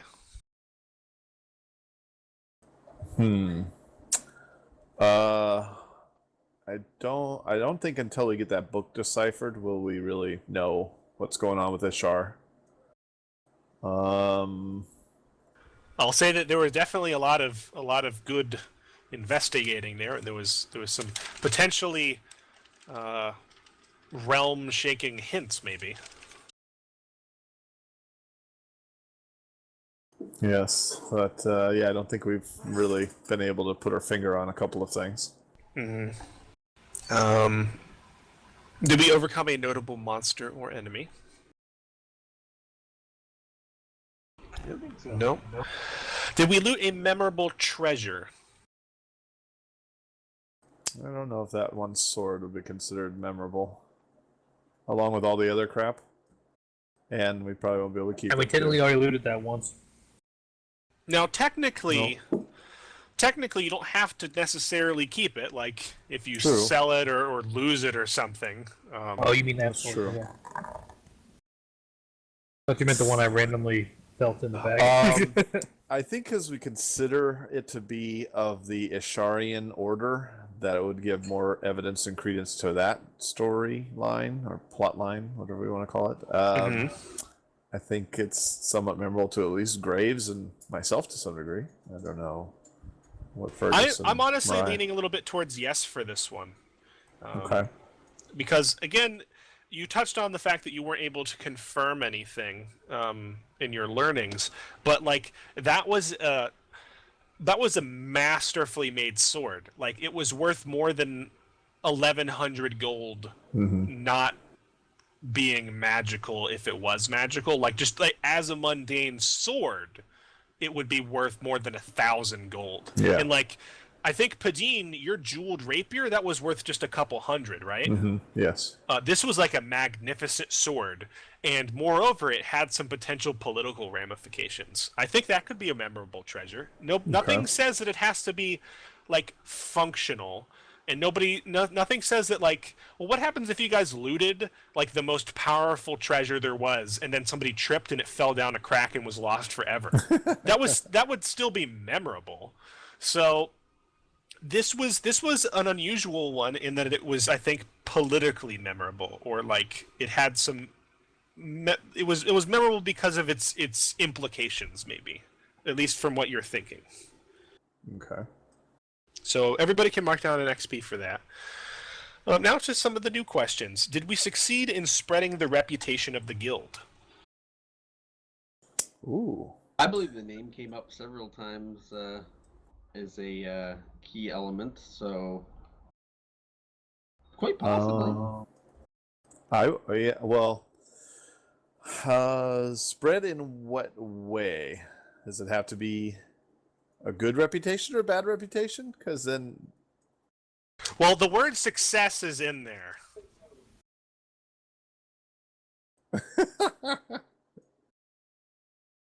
And an orc. And the Baron. I think And the healer. I think you succeeded in spreading the reputation of the guild. Yeah, I think they know of us in town now. Yeah, you did. Everybody can mark XP for that. Did we complete a task or quest taken on in the name of the guild? No. Okay. And the last one, did we acquire something of importance to the guild?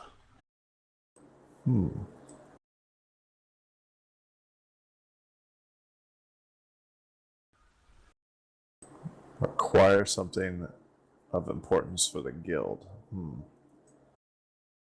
Yeah. We've only answered 2 of them, yes. Wait, two. No, 2.